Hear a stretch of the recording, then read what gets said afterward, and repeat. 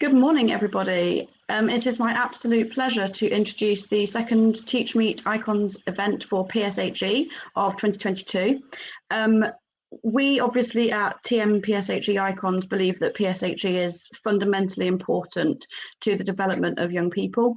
And what has been absolutely amazing over the last few months has been to see the community around PSHE grow, both in terms of people who are just starting out and are trying to find out more, and in terms of people who are experts coming together to share good practice. It's been wonderful to see the community on Twitter growing, but also more broadly in schools across the country. So thank you to everybody who is involved in pushing PSHE as a subject, as an area of interest for young people, and just as something that we as educators are getting passionate about. So on to today then, I'd like to thank first of all the PSHE Icons team, Tom and everybody else that's involved for making events like this possible. And also I would like to thank Gemma, who works behind the scenes in the PSHE Icons group. She's been fantastic support to me in making sure these events can take place. We've also got three fantastic sponsors today for this event who, again, without whom it would be completely impossible to run these events. So thank you very much to People Progress, who sponsor a lot of the TM Icons events, also to Teachers Love Stationery, who you'll hear more from later, and also to Life Lessons, who are sponsoring this event for the first time. So thank you very much to all of them, and you'll hear more from each of them later. Throughout this morning, you can get involved, obviously by watching the stream, but also by commenting on YouTube, so commenting through that stream, and that will be really, really important, especially when we have our keynote speaker later, Andrew. When he's speaking, you can make comments on the video, and we'll have a Q&A slot at the end of his kind of information delivery that he's doing today. And you can also get involved on Twitter using the hashtag TMPSHE, and we'll be dropping into Twitter and answering questions that way as well. So without further ado, it's enough from me. I'd like to introduce our first Teachmeet speaker. We have Nicole joining us this morning, Nicole Ridley. Hi, Nicole. Hi. Who is going to be talking about student voice in PSHE.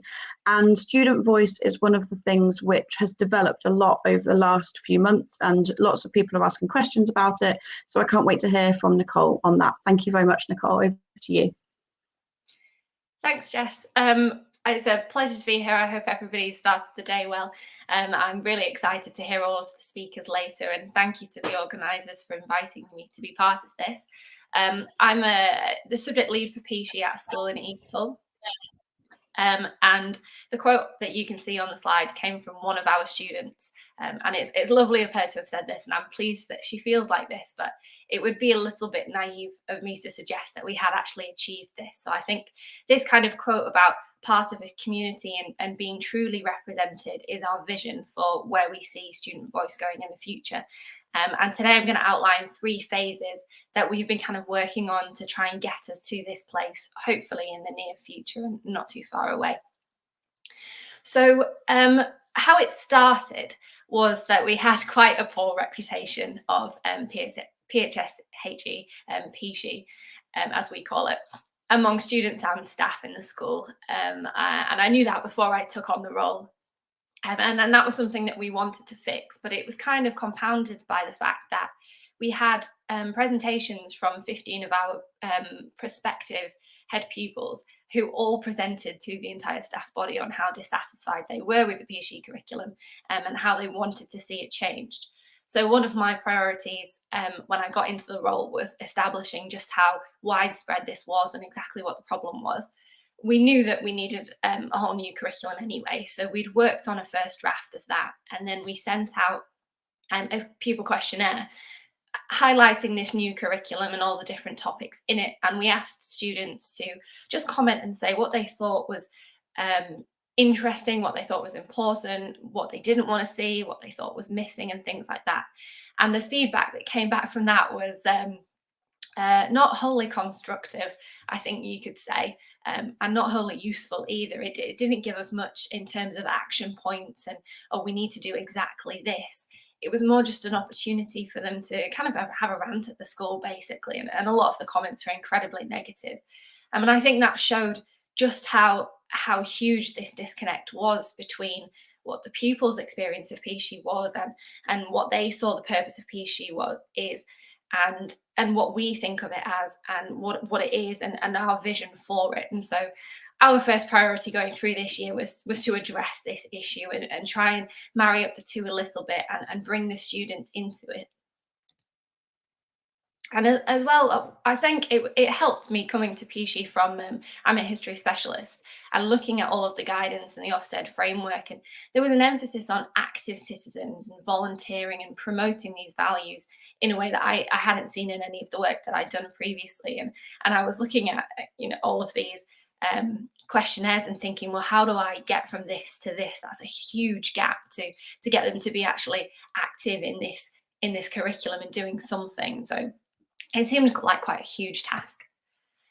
So the first thing that I did was to go to the pupil leadership team to discuss their presentations and what they'd said. And we opened up what I like to think is quite an honest dialogue about how they felt about PSHE, where we were with PSHE, the changes nationally, how we were planning to go forward and change things. And we talked about the fact that when it comes to this curriculum, particularly and professional development and school personal development, there's lots of different people that have a stake in it. We have to meet certain national standards in terms of the statutory content.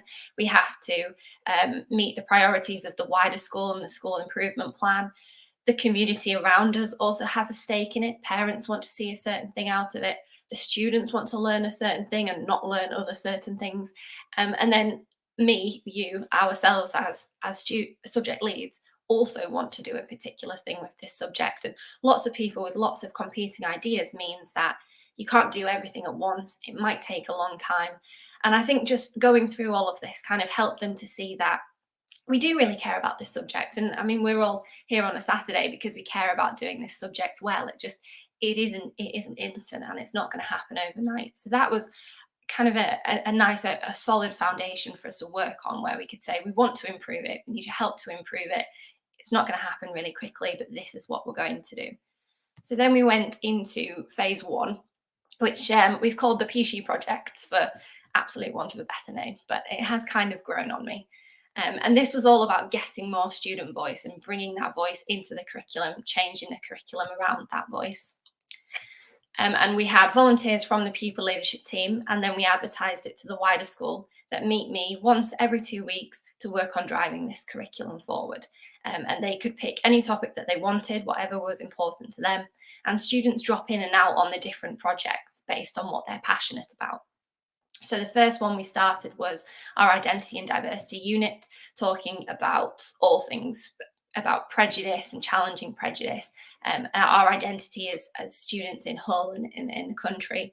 And with that one, we just went through all of the resources that I'd made, and they talked about, well, we like this bit, we don't like this bit. What about this example? That doesn't feel very relevant to us. I don't really care about that. And we tweak things to kind of make it a bit more reflective of what they wanted to see.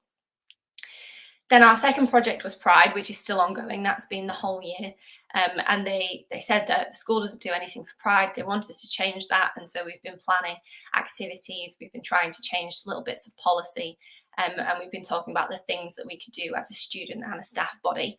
Obviously, we haven't quite finished that yet. It's coming to a head next month.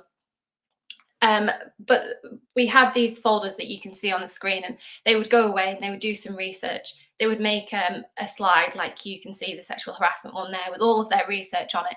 And then we would come together, discuss it, and make lessons and resources from that. The biggest piece of work that we did was on a politics unit. So I'm really excited for the session on politics later, so we need some more ideas. But they said there's no politics in the curriculum so far. They really want to learn about politics. And so we carved out some space for a unit and we planned it from scratch.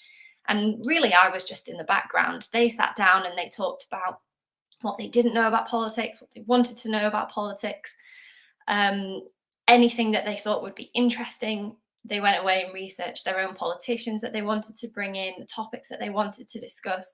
And then with a little bit of poking from me, we organised it into what can year 7, 8, 9, 10, 11 do? How do we make this curriculum build? What do they need to know? And that was a good introduction for them into how complicated putting a curriculum together is and why it's not so easy to just change things overnight. But then they did all of the research, they put it all together in the documents that you've seen before, and we've made the entire unit. And I'm very, very proud of the work that they've done, and they've put in a huge amount of time. And I really hope that the students engage with it well, because I can hand on heart say that this unit is 100% student-led, and the entire thing is from student voice and what students want to see. It's being delivered for the first time in the next half term, so I've got my fingers crossed that it goes down really well. So that kind of brings us to phase 2, which is where I think we are now in terms of getting a truly representative voice. Now that first phase, I was working with 5 to 7 pupils, depending on the project, which obviously isn't a lot. And to say that our school has 1,500 students, it's only a small amount. But we're working on changing this, and we've been using assemblies as an opportunity to advertise the changes that we're making to the curriculum. We have an assembly every half term, and particularly we advertise where those changes have come from the work of students. So having them on the slides themselves, we talk about them, name them in assemblies, and make it really clear that this is a collaborative effort. We're working on recruiting, a wider team that is diverse, representative, inclusive. We've widened the variety of the projects that we're running so that there's something that everybody's passionate about. And our team has grown from 5 people to 20 people now. So that's really, really good. It's obviously still not huge, but we're getting there and we're making good progress. And then another thing that we tried to do is show the students visually in these resources to really hammer home this personal and local relevance of our curriculum for the students.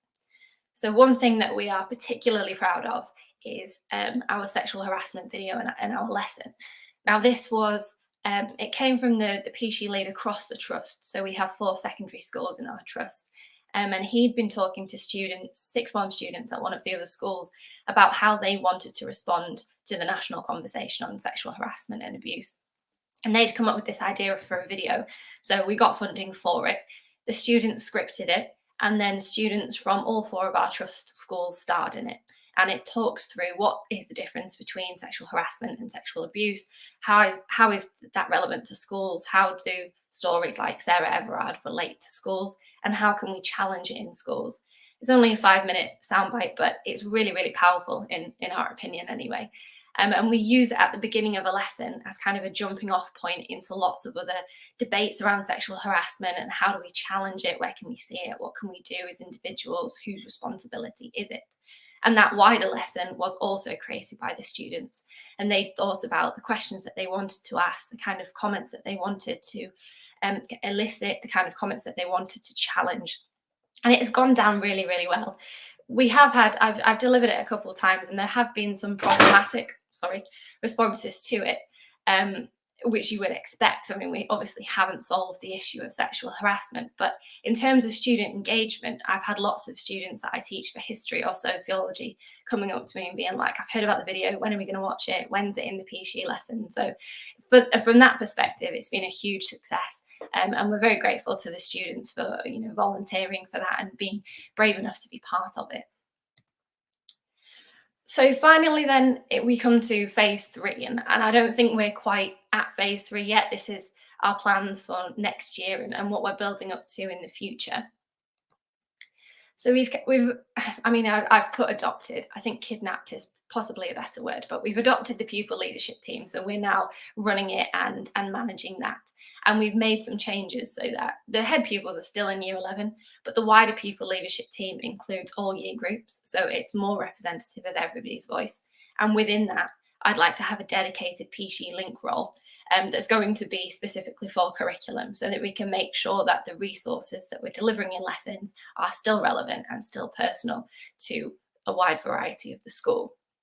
But we'd also like to push it kind of beyond just voice in the curriculum. We want to link it to personal development in general. We want it to be action, and these students to be within the curriculum itself, taking part. So we have a wonderful student that works with us, and she burst into my classroom one day saying that, no offense to me, but she wanted to be the face of PSHE, and when students think about PSHE, they wanted to think of her, and she wanted them to think of students, and it be a conversation among students themselves that's kind of divorced from staff, which I was like, okay, yeah, that's fair enough, we can do that. So the way that we're planning on doing that is by having, she calls them office hours, but a time and a place that's consistent and central, where our group sits and meets and we can do our work, but students know they can come up and they can contribute to the conversation, they can ask questions, they can provide feedback.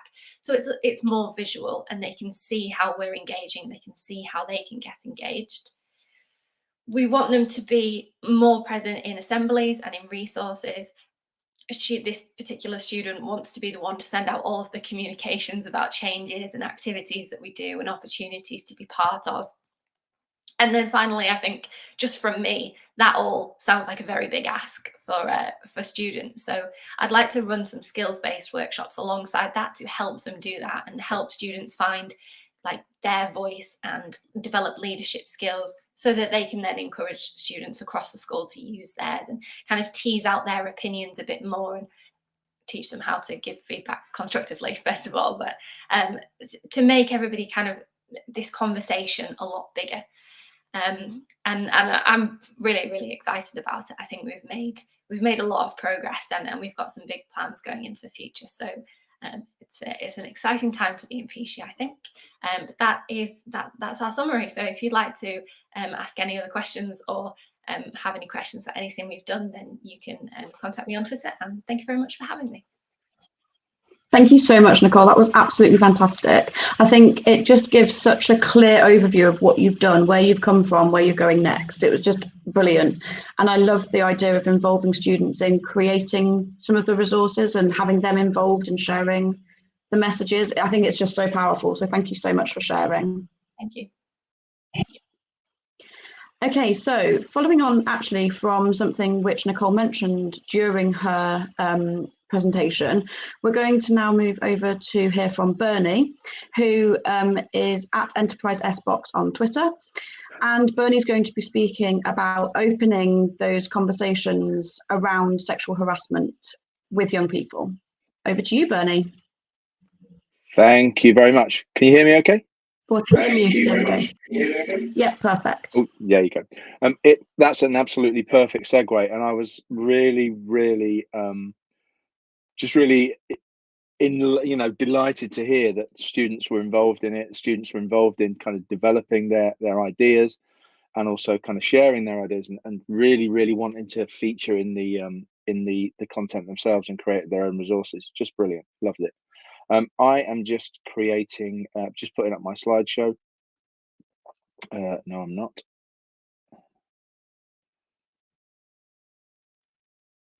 Excuse me a second. I am looking rubbish. No, I thought it was a brilliant way to kind of open up discussions and talk about PSHE as part of what the students want to hear.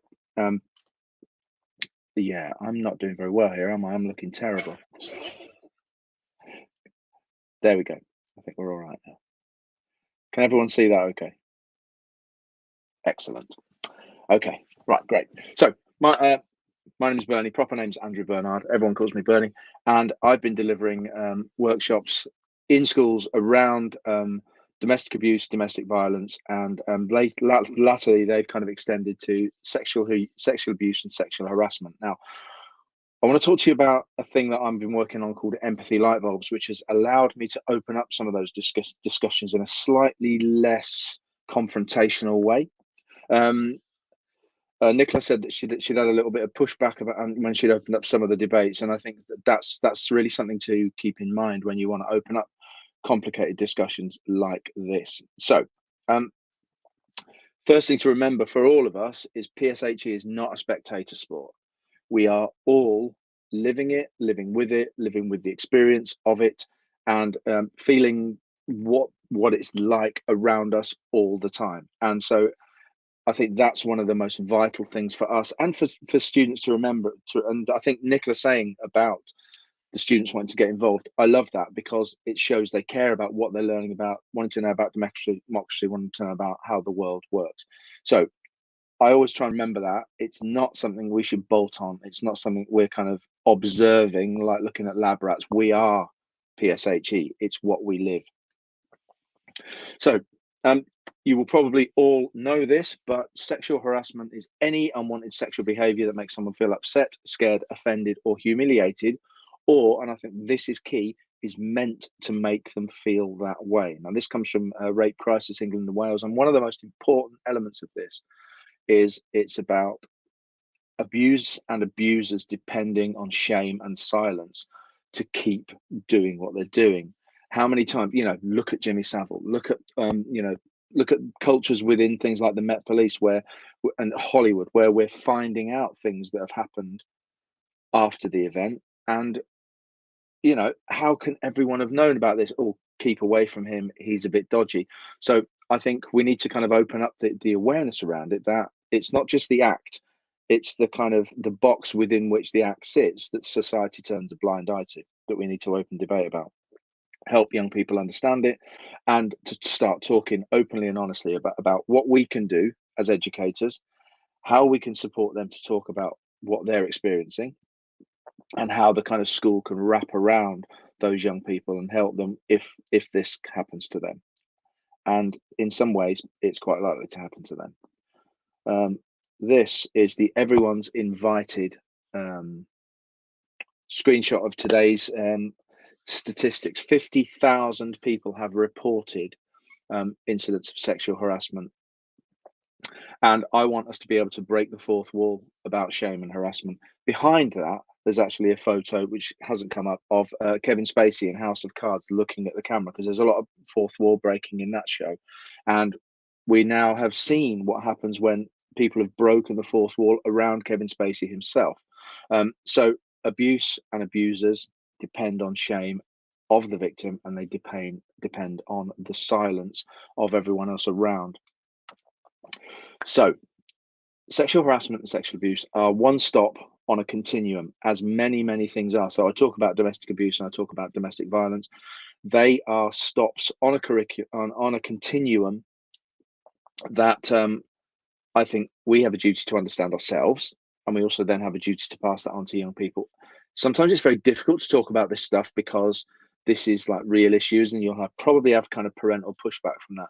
Another reason I talk about empathy light bulbs is that empathy underpins all of our understanding as a society, all of our understanding between one another, and helps to kind of be a bit more accepting. So it's almost like hiding the broccoli. So if you talk about empathy light bulbs, we talk about empathy, we talk about things that make us go, oh, okay, then that's what I'm looking for from the way that we kind of approach some of the elements of the sexual harassment element of PSHE. So what's on the continuum? We've got words. We've got things like slut shaming, a thing that has happened since the dawn of time. I listened to an amazing comedian the other night who was talking about how Mary Magdalene was actually slut shamed. She was the person that first saw Jesus, but they kind of, downplayed her role because she was a prostitute. And after she went to tell the disciples didn't really believe her. But then they went to see, he appeared to them and they go, oh yeah, well, we do believe her now. So, even that far back in history, we've used words, we've used language to kind of destroy, reduce, shame people. So, and then we've got cultural things. We've got things like peer pressure. Oh, my mates are doing it, so I should do it. That idea about boys will be boys. Well, things like that need to be tackled because they're sexist and they kind of allow entitlement. Everything from flicking bra straps to uniform policing with girls. Your skirt's too short, why are you wearing that? Take off your makeup, take off your earrings, those kind of things. I understand the need for uniform, but I think uniform policing is often very much more powerfully enforced on girls. So we need to think about, well, why do we need to do that so much? And what happens when boys flick bra straps? We need to have a policy that deals with that. And then we've got the external culture. We've got adulthood seeping into childhood. We've got that everywhere, pretty much unfettered. And when I'm referring to this and talking about this, I think, well, I'm 55. So when I was their age, and if I wanted to see some of the things that they can access within 3 or 4 clicks on their smartphone, we would have had to go, first of all, into central London. Kai lived in a town where they didn't have an adult shop apart from the kind of top shelf. You'd have to go to a private shop. You have to knock on the door. Someone would have to look like you're 18, let you in. Then you would have to kind of look on these videos in this kind of seedy atmosphere. You'd pay real cash, and then you would go out with probably a VHS under your jacket, and you'd have to hide that until you got home, until you could watch that. So there were many more kind of, I suppose, societal barriers to young people getting that involved in the types of adult content that they're seeing now, and which has become normalized. So also within porn, we've got 60% of 16-year-olds having regularly watched porn. Slightly higher for boys than girls, but girls are seeing it as well. 25% of 12-year-olds have seen adult material. So let's not kid ourselves that they're not seeing this stuff. And what they're seeing never contains consent. There's lots and lots of issues around body image. There's lots of issues around ever more extreme and ever more violent acts between people. And it's not normal.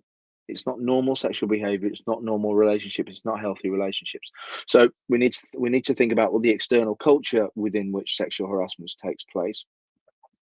The area of entitlement that, well, I've got a right to do it, is kind of backed up by the statistics on rape. Dame Vera Baird, the Victims Commissioner for England and Wales, last year said that the rape statistics of less than 2% conviction rate for all recorded rapes is basically they've decriminalised rape.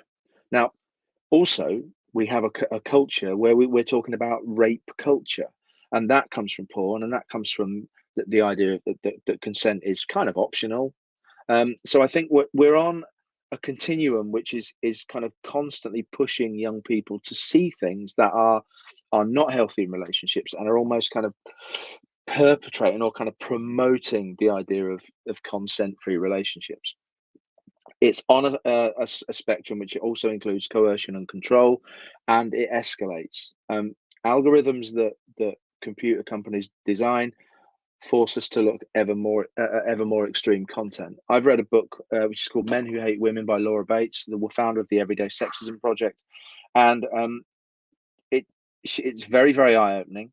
And she also says that if you're searching for cake decorating, you start with a little rose, and all of a sudden you've got these massive creations. If you're a runner, you want some tips on running. Very soon you're watching videos about extreme, running across deserts for 5 days.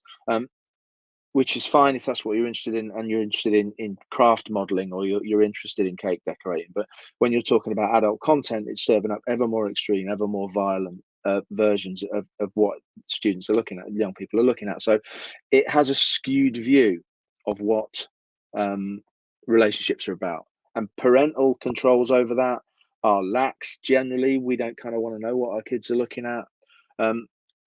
So we need to look at this, because escalation is one of the biggest issues that we have with what they're viewing regularly. As I've said, it's adults slipping into childhood, or sliding into their DMs, if you want to use a kind of common parlance. Everyone's invited has had 50,000 submissions of sexual assault and sexual abuse within our education community. The Ofsted Sexual Abuse Survey in 2021 said that 92% and 74%, so 92% of girls and 74% of boys have reported sexist name calling. 90% of girls and nearly 50% of boys have sent unwanted explicit images. Oh, that's nudes. That's sharing other adult content. Also, 90% of girls have been asked to send nudes. It's become a kind of almost like a part of a rite of passage in someone's relationship. Children are reluctant to report what happens to them because of shame, because of wanting to be ostracized, worried about being ostracized from their peer groups.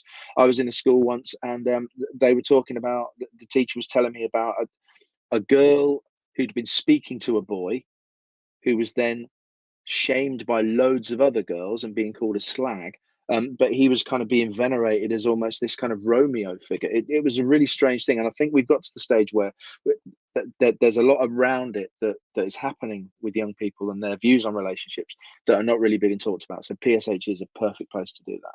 So why empathy light bulbs? I'm looking for preemptive compassion. I'm looking for us to understand what it might be like, to understand the societal notions of shame and how important they are to maintaining abusive relationships. The empathy light bulbs came about as I was having a discussion with a friend of mine, Graham Goulden, who does a lot of work on bystander approaches to dealing with abuse and harassment and violence generally. He used to work for the Violence Reduction Unit, and we were having a debate about it. And I said one of the areas where men start to understand what society is like for women is when they have a daughter. And then I said, that's an empathy light bulb. That's a kind of, oh, I need to protect her from the kind of person that I and my mates and loads of the people I know were like when we were younger. So I would like to kind of open that debate early on so that young people go into adulthood with an understanding of empathy and what it's like to be a different type of person in a different environment, to have different sexuality, to be a girl rather than a boy, and understand what it might be like to experience this kind of stuff all the time. What is empathy? The ability to understand and share the feelings of another. And I think, as Nicola said earlier, empowerment is really key in PSHE generally, but I think empathy and empowerment are really key to understanding and tackling sexual abuse and harassment. It starts with understanding. So these are the kind of things I recommend that we start conversations around. Society does have a problem with victim blaming. Oh, she was attacked. What was she wearing? Was she drunk? Why was she out alone at night in a city? You know, these kind of things. That kind of, how short was her skirt? Judges asking the prosecution to hold up the underwear that the woman was wearing. So there is a massive issue around victim blaming. Why didn't she leave is one of the most common questions people ask when people are abused, when women live with domestic abuse. Why didn't she leave? It fails to understand the control and the coercive nature of the continuum of violence against women and girls. Abusers thrive in silence. We have to understand that so much. I mean, Jimmy Savile is the celebrated case, but look at loads and loads of others. And the Ghislaine Maxwell being the only person that has been, I suppose, punished properly and in prison through the Jeffrey Epstein, Prince Andrew, affair. It says it all. She's been thrown under the bus, and all the perpetrators that were in those books that they talked about, where are they? Sexism, misogyny protect the perpetrator. It's a tool that society has developed to protect men generally. Adulthood is slipping into childhood. Empathy opens up understanding without alienation or blame. I think you might get a lot of pushback, and a lot of the stuff about Laura Bates' books is the online kind of men's rights activism community, online right-wing sexism, which pushes away this notion, we don't need feminism anymore. It's going too far, and those kind of things. So we need to open debate by talking about statistics. Also asking open questions. What is masculinity? And then let's look at pictures of contestants in RuPaul's Drag Race. Let's look at that. Let's look at that kind of masculinity. Why do we still need feminism to kind of to debate this idea? Well, if you look at the gender pay gap, if you look at the makeup of parliaments generally around the world, it's not equal. It's not anywhere near equal. Look at the people who are CEOs of companies. It's not equal. And the way we report women who've been subject to male violence against women and girls, we say 97% of women have been sexually harassed. What we don't say is men have harassed 97% of women and girls. So I think it's really important that we look at that from a kind of a societal, from a PSHE, but also from almost like a sociological point of view, and say, well, who's missing from the debate most of the time? And largely it's the perpetrators. So finally, just some ideas to go with, and some of the things that I use to kind of kick this off. Understanding that everyone is different, and normal is not usual. Because if you're a young person living with, say, domestic abuse in your house, that's normal to you.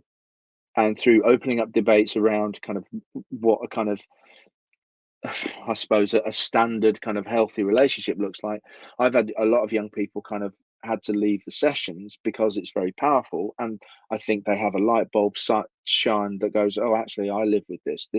I feel really uncomfortable when I'm in the house. So, you know, everyone's different. Bystandership is a really important thing. Getting that idea of kind of looking after our mates and keeping our mates supported by this phrase that Matt Pinkett came up with and shared the other day. Come off it, mate. That kind of little bit that just kind of says, well, here's our line. Why are you trying to cross it? And thinking about empathy of victims, but also how we kind of approach our friends and help to keep them in line, and developing our own kind of peer culture, if you like. Our students to work on their charters of conduct. I'm really delighted to hear that Nicola said that they've been involved in creating the PSHE curriculum. I'd like them to create a kind of a culture, you know, like a charter of conduct for respectful behaviour. Ensure all staff are trained to listen to sexual abuse and harassment accusations. Ensure there's support for victims. Ensure all the students know that there's support for victims and that's confidential. Ensure your policy on digital reporting is up to date. I heard of a school where a boy was excluded permanently for sending a WhatsApp message to a girl saying your friend is really rapeable. So, you know, that's why the idea of language is so crucial to talk about it, because what they're using as banter is incredibly serious. So I think these are the kind of things that we need to talk about. I'm going to say this: external speakers can sometimes say what you can't. They can open up debate that you can't necessarily go there, which you can then follow up with your program. And I've got so many books that are really helpful for this. And after today, I'll put a list in the Twitter of a section of books that I've created, and I did a blog on it recently. So I hope that's really useful. Thank you very much. I feel like I've really raced through that, but I hope that's been useful. Thank you so much, Bernie. I think I could actually listen to you talking about this all day. I mean, I could talk about this all day with most people, but like, it's just been whistle stop, yeah, but absolutely fantastic information that you've shared. And I think if people are looking for more sources, a reading list would be really helpful. But I completely agree. Laura Bates is like the guru on it from what I've seen so far. Her books are incredible, and they really do shine a light on a lot of the issues which are at the moment hidden, like you've said. So thank you so much for opening up that conversation. No problem. It's just fantastic. Thank you. Thanks very much. Okay, so we're now going to head into our first sponsor presentation of the morning. Morning, Brett. Hi. How you doing? Okay. So, yeah, you? Yeah, very well, thanks. Very well. Good. Okay, so Brett is going to talk about how pupil progress can be used within your schools. Perfect. Yeah, I mean, I've literally got a 5-minute slot. I just want to say, actually, it makes me so happy to hear, as a former teacher, former assistant principal, you guys driving such important topics, things that we need to consider. My daughter's 16, she's kind of doing her GCSEs. It really worries me what is actually, you know, what they're exposed to, both males and females at that age. And it makes me so happy to know that people are out there actually like, look, we need to be aware of these things because these are young people going into adulthood. I just wanted to say that I think it's fantastic. What I will do is apologies, because obviously this is PSHE focused, but for those of you who are teachers and leaders, I'm actually going to share screen now about actually what we do. It's actually about tracking and monitoring, and I'm going to go to the right tab, hopefully. So we should see in a moment. Everyone has their awkward moments. Hopefully we'll be able to see the screen. Things I want to actually go overarching. I'm not going to go into too much detail about tracking and monitoring, but actually this is actually really focused on being able to support your teaching and learning. And I'm going to say that again. It's actually about what information can I get that enables me to actually really drive my what do I need to teach? What do my students not know? What gaps do they have? And also, where can I target those? I'm going to give you a specific example. We are not what Scissor and 4 Matrix do. So if you're looking at this going, oh yeah, but we use Scissor and 4 Matrix, try and park that for a moment, because this is actually about what you're looking at here is an English tracker. It shows you a breakdown of the exam board, specific requirements exactly. Grades are calculated against the very latest grade boundaries. We'll be able to choose those. We as a pupil progress team will update those with the next exam series that goes, obviously, that's currently happening right now. When I add data to it, it's going to automatically calculate a grade for me, and it's going to show me how those students are performing against their minimum target grades. Now, this is not a grade calculator for data points. The upshot is that data point really is much more efficient because all of the data is in one place. It's one single point of data entry. But more specifically, what you're looking at here is information, again, that drives my teaching and learning. I can see areas of this paper where the student is weak, and I can also see the direct correlation between the AOs. These are tagged against specific topic areas, so that you can see exactly which topic areas are weak. And I'm going to give you an example here. This student here currently has a minimum target grade of a 4. They're working at a 2. That means they're 2 grades away. We can see this. And to achieve that 4, they need 24 marks. Now, most importantly, I can then see from the assessment objectives and the area of the paper which area I need to focus on, and therefore what am I going to go and teach. It's not just calculating a grade so you can put it in at data point 1, 2, and 3, and you can go back to your spreadsheet. We know that you're going to need to add your own tests. So if I click add end of topic test, I can actually create my own test. So this is actually going to be section B of the English paper. And I'm going to do it as a single mark if I want to, or I can do it at question level analysis. So I'm going to do communication and organization, because these were the AOs that were really the students weren't performing very well in.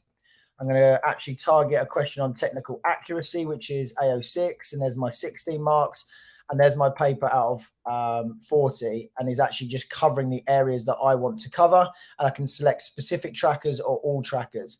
What you're not having to now spend time on is VLOOKUPs and people using their own versions of different spreadsheets, and the data manager getting really frustrated because you've got a delay because someone entered it into the wrong place or copied a different version. You can now see we've added that test here, that section B paper, and then when I add data into it, what will happen is it's going to pull through a grade for me, and it's also going to tell me the percentage of marks being achieved in each AO. Not only that, I've got a report that I can send to parents. We've got a parent portal coming out very shortly. And the detail here is really what is the most important thing. Students feeling empowered, feeling in control, feeling motivated. So again, it's not graphs and charts that we just need for a data point. It's actually really meaningful conversations with parents and with students to say, here's where you are, here's what we're doing about it, and here's how you're going to get there, because this is the work we can do in class and this is the work we can do at home in order to facilitate that. So it's very, very powerful. And what I want to try and do is actually keep it nice and focused. The last point is, if you are a senior member of staff, the analytics is the first tool in history. It's a bold statement, but that actually collates the data in real time. So what you're looking at here is the position of the students today, not after a data point, or we know we're close to data point 3 and we've got to go from data point 2, and how have they done between those data points? We've got to wait. This is data in real time. If I look at the key stage 4 grade analysis, you've also got a live P8 score for the school, a live A8 score for the school.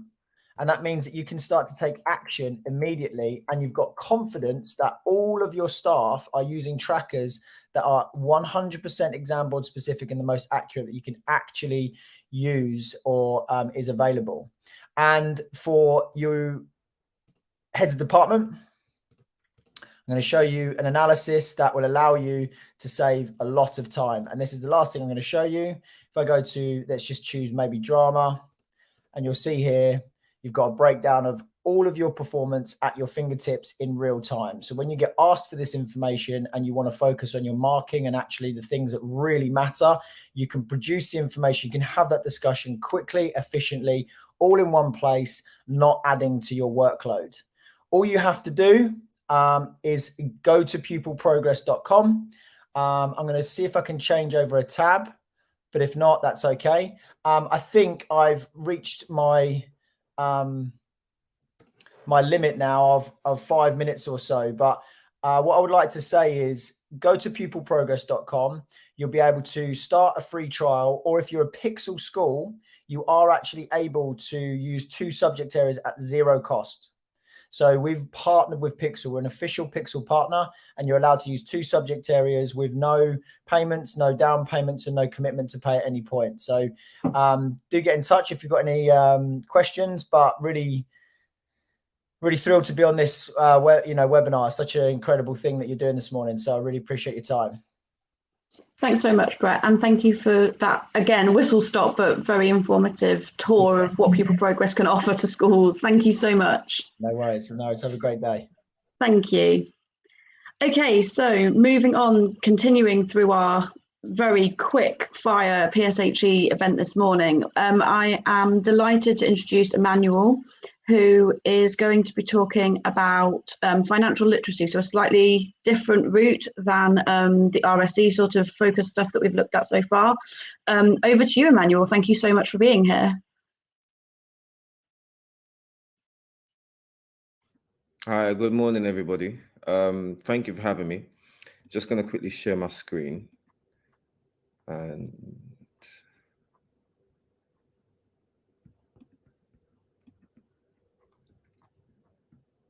can you guys see that? Not yet. Not yet?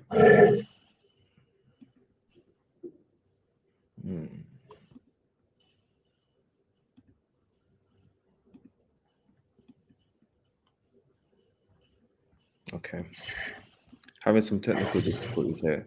If I can't share it, I might end up just having to talk about it. I'm sure that will be equally as fantastic. I would hope so. Okay. Any luck now? I can't see it, no. No? Okay. I'm not going to waste too much time because I know time is precious. So, first of all, thank you for having me today. It's really a privilege, I think, to be able to talk about PSHE, something I'm particularly passionate about. So a bit about myself. So I'm an assistant head teacher in a 3 to 19 school. I'm also designated safeguarding lead as well as PSHE subject lead. So my role has many responsibilities that kind of really, there's a massive intersect with my role. And so when I think about PSHE, the reason why I think it's incredibly important is it's one of the only few subjects that we teach in schools where you explicitly teach young people how to be safe, how to be able to manage, their physical and their mental well-being. But for me, maybe not most importantly, but something that I think is incredibly important, especially in the climate that we're in, is teaching young people about financial literacy. And that, for me, coming from a background where my parents came from Nigeria in the early 80s. They raised me here in this country, in Britain, with the hope that actually education would be an opportunity for me to kind of basically blossom and be successful in life. And I think my educational experience and my family's experience of education here was a bit, I think, underwhelming is the best way that I would say. And so I've watched my parents work incredibly hard to ensure that all of their children, are successful in life. But like many other families in this country, one of the main things that held us back was our finances, And I think now, being 31, almost 32, having an understanding of certain aspects of finances and budgeting and saving, it's incredibly important for me now. But I always look back and I think to myself, what if I'd learned this when I was 9, when I was 10, when I was 11? These things were things that I could have learned at the time. So I can't share my slide. Hopefully you can still see me. So one of the things I wanted to discuss, and first and foremost, when we talk about PSHE, I did a survey recently in my school, and I asked people to be able to kind of identify and look at each letter in the acronym of PSHE, and I found that many people weren't aware that actually the E stands for economic education. And I think there's a misconception that the E actually stands for education as opposed to economic education. Another thing that I think is important for us to kind of go over is the state of society and education today. So if you look at across the country, there's high levels of poverty that we're experiencing at the moment. We know that children from disadvantaged backgrounds, they make up a large proportion of children who have been excluded from school. If you look at the prison population, a large percentage of them are young people who have come from low socioeconomic backgrounds. And if you look at what I class as a bit of it is a health issue, and that's the rise in county lines. And so if you think about the amount of young people who are leaving London or leaving wherever their inner city, wherever they're leaving their inner city area, whether it's Manchester, whether it's Liverpool or London, and they're traveling to the countryside, a lot of these young people are being groomed, and they're doing so under the guise that they're going to be made very, very rich individuals one day. And so you're seeing 14, 15, 16-year-olds missing from education, missing from their homes because they're hopping on a train on their way to Ipswich, wherever they might be going, to sell drugs in an abandoned flat. And all of this comes down to the fact that actually, when we're living in a time where finances are incredibly important, money is incredibly important, we're watching people who have lots of money get richer, whilst we're also watching young people, schools, communities who already have very little continue to suffer as a result of that. So for me, the reason why we teach financial literacy, I start off first, I think it's a preparation for the world. Like I said, when I was in school, I think about my own personal experience. I just think to myself, I had what my wife, funny enough, would call a poverty mindset. And because I grew up in a household where being evicted was just only round the corner, you know, I'd seen many eviction letters in my house. I'd seen my parents struggle with debt and see finances and discussions around finances kind of really cause a wedge between family members. I think it's really important that we teach young people the importance of debt, talk to young people about the importance of taxes, savings, budgeting. These are things that we can teach our young people from as early as primary schools. And it's things that we can do within our lessons. So when we think about our maths lessons, for instance, and we talk about money, whatever it is that we're talking about in our maths lessons, for instance, if we're doing subtraction and addition, there are real opportunities there to bring it to life and to associate it with going to the shop, for instance, or if somebody needed to go to the bank and they had to deposit a certain amount of money. Really thinking about our young people's experience to come, even if they're not necessarily going to be using credit cards and using loans now, it's really important for them to have an understanding of that, because unless we explicitly teach it, what we're doing is actually we're depriving them of an opportunity to be able to grow and to develop in a world where inevitably these things are going to come. And what we don't want is we don't want 21-year-olds, 22-year-olds leaving university, if they've gone to university, and now realizing, actually, I need a job, but I've just spent £2,000 assuming that being in an overdraft was okay. Now I've got to pay that off eventually. And so you started off your career, your life already in a deficit, because you had no understanding of how to use your money, how to budget, how to save. I also think when we talk about financial literacy in schools, it's an opportunity to introduce entrepreneurship. I had a conversation recently about the purpose of education. And we know that if we look into history, education essentially was an opportunity for the hierarchy, you could say, to make sure that we had people in jobs that would then benefit the economy. And so really, it's almost, over the years, I think we've developed now, but it was almost like a factory, the way we think about school. Everyone has to take a certain amount of tests. Those that do incredibly well in these tests will now go on to do these jobs. And if they do really, really well in their tests, they go to these universities and get even better jobs. And that's not the way education should be. And I think we see more and more with the introduction of social media, with YouTube, with Netflix, all of these social media accounts, that actually there are opportunities for young people to be able to earn good money, to have good lives, to do good jobs that aren't necessarily things that we show and teach within our schools. So teaching financial literacy within school and being explicit and being very kind of intentional about it is also an opportunity to develop even more entrepreneurs for the future. It's also an opportunity for us to think about different career options. Like I said, IT is a massive sector now in which young people are incredibly interested in, and we have to find ways to actually give them opportunities within school to be exposed to these different careers, but also to have opportunities to practice these skills and these tools that they're going to need in the future. And the last two things I'm going to leave on in terms of why it's important to teach financial literacy is, at the end of the day, we know that knowledge is power. We know that as adults, that the things that go on around us, a lot of it is because of what you know, and it's also because of who you know. And a lack of understanding about the world that you're about to go into is ultimately going to cause more poverty. It's going to have effect on people's mental health. It's going to be generational, because we know, well, I know from personal experience, the things that my parents didn't know, they weren't able to teach me or show me. So I couldn't grow up and have resent or kind of like, animosity towards my parents or with my parents, because at the end of the day, they came here and did the very best that they could with very little education and very little understanding. They put the onus on the schools now to teach us everything that they can't possibly teach. And so I think if we look at it from that point of view, there are young people that are coming through our doors, and when we look at their family context and we look at their family situation, we can't blame their parents or their families for not teaching these young people these things, because they themselves don't know it. If they did, then they'd probably do it. So I think knowledge is power, and we know that the difference between our young people and their counterparts in other parts of the country who are doing particularly well financially, it's the knowledge. It's the knowledge that their parents are able to give them from the age of 5, from the age of 6. But then it's also the knowledge that they're gaining from the schools that they're going to, and then being very explicit about the jobs that they're entitled to go for and what they would need to get there. So that kind of goes, really well into the conversation about equity.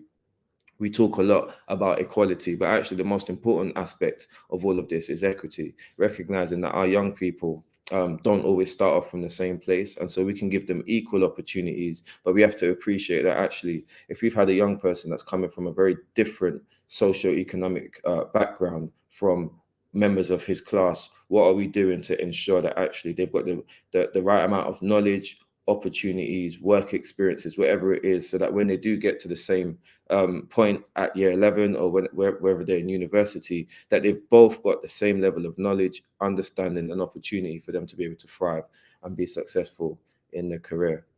So I'm just going to leave it on this because I'm conscious of time. Thinking about things that we could do within our schools. So I think it's really important for us as practitioners and leaders within our school to be open and honest about money with our pupils in the classroom. If they ask questions, don't brush it off. Use that 2 minutes to be able to talk about it, discuss it, talk about the importance of credit cards, talk about the importance of spending within your means, for budgeting, for saving. Ensure financial literacy also has its space within your PSHE curriculum. There are many things that are important that we add within our curriculum, but financial literacy, you could argue, is one of the most important ones, because it's something that's genuinely going to affect every single person in that classroom at some point in their life, if not already. Also think about creating cross-curricular links, opportunities to discuss money. So for instance, if you're, like I said, maths is the easiest one, but it's not the only one. If you're teaching a maths lesson, why don't you actually set up a shop in the classroom where children can actually be able to use money so that it becomes real concrete, as opposed to it being an abstract thing that we're talking about. And then lastly, think about financial literacy in education as something that actually we can bring to life. So using your student council, for instance, to be able to create community projects where they're going back and they're giving back into their community, they're raising money, they're liaising with people within the community who can support them and teach them in terms of financial literacy, but also thinking about our parents as well, doing parental workshops for our parents who we know might need further support, giving them that knowledge, giving them that wisdom, preparing them and their children for a life in which we know is centered around money. And so I'm going to leave it as that. If there's any questions that anyone has to ask, you can find me at Manny Owl at Twitter, and also mannysconscience.com is my website. I'm so sorry I couldn't share my screen because it would have had all of those details there, but I'm happy to share that afterwards. Thank you so much. And actually, like I said at the start, I think you don't need the slides. I really, really appreciate you coming on and speaking about this. I think financial literacy is something which sometimes is kind of lumped in as part of careers. It's not necessarily something that's taught as part of a broader PSHE like link. I think the links you've made with, for example, county lines and other safeguarding related issues are so important.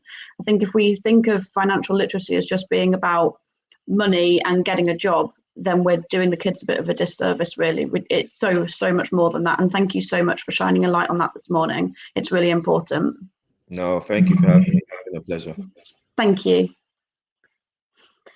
Okay, so I mean, that was incredible. And I think something that these events are fantastic for is making sure that people really are aware of how much PSHE has included in it. And I really am grateful that Emmanuel pointed out that the E is not education, because otherwise for saying PSHE education would be silly. So the economic side of things is so important. I'm now absolutely delighted to introduce our keynote speaker for today, Andrew. Welcome. Thank you. Good to be here. And I'm just going to let you get straight on with it. Thank you so much for being here. Excellent. Thank you, Jess. Well, I'm really pleased to be here. I'm actually, you might hear, a bit croaky. I lost my voice this week. On Tuesday, I lost my voice. I think it's too many assemblies, end of term, you know, and so for the last 3 days, literally I've not spoken at all. I've been resting my voice so I can get through the next hour, and I have lots of lemon and honey and hot water. So I'm going to keep going. So it is half term. How fantastic. Well, is it half term for you lot as well? It's half term for me. So I feel like I'm on a new lease of life. How wonderful. Happy half term, everyone, if you're on half term. So I'm going to talk about No Outsiders. Basically, I'm not going to show any slides. Just like Emmanuel, you know, I'm getting scared of slides these days. I don't want to risk it anymore. And I'm bored of them as well, frankly, after 2 years of lockdown. So I'm not doing any slides. I'm just going to show you lots of picture books, lots of assembly pictures. My aim over the next 45 minutes or so is I want to give you lots of strategies that you can take into your schools to use to teach PSHE. And I'm going to talk about how I use these picture books and assembly pictures to prepare children for life in modern Britain. Because that's what it's about, isn't it? You know, it's about preparing children to live in a world that is diverse, to live in a world of difference, and to know that they belong. We want children to understand that there are no outsiders in our schools because everyone is welcome. I feel extremely confident about No Outsiders as a resource, as a scheme, because I've got through challenges twice. In fact, I can remember saying to my head teacher, 2 years after after the first challenge, saying, well, if that ever happens again, you know, I think I'll give up. It's okay having challenges once. If you have challenges a second time, it's like, you know, it's just an embarrassment. But actually, we did have challenges a second time, and we got through it, and we're stronger now than ever. So those challenges actually make me feel incredibly passionate and strong about this kind of work.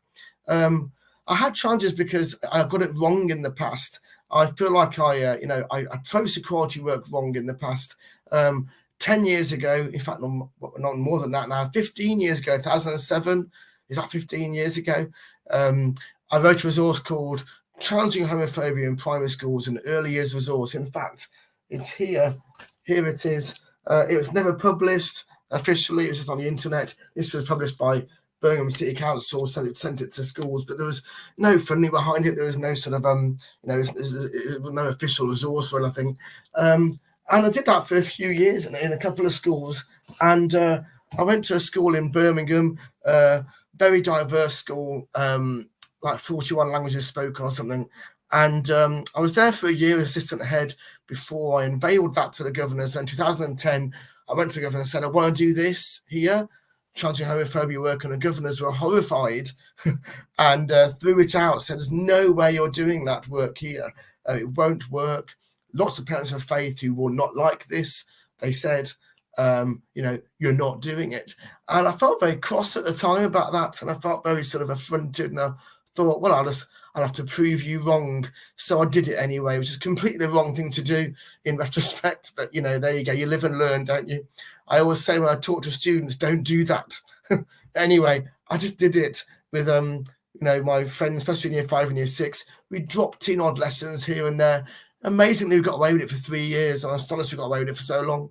But then it all caved in, as it had to in the end. It was never going to work, was it? You know, you're told not to do it. You're doing random one-off LGBT lessons. It's not the way forward, is it? You know, now I realize looking back, you know how ridiculous that situation was. You know, no backing from the school, no whole school ethos, and random lessons that can be seen as gay lessons. You know, they were not gay lessons, but if it's not part of a scheme, it's not part of an ethos, you know, it's out of context, then I can see why someone might see it as a gay lesson. So a child must have gone home and said, we learned about gay people or something. A letter came in, you're doing gay lessons. And it blew up very, very quickly. And I felt very embarrassed actually about that. I felt like I'd really messed up, because the other thing I hadn't done at that stage, I hadn't involved the parents. Now, you could argue, well, why involve parents in this kind of stuff? You know, why should we? We don't involve parents in asking how we teach fractions. We don't ask them how we teach about Tudors. So why make an issue of this? Why involve parents? When you're talking about equality. But I think it's a naive standpoint to take, because it doesn't recognise that there are some parents who just aren't on board. Not everyone's on the same page, and there are fears about what this kind of work might mean, and influencing, and all these words like indoctrination, that you've got to get in front of, and you've got to meet with parents to say, here's what this work is about. So that's what I didn't do, in this initial work. So I left that school under a bit of a cloud, and I thought I'm going to need to start again. So where do you go to next? I always feel this is a bit of a turning point, a key moment in my career, because you sort of think, well, where do you need to go? Because I could have gone to a place, where I'd be accepted as a gay man, and it would all be just great. But I felt I needed to go to a place where I could really make a difference and really find out how to do this work and explore how to do this work in any setting. So I went to a school with a Muslim majority community in Allen Rock in Birmingham, 98% Muslim school. And the reason why I went there is because I wanted to, this time, work with the parents and work out how can we teach about LGBT equality within the context of an equality curriculum, so that everyone's on board, so we don't get what I had in my last school. And it was really good. We had that's when I wrote No Outsiders. I scrapped this and I rewrote it as No Outsiders. And the whole point of No Outsiders is it's no longer just LGBT. That was LGBT. No Outsiders is not LGBT. Yes, it includes LGBT alongside and no more than race, religion, gender, disability. In fact, all the protected characteristics in the Equality Act is based on the Equality Act. So that you teach equality in context, and you don't have the gay lesson, the black lesson, the disabled lesson, disability lesson, the faith lesson. You have lessons about difference and diversity, and you bring in ways that we are different and diverse, so you reference everyone. And that way you're not teaching children that, okay, this lesson, this word's more important. There's no hierarchy of diversity, of difference. They should all be equal, and we also don't pick and choose differences that we are happy with or not happy with. So we talk about everything. We didn't miss out disability. We talk about everyone, and that includes LGBT. So that's what I wrote. We had lots of meetings with parents initially, because I wanted to involve parents from the start. And also I chose to use picture books as a way of bringing parents in, because I wanted to be able to sit in a meeting with books around me and say, here's how we're doing this work. Let me show you how we're teaching this. Let me show you these books. So I can show it's non-threatening. Elmer the Elephant's in there. These are all books that schools are going to have, on their shelves. It's not really the book; it's how you use it. It's important. So that went very, very well. We had 11 parent meetings before we started. Lots of discussion, and we did keep getting to a sticking point. The sticking point we kept reaching was, are you going to teach our children it's okay to be gay? Because it's not. Now, it is actually okay to be gay, but I couldn't just say out to the parents in that community. I couldn't just say, well, tough. I'm not going to get anywhere doing that. I've got to find a way to work together. I've got to find a way we can make this work. So we have to sort of, move around, come in from the side a bit. Excuse me a minute. We had to come in from the side for a bit and think, how can we make this work? And I can remember a mum saying at one point, on about meeting number 8 out of 11, she said, how about this? She said, it's important that the parents know as well about this work, so they can teach their children the two sides. Here's our religion, here's the way the world is, and our children can put both ideas in their head and accept both views. And I can remember at the time thinking, that is perfect, that's brilliant, that's how we do this work. You haven't got to teach this is right, this is wrong.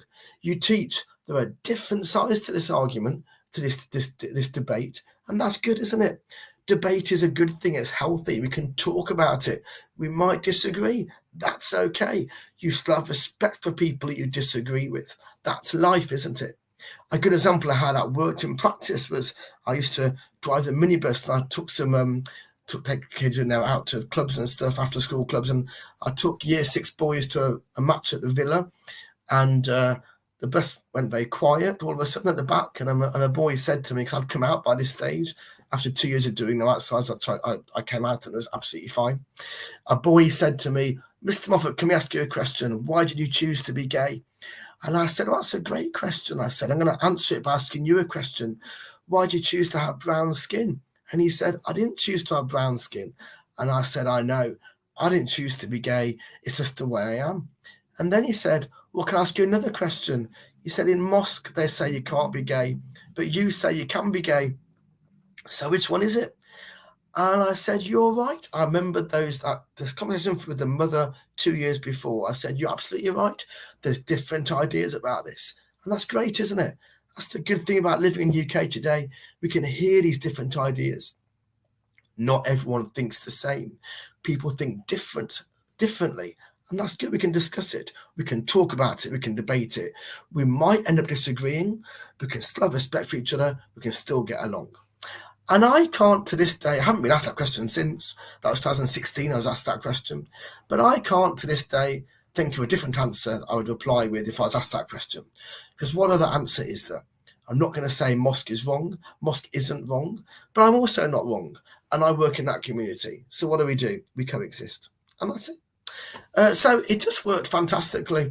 We did have a second bit of challenge 4 years after starting No Outsiders in that school, and it's working brilliantly, where you probably saw on the news what the protests outside my school, which came out of nowhere and was very frustrating because we had 4 years of No Outsiders working wonderfully, and then suddenly we had these protests. The protests happened because of people were looking for a target to get rid of the RSE document, the RSE guidance, relationship and sexual education, and protesters around the country who wanted no kind of sex ed in schools and no kind of LGBT ed in schools needed a target to go for, to sort of, hang everything on, to get rid of the guidance. And I became a target because I was up for Global Teacher of the Year, which was amazing. It was fantastic at exactly the same time. And so I was on the news, gay teacher, no outsiders. It mentions LGBT, right, we'll go for him. And that's what happened, So for 6 months, we had protests outside my school. It was very, very difficult at the time, a real difficult time to get through. But we got through it. We re-engaged with the parents. And today, the school does No Outsiders. And in fact, No Outsiders now is bigger than I ever imagined No Outsiders would be. In fact, I'm wearing my No Outsiders t-shirt. I'll show you it, because tomorrow we are having a No Outsiders Family Festival. It's our second festival in Birmingham. It's at the MAC in Birmingham. Something like, 10, 11 artists, workshops, creative chaos for 2 to 11-year-olds, a day of workshops and arts and drama, and just wonderful, and the emphasis is all families are welcome. We've sold over 600 tickets for this event. There's clearly a need for these events, in the UK. I don't think that would have happened without the protests 3 years ago, because what the protests did was they gave No Outsiders a massive profile. So, it was hard at the time, but we're out of it. And so these events make me extremely confident about No Outsiders today, because, we carry on and I see it growing in schools. And why is it growing? Because it's a simple ethos that works, and it's also practical as well.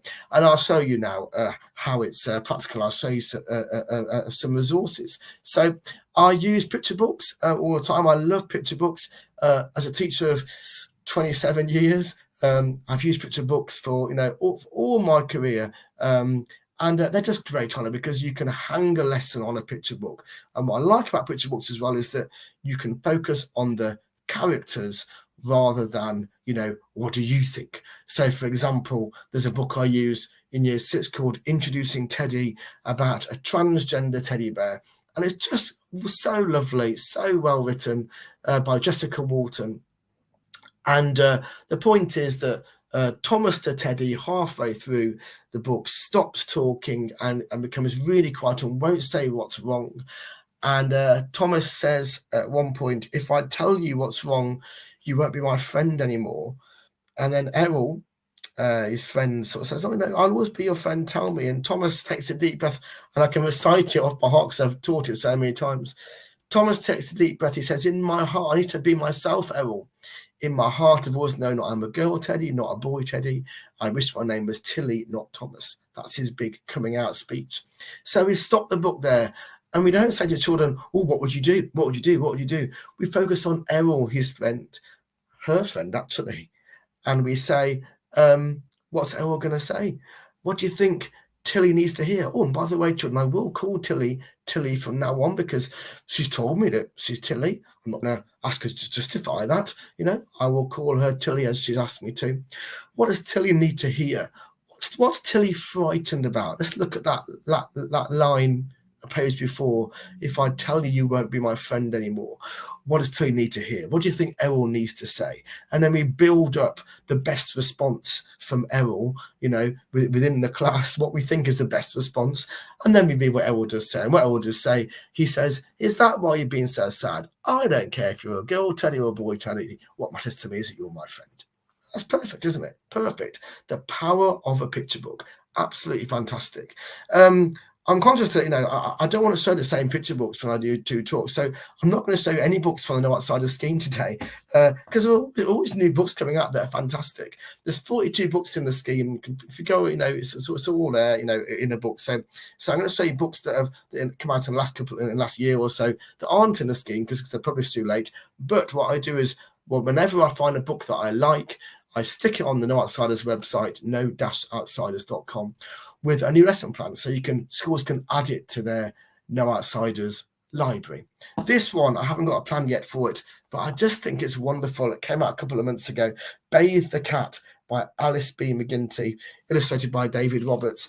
And we talk about under RSE finding ways to talk about different families. Well, here's a wonderful way to talk about different families with young children, and it's so lovely. It's about a family with two dads of colour, actually, which is even better. Come on, folks, it's time to clean. Upstairs, downstairs, in between. It's such a mess. If Grandma sees, she comes at 2, so hurry, please. I mean, look at that family. What a great family to talk about there. Just brilliant. Anyway, the point of the book is they've got all these jobs they need to do. Mop the floor, Dad will scrub the dishes, I'll vacuum the rug, Sarah feed the fishes, Dad will mow the lawn, and Sarah sweep the mat, and Bobby rock the baby. And they put it all on the fridge. Then the cat basically mixes up the words and says, start to do these jobs, but they mix things up. Sarah feed the floor, I'll sweep the dishes, Bobby rock the rug, Dad will scrub those fishes, I'll vacuum the lawn, Bobby bathe the mat, Sarah mop the baby, and Dad will mow the cat. Mow the cat? So you can imagine, I've read this to like year 1 children, they've been like howling, just brilliant. And again, the cat mixes things up again. Must I read it once more? Bobby rock the dishes, Sarah bathe the rug, I'll mop the fishes. It's just really, really clever, really, really funny. And they end up getting all the jobs right. And then here comes Nan at the end. There she is. Phew, they say. So, so much to talk about there, and just what a great representation, in lots of ways. How great to have a book at the end where you see 2 dads holding hands. Just fantastic. So, I haven't done a plan for that yet, but it's obvious, really, isn't it? What you talk about, but I will do a plan over the holidays. Now I've got a few days off. I'm going to show you some assembly pictures while I'm going what's it called? Alternate books and assembly pictures. Oh, and hot lemon. Give me a second. Incidentally, there's a lovely moment in my class this week because I literally couldn't speak on Wednesday and Thursday. It's just awful. I was really worried about today and tomorrow, the family festival. But as you can hear, I'm going to be fine. But I literally in class, I don't know if people ever taught without noise, without speaking. It's quite interesting. But I've got year 5. We made it into a great, day of well, how do we learn then? How do we work this together? I did lots of, everyone. and putting it on the board and writing live on my interactive whiteboard, and then getting children to read, and it's answering the phone. At one point the phone rang, getting a child to answer it for me and writing it down. It's all about helping survive, isn't it? It's actually a life lesson, isn't it? There and then. It's a great life lesson. And I said to the children, I wrote on the board when I came on Thursday, I said, thank you, Saturn. That's the name of my class. Thank you, Saturn. Yesterday was brilliant. You made sure I didn't feel like an outsider, even though I was the only one in class that couldn't speak. And that's true, actually. That is true. And the children are very caring. Children are lovely, aren't they? They're very caring. They care about you. Anyway, the point is, representation and children being comfortable with talking about different families. Obviously, the children know that I'm gay. I don't go on about it, but why would I? It's nothing to go on about, but they all know. And this is an example of, when you're out as a teacher, there's sort of the nuggets that, that still sort of tickle me, even now. The first time I came out was 2006 to a class. So even after, God, I need to sort out my maths, 17 years? It was 2006, 14 years, 15, 16 years. I just have no idea. I'm on half term. I'm not embarrassed. Even after so many years, I still get a joy when people refer to my the fact that I'm gay, just in matter-of-fact ways. So we were standing in a playground, and children were trying to trick me into speaking. And there was a group of little children around me. And this girl said, "We're going to trick you." She said, "I bet I can make him say yes or no." She said, "Do you like teaching Saturn?" That's my class. And I went, and she said, "I've got one. He'll definitely say yes to you." She said, "Do you love your husband?" And I went, now, it's just a little thing, isn't it? But actually, the fact that she said that, I think it's just lovely. Because 3 years ago, people outside my school were shouting that children were too young to know about LGBT people, and it confused them. It doesn't confuse them, does it? It's just another family, another way of being different. Anyway, let's show you some assembly pictures. The point of assembly pictures are that the books are lovely, but there's not enough time in the curriculum to do not so lessons every week. We do we fit them into our PD curriculum, but maybe do one not so lesson, like maybe 2 every half term. But assembly pictures, you can do them every week, and they are great because it's like I see them as an injection of equality that I know the children are getting every week. In fact, we do 2 in my school. I do one on Monday. We do it in key. I do it in key stages on Monday afternoon, and then during the rest of the week, the class teachers do another one just in their classroom that someone in my school prepares a flip for, and we link it into Oracy as well. We use Voice 21, which are great.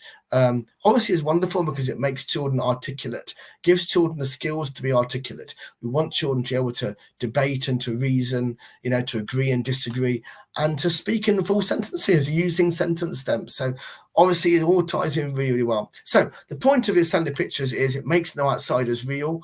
It's about real stories and real people. And I have this line that I use that I want children to leave my assemblies. I want to skip out to my assemblies. Well, actually, they have to walk because not allowed to skip. But I want to walk out of my assemblies absolutely confident about the world around them. That it's a good world. Basically, the world is going to be okay.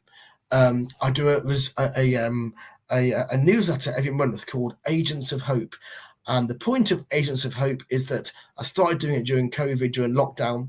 And the point is we have to be agents of hope for our children at the moment, especially post-lockdown, because, during lockdown, our children were getting these messages that adults didn't know what to do. Are we in lockdown? Are we out of lockdown? Are we wearing masks or not? Is it safe?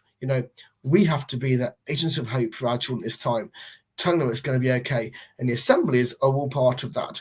I'm showing children, I'm not denying bad stuff is happening around the world, but I'm also saying, yeah, but look at this, look at this, look at this, look at this.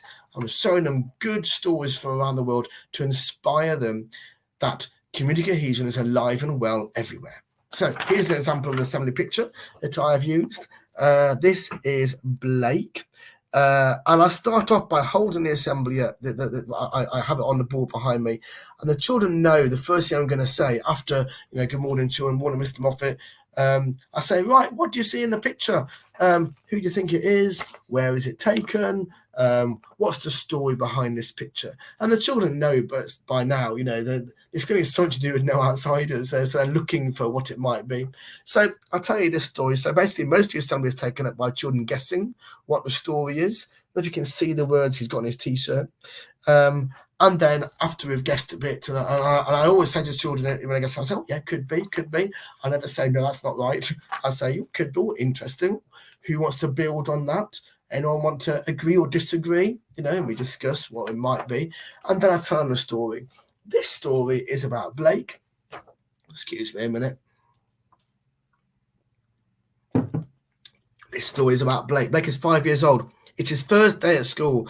Mum owned a T-shirt printing shop and says to him, what do you want to wear on your T-shirt? And she thought he was going to say, I want a rocket ship. But actually he said, I want these words. And the words are, I will be your friend. Now, that picture went viral at a time.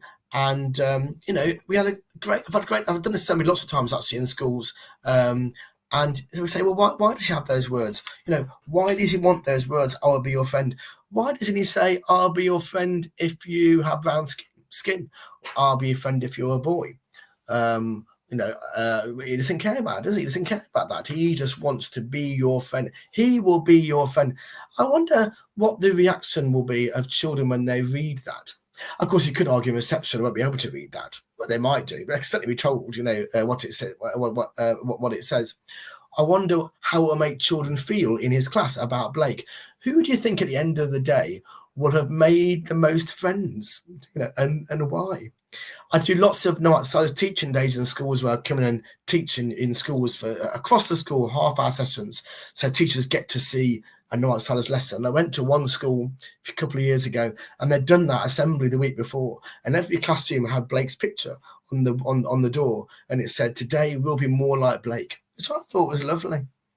Let's have read another book. This book is not in the outsider scheme, just because it was released a couple of years too late. But it is on the website. I love this book. It talks about refugees. Saving the Butterfly by Helen Cooper, illustrated by Jill Smith. I think this book is really useful to talk about, giving children space sometimes to talk and to just be themselves, and to, you haven't got to jump in, and be someone's friend straight away. It's about empathy. That's what I'm looking for. Empathy. How does someone feel? What's the best way to help this person? So it's got a good start. There were two of them left in the boat, a little one and a big one. Brother and sister lost in the dark sea. They could have died. The bigger one thought they wouldn't survive, but they did. So the first thing I'm doing is asking the children, what's happening in this picture? We also actually, before the book, discuss the front picture. Say, what do you think this story is going to be about? Because there's lots of different things there. In fact, I'm opening up the whole thing. There's lots of contrast there. Well, there's a butterfly, there's flowers, there's also barbed wire, there's houses behind the barbed wire. What do you think the story is about? And what do you think is happening here? And what does it mean there were two of them left in the boat? They thought they wouldn't survive. What's going on? The point of the story is that the two children, that they are rescued. They're refugees. Never uses that word, actually. Doesn't need to. So the little one didn't think about the history of their past for long, but the big one did. She couldn't help it. The little one goes and plays outside and makes friends, and he's fine. But the bigger one couldn't forget. She felt she shouldn't forget. Over her mind, a shadow fell, while a squeezing in her chest made it sometimes hard to breathe. She hid away in their broken home, feeling safer there in the real dark, hiding from the dark in her mind. And after a while, she hardly ever came out. So what's happening there? Why is that girl hiding in the dark? Why is the little one just playing fine? But how is this child feeling? What does she need? And then basically there's a sort of nice sort of moment where a butterfly comes in, and they trap the butterfly, and then the butterfly won't leave. And the little child, encourages the big child to take the butterfly out, to take, she has to actually take it outside to encourage it to fly, which is a lovely sort of moment, isn't it? Because it forces the big one to move outside, basically. And that's what she ends up doing. So eventually she does go outside and she starts to play, but the butterfly was what enabled to go out. As part of the lesson plan, and I put a link to it on the plan, I showed the children in my class the footage of, you might have seen it, it was on the news about a month ago, footage of 2 Ukrainian refugees arriving in a school in, I think it was in France, and it showed the whole of the school coming out and cheering and clapping them. So basically what you see is 2 children, look about 9-10 years old, walking into a sort of a foyer, and then the school's got like, it's like massive, really, really high up, and there's about 400 children, and they all cheer as the kids come in and clap, and it's students, banners and everything, and then they stand there, and then 2 other kids come up and like give them like flowers so we can take them to their class. And we talk about that because that obviously, you know, that in a way is a lovely bit of footage. You know, it came from the heart, didn't it? The school thought they were doing the right thing there, and maybe they were doing the right thing. It's a good discussion to have, isn't it? You know, with your class. We watched it, and then we watched it in context with this book and this girl. Imagine how this girl would have felt if she'd been one of the children in that picture, in that footage, going into a school and having everyone cheering and shouting. I actually have a child in my class from Syria, and he often, you know, when we talk about this, he talks about his experiences as a refugee. And I said, you know, how would you have felt? You know, do you wish we'd done that when you came to this school? And he said, no. He said it would have frightened me. Now, you know, I'm not saying that they did the wrong thing in the school, you know, but what it is a great opportunity just to talk about, well, how do you make sure that people feel welcome and get what they need when they are new to your school? So all these books, you know, give us a great opportunity to talk about important stuff. Right, let's look at another stunning picture. This is from a couple of weeks ago, actually. I can't remember her name. I do apologise. I've just written notes on the back forward. But it was a lovely story about a girl, 12-year-old girl, who's in the Girl Scouts. And basically the point is she wrote a letter of complaint to her local newspaper in America, a letter to the editor, in fact, because she was on a scout parade in her hometown. And the commentator, as the girls were walking past, the boys walked past first and the girls walked past next. And the commentator, as they're walking, said, "Oh, look, there are the boys, the future leaders of America, and the girls just having fun."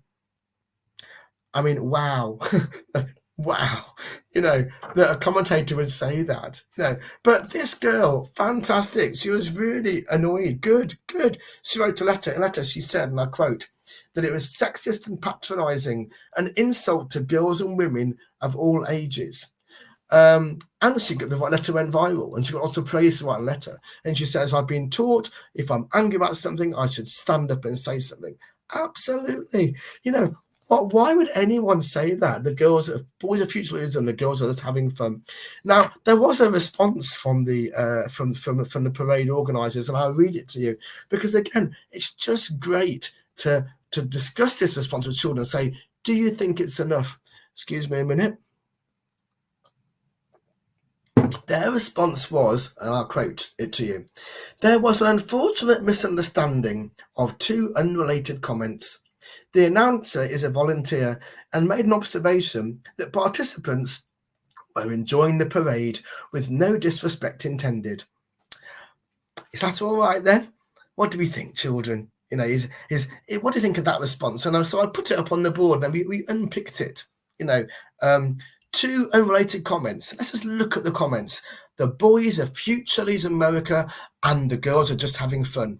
Are they unrelated? I mean, hey, look, you know, what I love about these lessons and, you know, using our oracy skills is that, you know, there's no right or wrong answers. You know, we're teaching children to listen, to debate, to, you know, and they move on. They say, "Oh, yeah, I agree with, you know, and I want to build on by saying," you know, and it's just have great discussions.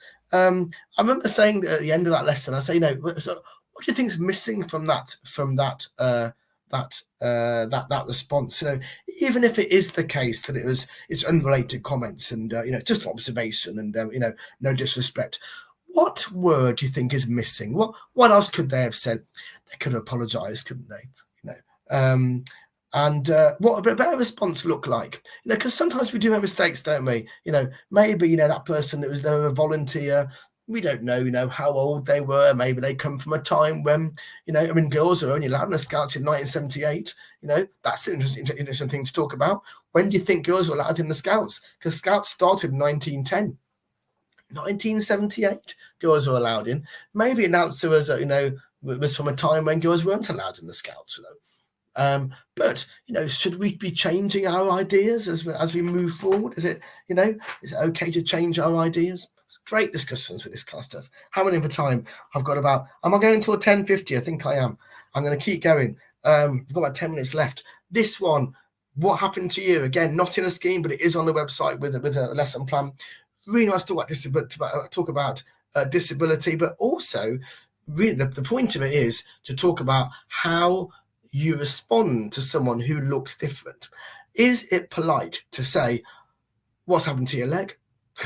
And that's the point of the book, really, because this boy in the book, I think it's called Joe, his favourite game, it had sharks and possibly crocodiles, but he's a pirate. And then sharks were easy, he says, compared to kids Joe hadn't met yet. You've only got one leg, said a kid. Yep, said Joe. And you just squashed my shark. That's great, all the time, moving on. What happened to you? Said the kid. But Joe didn't feel like telling that story. So he just said, what do you think? The kid didn't know how to answer that. And then loads more kids answer, come on, and they have lots of suggestions for what happened to his leg. Did it fall off? Was it a burglar? Did it fall off in the toilet? Is it a trick thing? You're hiding it? No, said Joe. And stop staring at my bottom. But where's your leg? No, where's your other leg? Was it a lion? Was it 1,000 lions? And all the time, it's about thinking, how is Joe feeling? How is Joe feeling about these children asking these questions? Do they need to ask the questions? Is it any of their business? Do they need to know? The point is, how is it making Joe feeling? And making Joe feel. At the end, it's a really, really clever ending because basically he says he's playing his game again. This time, kid one said, is that crocodile down there? Now, why is that a better thing to say? Because it's part of the game, isn't it? No, just join in the game. You haven't got to talk about what, how, why, or how someone's different. Just join in the game. I think so, said Joe. My name is Simone, said kid one. Oh, that's a better first line, isn't it? Rather than what happened to your leg, how about saying, hello, my name's Simone. My name is Joe, said Joe. And there are sharks down here too. They especially like to eat pirates. Cool, said Simone, and everyone joined in. At the end, they're all playing, and later Simone asked, do you ever get bored of that question about your leg that you don't have? What do you think? Said Joe. Simone did know how to answer that, but Joe had a question of his own. Do you still need to know what happened? No, said Simone, and Joe seemed happy with that. What a brilliant way to discuss difference, empathy, and how we make sure that everyone in our class knows they are welcome. No one is an outsider. Everyone's welcome. We've got to find things in common, and we all have differences, actually. Right, let's look at one more celebration. Only over time. I've got 10 minutes, so I'm going to keep rolling. This one I used in my school a couple of weeks ago. So what do you think is happening here? What's the story? What's it about? What do you see that child wearing? Actually, I didn't notice until someone pointed out in the assembly that was actually wearing a spacesuit. I was just focusing on the dress, but they are wearing a spacesuit as well, which is a nice sort of, again, there's not nice mixture, a spacesuit and a tutu. I'm going to read from my phone the point of this. I've got the assembly picture on the on my phone. So basically, this is all about a letter from a dad to another dad. It went viral after he posted it online. The little boy's dad watches his son wearing a dress approached 2 girls and was rejected by them on a playground. But he also heard their dad's response. The boy wrote a letter to the other dad and put it online. And here is the letter. Dear other dude in the playground on Saturday. Again, what a great start. And I remember asking children, why is he saying dear other dude? You know, I couldn't fight the need to write to you about the incident between our kids. Remember me? I was the dad with the son wearing a pink dress. Before he burst onto the playground, as I parked the car, he was positively vibrating. I asked, now, you're sure you want to wear your dress? And again, I'm saying to children, why is he saying that? Why are you saying to his son, are you sure you want to wear your dress? He shouted in response, yes, because I want to show everyone how beautiful I am in this beautiful dress. It was a big deal for him. And for me, he hasn't asked to wear a dress out before. I didn't fight it. Who cares, right? Again, good discussions with children. How's Dad feeling here? I mean, who cares, right? So he's asking, isn't he? He's asking for reassurance. What's Dad worried about here? Is the boy worried? Okay, or he carries on, or so we'd like to think. As you noticed, he couldn't contain his excitement, showing off the dress to the only 2 kids playing, your daughter and her friend. He skipped and twirled and chased them for 10 minutes, shouting, do you like my dress? I'm wearing a dress. Can I play with you? Will you play with me? Your daughter and her friend were obviously older and uninterested in welcoming a new playmate, but my son continued, do you see my beautiful dress? It's a Sleeping Beauty dress. Then my reticence was confirmed when your daughter walked by me saying to her friend, I don't want to play with a boy in a dress. I admit I wanted to trip her up. But when your daughter said to you, Daddy, that boy is wearing a dress, your response was, and here I stop and I said to the children, what do you think the response is? What would be a good response to the daughter saying that? And we discussed responses. And then I carry on. His response was, your response was a pure gold moment for me. Quote, well, you're wearing trousers, aren't you? End quote. I was touched and surprised by your compassion. Like you, I just want my kids to be happy. So thank you. Thank you for showing my son support for his choices. Thank you for bringing more acceptance to your understandably inquisitive daughter. Thank you for encouraging my son's joy. You helped me be a better father in turn. Thanks, dude. Daddy coping in style. What a lovely letter, and what's so much to talk about. You know, why is Dad worried? And again, what I like about that is I'm not really focusing on, in fact, I'm not asking at all, why is your son wearing a dress? I'm not interested in that. What I'm interested in is the responses from other children. That's what I'm interested in. The responses from the girls and the responses from the other dad, you know, because it's about us making sure that, well, if someone came to ask, or a boy wearing a dress, what would we be saying?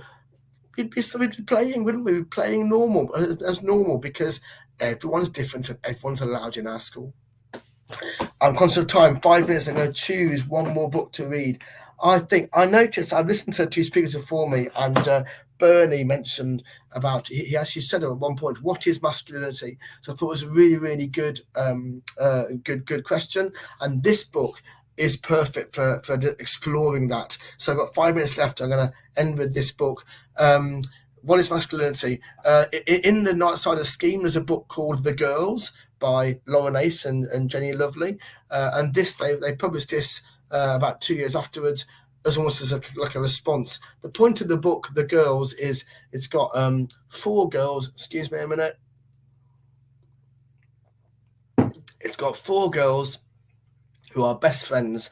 They are as a line. They are as different as they are the same. Yeah, I'm sure that's the line in there. And they grow basically together, and they fall out sometimes, but they go into adults. I think one of them's a lesbian at one point. It's not mentioned in the text, but you can see in the pictures.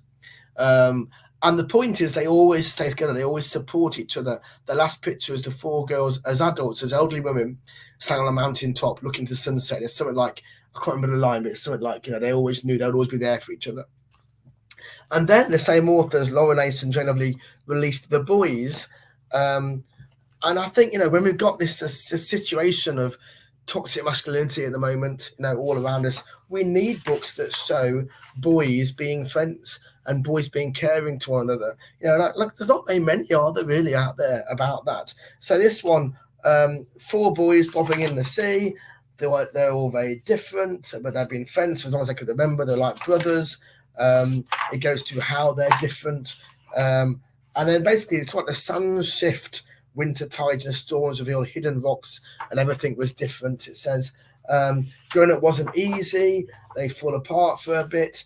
And then, but without the others, each of the boys soon felt as though he had been swept out to sea. Their successes, which had once been shared, now felt empty. The boys knew they had to be able to talk about their feelings, but it wasn't easy. Just as they had when they were small, the friends worked together to make things better. They came to realize that no boy was an island, and the bravest way to face problems is to talk and to listen. They learned to be patient and kind with one another again, making their friendship stronger than ever. So there you go. That's it. Basically, it ends up they knew their friendship would always bring them back together, just like waves returning to the shore. Fantastic story about friendships, male friendships, and boys looking after each other. Again, there's great stuff to talk about there. I've got 3 myself. I'm going to show another assembly picture. I think I will show you, or I'll show you these 2. So we can use assembly pictures to talk about difficult subjects, because we can't deny these things happen. If there's a terrorist attack, thank goodness there hasn't been, in the UK for a while, but if there is, I'd be using assembly pictures. What I always show is I show the community the day after is coming together, and I show, look at diversity in that group. Because you were saying we want peace, we stand together. That's what I'll be focusing on. So I did a couple of assemblies about Ukraine recently. Focused on 2 stories. I had this one, first of all, about a little boy. You might have seen this was on the news, about a little boy whose mum had a terrible choice to make because sort of very elderly mother who couldn't move, couldn't feed herself, but she also had her son, an 8-year-old boy. Does she keep her son in Kiev, or does she leave her mother and travel with her son, or does she send her son on a train by himself? She sent her son on a train 700 miles to Slovakia, and he made it. There he is, look, a cup of hot chocolate. People looked after him, basically. But he was on his own for 700 miles, crossing countries. He says, there's a nice quote from him at one point, he says, the scariest part was when I was in a train with hundreds of people, and everyone spoke different languages. Now, that's an interesting line to say, isn't it? Because, why is that frightening? There is the essence of being like an outsider, isn't it? I don't understand you. I can't communicate. What does he need now? And if he came to our school, how would we make sure that he belonged? He knew he belonged. On the same sort of subject, this is an interesting picture that I use. I always start, like I said, by holding pictures up and saying, what do you see here? What's happening in this picture? What's the story? And that's an interesting picture because it's hard, what is happening in that picture?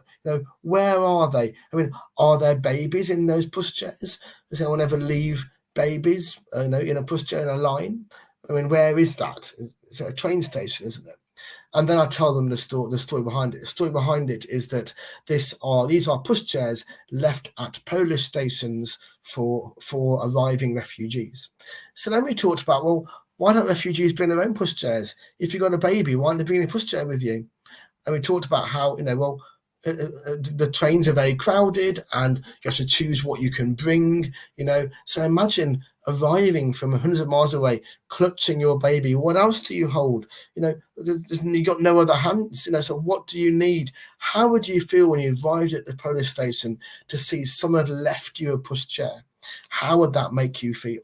And now with year 5 and year 6, I added another element to this, which was that someone said on social media this was a fake photo, and it wasn't pushchairs in Poland. It was actually pushchairs that refugees had left after fleeing Ukraine.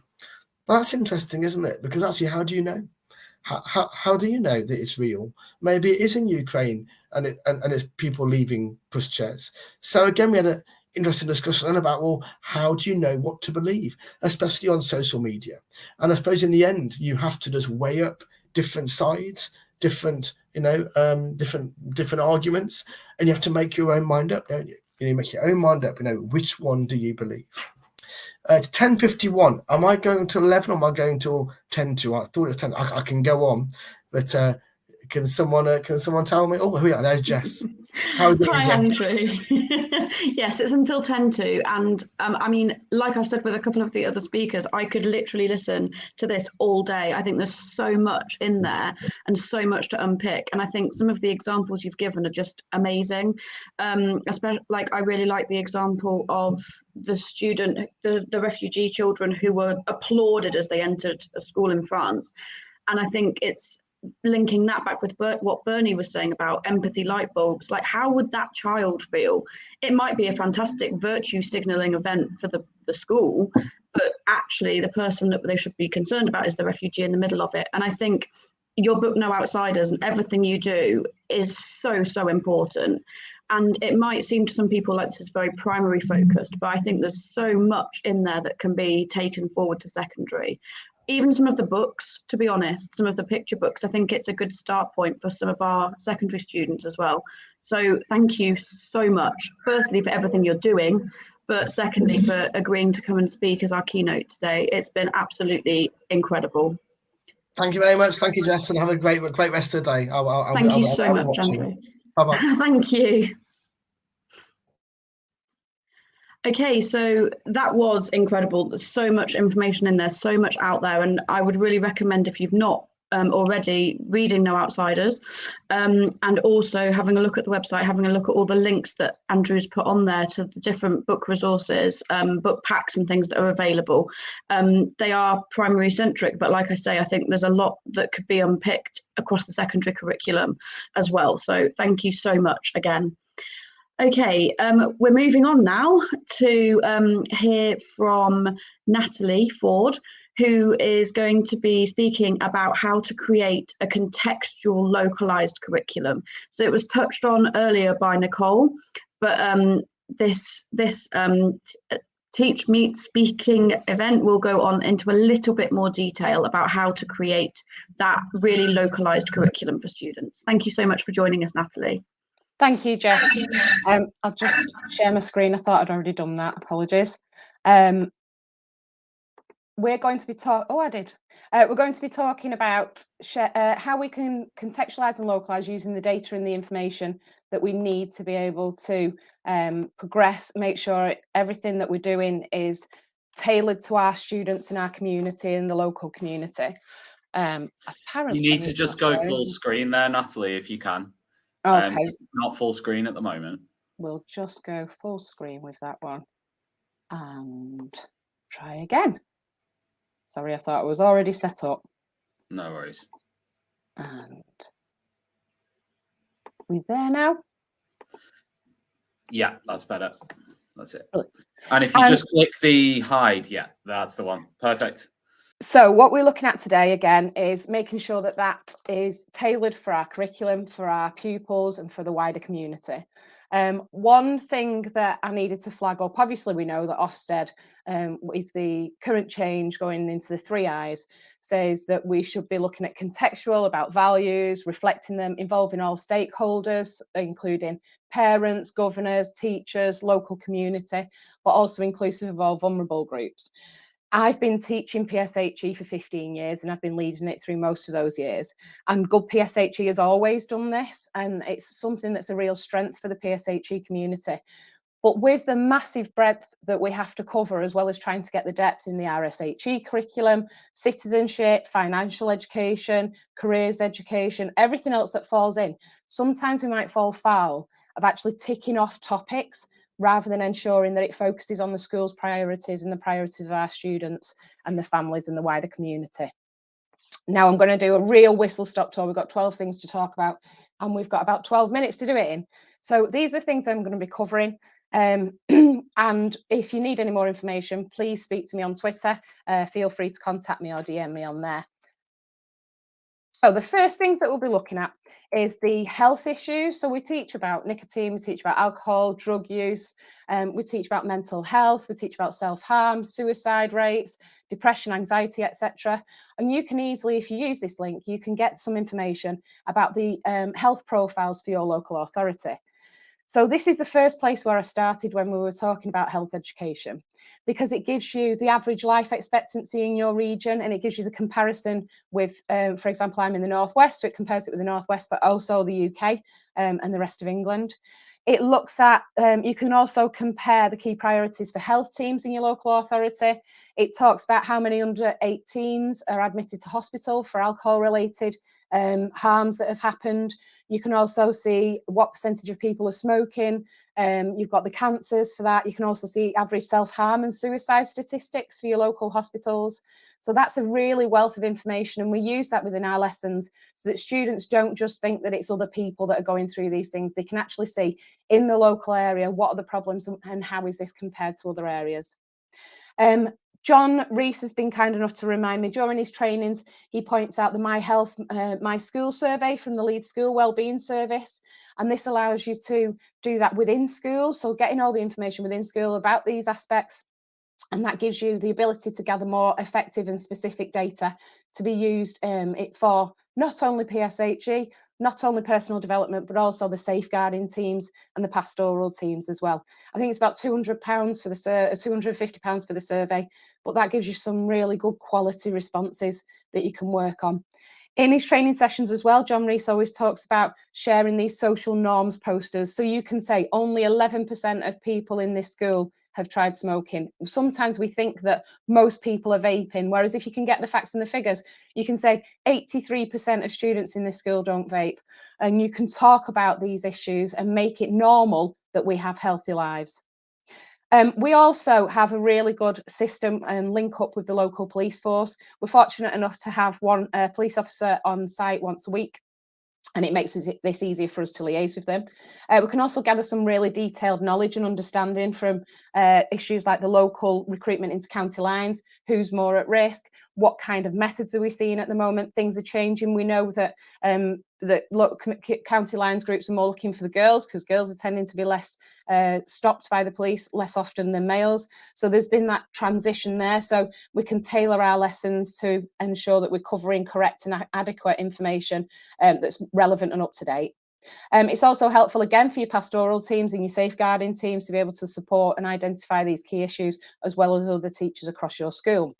We have had workshops that have been led on knife crime, for example, by the police, and they come in and they deliver a 1-hour session during the PSHE. It builds up those links with the police, between students and the police, and getting to understand their local police officers as well. But it also brings a different view rather than a teacher sitting there telling everybody what to do. It comes in, it brings in the law aspects, and they can see the local halls that we've been running amnesties on knives, and the police officer is able to bring in images of the knives that have been handed in, just added a different element. It's also really helpful to find out about the local issues that teenagers, what are our teenagers doing at the time. The first school I worked in, the head used to go out every Friday night with the local police teams, and they would walk around the parks and the local areas. The school was able to then create some intervention packages for the students that we did see there, but we're also able to help out with the police. It can also be utilised to support the careers curriculum, so it can help with mock interviews. Police will come in and deliver some mock interviews. They might hold stalls at your careers fairs, and also you might visit lessons in other subjects outside of PSHE to talk about the role and how the law impacts on different ranges of curriculum areas. Similar links with the NHS can be fruitful. So we have a local NHS team that come in and they offer workshops on sexual health, consent, pornography, and they come and deliver those. They're also really helpful to run intervention programs. So a couple of years ago, I was working in a school where we would take a cohort of students down to the sexual health clinic. They'd be able to meet the teams at the sexual health clinic, go into one of the treatment rooms, go into one of the consultation rooms. It broke down barriers. They were able to share information about the C card. They were able to share information about the chlamydia screening and the new testing for that. And it also gives us rapid access to the current trends in the local area so that we can tailor our lessons on sexual health and be clearer about the risks in the locality. Aside from that, looking at more citizenship type aspects. So if you're brave enough, if you dare, you might want to look at the social media and the local news for your school. Some of us live away from the local areas, so to just keep a finger on the pulse. What are the local community groups thinking about? What are the priorities? How can we embed some of this in our curriculum? During the lockdown, there was one example where we had some refugees who were held up in one of the largest hotels in the town centre, and we had visitors, right-wing extreme visitors, coming protesting outside the hotel. And it was really interesting to see the comments under the social media posts and the local news posts and how people are responding to that in the local area. Seeing some of these responses, we decided that it was really important to deliver a few sessions on refugees, on asylum seekers, the law around it, the support they get, the financial support, as well as social support. And we built it in to the curriculum. It was really worth spending. The students had lots of questions. They also had lots of, dare I say, Daily Mail stereotypes that we were able to unpick. We showed lots of the data from the Home Office, the percentage of people coming from which countries, why were they asking for asylum, how many of them were able to gain asylum and how many of them weren't. And this really allowed us to look at the debates for and against increased support for asylum seekers and refugees. And it opened up the conversation rather than this fake news conversation that they might have been having previously at home. Also, we're looking at the local issues. So at the moment, we have a local park where the lake needs dredging. There was a young man who unfortunately fell into the lake and died as a consequence. So there are local community teams who are trying to raise funds to dredge the lake as the council can't afford it, and we're able to help with that. The food banks are also putting out appeals. Currently, at the moment, we're seeing a lot of high needs in our school, but also locally in the community, and we can run these meal appeals. We help our most needy families first, so we run a Christmas meal appeal and give out to our most needed families, and then everything else goes to the food bank. But these things and the volunteering that people can do around the community really helps to highlight students. Part of the need of the curriculum is that students are aware of the impacts that being part of a community can have, the positive impact on mental health. And this allows them to see that they're passionate about a lot of these things. They come from primary school with these passion and these desires to change the world. And it's really nice for them to see the fruits of their labour in this. We're also really lucky to live right by the coast. So we've hooked up with our environment agencies. What are our big issues? How can we help and how can we support? Pupils have been able to visit the marshlands, the local marshlands, explore the coastal wildlife with teams of specialists. There's been trips and visits. There's been workshops into school. Also, our geography team have also got links with the local eco centre for talks and workshops there. And I've heard that United Utilities also offer similar free workshops. They're good things for hooking up. On another aspect, we look at the school diversity data. So how diverse is your school? My school's not very diverse. There are small diversities, but it's generally a mainly white population.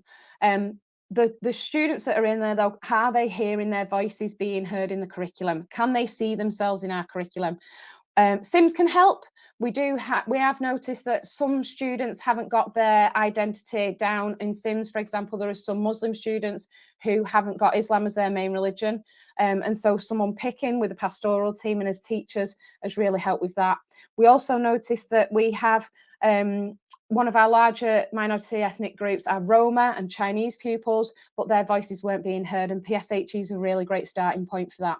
If you don't have much diversity in the school, like we don't, it's a really great place to think about the visitors that you have to the school, and can you bring in people to enhance the diversity and to ensure that these pupils are hearing the diverse range of voices from across the country.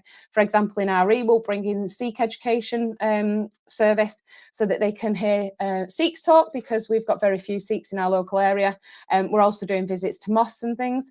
It's also good to think about this with sexuality, gender, disabilities. Can you make a more diverse speaker selection? Most of us are aware of the labour market information to build up on your careers information. It'll help you shape your careers programme, but also tailoring the careers visitors, your speakers, any workshops, your mock interviews. Can you show the diversity in that, and does it reflect it? And the skills that they're providing as well. Another thing to think about is working with local colleges. So asking the local colleges, when our pupils reach you, what do they excel at? What are they really, really good at? What do you notice in comparison to other schools? But also, what do they need to work further on? And not just subject knowledge wise, but also culture, values and skills. I remember being at college and you could really tell the difference between two of the boys' schools. One of the boys' schools, the boys were very respectful towards females in the school. The way that they spoke to females was very different compared to the boys from another school. The way that they managed the workload was very different because they've been given a lot of independence. And as a student, I noticed that. And as a teacher, they will have valuable information on this. And can you adapt your plans to build this skill in? And how do we support the pupils with transition? We tend to think because they're older, they need less support, but sometimes there might be more things that we can embed into the PSHE to help our students get to college and succeed very well. Local charities are really useful. So speaking to your local charities, what are our students facing? What's the local community facing?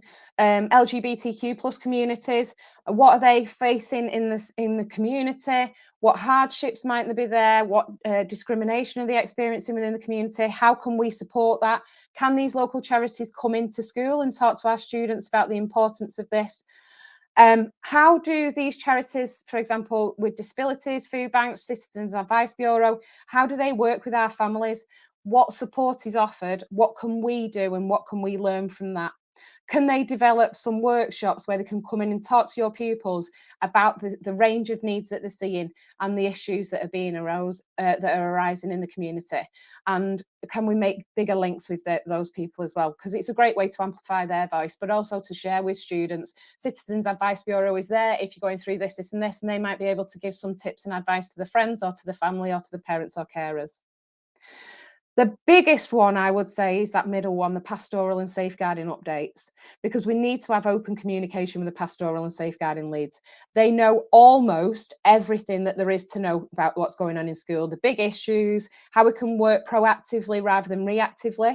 So one example in year 7, we know that a lot of the students will come with their primary friends, but then they want to break away from those primary friends and set up new friendships. And that's a really hard part of transition, is working out when do we leave those old friendships and those real pulls and ties, and how do we navigate our world into having new friendships without feeling like we're having a massive conflict. And so from the end of September, we're building PSHE packages into the year teams, into the form times, to be able to tackle these things, to preempt them, so that when it gets to that point, they're already aware of different strategies and who they can turn to. And also, are there any issues that tend to come up over the summer holidays? Can we teach and plan before the summer holidays so that they're aware of risks, potential harms, and also who they can turn to if they need to during those times? We've also begun intervention packages with our pastoral support team. So if, for example, there's examples of pupils who are discriminatory, showing discriminatory behaviours, instead of just the sanction, we still apply the sanction, but instead of that, we also create intervention packages to educate them about the behaviour. As my assistant head says, you get caught speeding, you will be attending driving awareness courses. In employment, there's also discrimination awareness courses. Why isn't this a regular practice for our schools? Sometimes we're too quick to sanction and to just hope that the curriculum takes that forward. We need to build intervention packages in, and the progress and pastoral leaders can book in these interventions, and they are tailored for them, especially, for example, e-safety, as well as discriminatory behaviour. As we teach some very challenging and possibly triggering topics to pupils, we also need to collaborate with the teams to make sure that we can do this in a way that students feel safe during these lessons. So in my school, we have some lessons on self-harm, anxiety, depression, stress, as some examples, and we work with the mentor team, the pastoral team, the counsellors. Pupils are given sight of the documents, of the resources that are going to be used before the unit starts. The mentors and counsellors talk to them about support strategies so that they can handle these topics. There's a way of managing them. They can talk through how to do these. And also I will meet with the pupils to talk about the rationale behind the importance for them being there, but also how that is helping other students. And then finally, if I can take a breath, because I can see my time's going down, following the Ofsted review of sexual abuse in schools and colleges, we decided to take all of those questions and information and data to create our own internal sexual harm survey. All year 9 pupils were recently surveyed, and it gave us tons of data about how safe they felt in school, where they felt safe in school, where they didn't feel as safe in school, what they would report, as happening and what they wouldn't report, who they would report this to. Did they know who they could report it to in school? What they constituted as sexual harassment or sexual abuse in school and what they didn't. That allowed me to tailor the lessons to ensure that I was sharing that clearly. It also gave us data about how often pupils are sharing nudes or being asked to share nudes. And the questionnaire was extensive and feeds into this personal development curriculum, the pastoral team, the safeguarding, plus the RSHE curriculum planning. And we're due to share these results with staff so that they can open up these conversations with pupils as well. I'm sorry, I know it's a whistle-stop tour. Everybody else has been thinking that. But if you've got any questions or thoughts, please do contact me on Twitter or use the hashtag TMPSHE. Thank you, Jess. Thank you so much, Natalie. I kind of feel bad that feel like everybody should have been given double their amount of time because people have got so much experience and so much to share. But thank you so much. I think you've also made a really, really important point, which is that PSHE and RSE have to be combined so much with the safeguarding and the pastoral. The two things need to link together. And I really liked what you said about making sure that we're proactive, not reactive. And I think that's the best way to achieve that. And I think Emmanuel said in his introduction, he is the PSHE lead, but he's also DSL. And I think that's a really powerful combination of roles. Obviously not possible in all schools, but certainly something that I think schools could be working towards. So thank you so much. It's okay. I'm just glad that it's on YouTube so we can rewind it and watch a bit slower. Yeah, maybe play it at half speed. Thank you so much for everything. Thanks, Jess. Bye. Okay, so next up on our whistle-stop tour of all things PSHE, we have Brad Day, who is going to be speaking today about an incredible project that has happened at his school called Notice Me. He can obviously talk about it much better than I can. So Brad, over to you. Thank you so much for being here. Fantastic. Is my screen shared okay? I can't see it right. Oh, there we go. Fantastic. Okay, so thank you so much. And it's a real pleasure to follow all the fantastic ideas this morning and lots to think about. And I want to talk about a project that's still very much nearing its final stages, but has been a real labour of love across this year since January. And it is the Notice Me project that we've been running from Trevelyan, and it's our approach to tackling county lines. Just a tiny bit about me. I am a secondary English teacher by trade, and fantastic today that so many teachers into PSHE come from all different routes. I think that really adds to the diversity of the subject. And I'm assistant head now for pastoral and inclusion. It's a middle school, it's a state middle school. We have a 3-tier system in Windsor, not something I'd heard of before I arrived either. So that's year 5 to year 8. But the particular focus of today is our Key Stage 3 pupils, our year 7s and our year 8s. I taught in North London in a very different context before coming to Windsor. And I say that because it's a little bit relevant to some of the things I'm going to talk about in this project today. So what is the Notice Me project? At its heart, it is a narrative film about a boy's really tricky descent into county lines child criminal exploitation. However, accompanying it, there is a scheme of work that's being produced linked to the film, exploring the film, and also a pupil and parent guide that has a wide range of collaborators, experts in the field, survivors, and of course our pupils themselves that have really led this work. I thought about how to present today, and I decided to go back to Simon Sinek's golden circles of the why, the how, and the what. So I'm going to talk first of all about why we decided at Trevelyan to put such a focus around the topic of county lines. I'm going to then talk about the how we went about tackling it, perhaps in a slightly different way, or a very different way perhaps, and how hopefully it might inspire projects across other areas of PSHE, as well as further work around this very important issue. And also, I just want to really share a bit more about the project itself, because it's something that is really there to be shared across all schools. We already have many schools that are keen to use the resource already, and that's part of the outward-facing approach that we like to take. So I'm going to go through those areas, starting with that why. So first of all, when we set about our new personal development programme here at Trevelyan, we identified 6 key strands and presented these to our parents, one being risk. And it was actually risk that the parents felt they wanted to see tackled the most. They didn't quite understand what we meant by risk. They were quite concerned about the risks to their child in different ways. But also, when we look at county lines in more of a general national term, 84% of parents, this is Children's Society figures, are concerned about county lines, but don't necessarily know a lot about it.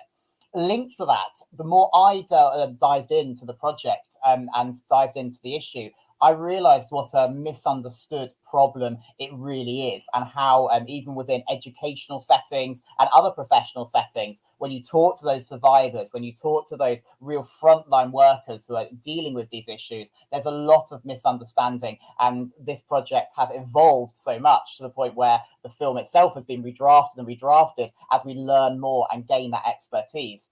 The key misunderstanding is to not see it as an issue of modern slavery, to see it instead as a drugs-based issue, worrying about our child getting involved in drugs, taking drugs, and getting involved in crime. And actually, county lines is very much trafficking, it's very much child exploitation, and it is an issue of modern slavery, which I'll explore a bit later on. But I think recasting that in children's minds, and indeed parents' minds, as modern slavery is one of the key aims of this project. The other big factor, and I really gained insight from this from talking to some of those survivors themselves, and indeed to other experts in the field, was that any type of child can increasingly be affected. As I said, I used to work in an inner city school in North London, and we were seeing about 7-8 years ago. Unfortunately, we did deal with a lot of gangs and indeed the seeds of county lines. What's happened in recent years, as many of you will be aware, is that it's really spread out into suburbs, out into areas such as ours here in Windsor, in Berkshire, areas you wouldn't associate with high crime or these sorts of issues. And as a result, it's far more hidden. And actually linked to that, not only is it any area, but also any type of child. Traditionally, and even going back a few years, the research would say it was more likely to be children with certain vulnerabilities. The reality is that actually the criminal gangs that operate county lines don't want those overtly vulnerable children, because they're more likely to get stopped, they're more likely to be suspected. So actually it's been a whole range of children, but particularly in recent months, in recent years, children that are overtly not your stereotypical vulnerable child. And so any child can be affected, because at the end of the day, any child is vulnerable to child criminal exploitation.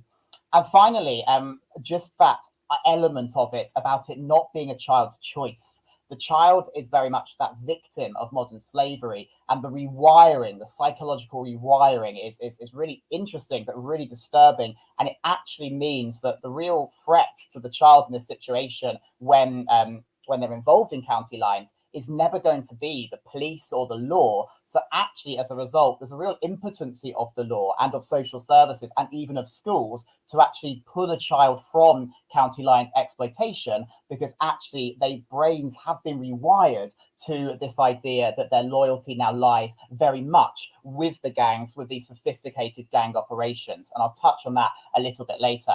And finally, while there is that parental concern, and while there is a lot of thinking about this issue and thought and media about this issue, there is still an element of heads in the sand about it.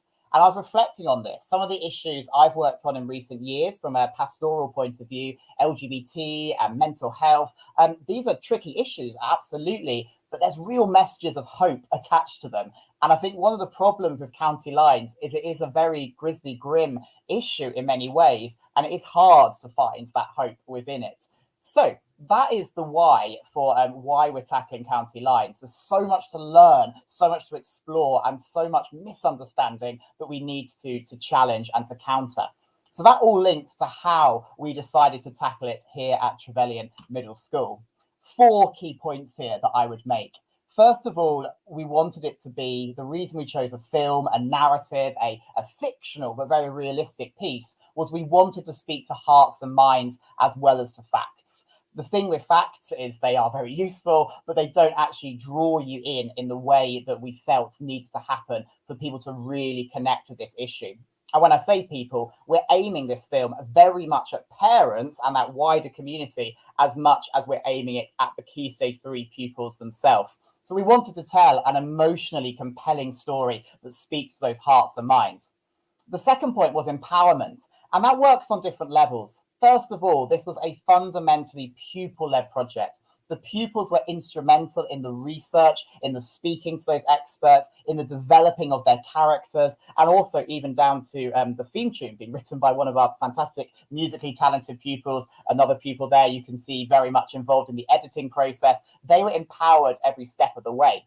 But it'll also be empowering, I really hope, for those who receive this film, for those who actually view this film wherever they happen to be, because it's not a simple moralistic fairy tale with the good guy and the bad guy.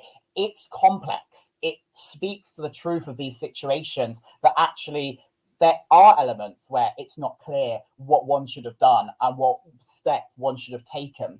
And we want to explore that complexity, because in the reality, there's no easy way to respond to something as tricky as county lines. So we want to not only have I hopefully joined in empowering our pupils to lead on this project, but also the resources that will come with the film, and the film itself is actually providing a discursive space for our young people, because I think we can all remember being at school and having certain morals and so forth issues are preached to us, and actually speaking personally, I never really connected with that approach. So we seek to challenge that in this particular film. Collaboration has been absolutely key, but also unexpected.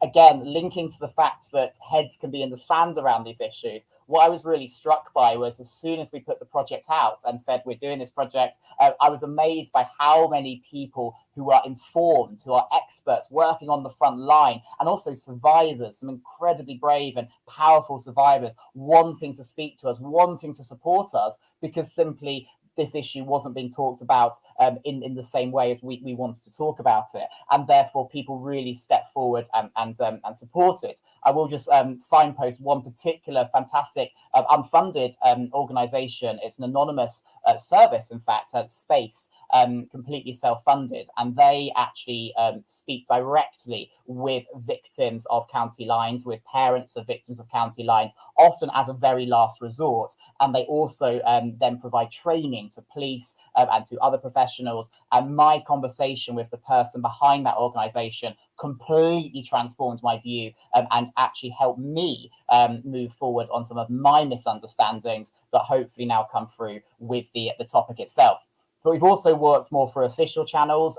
Thames Valley Police Force, one of the the Police and Crime Commissioner's key strategic priorities is tackling county lines. And actually, as a result, he came to visit our school to see the work we were doing, and he's going to help us promote it further as we go forward.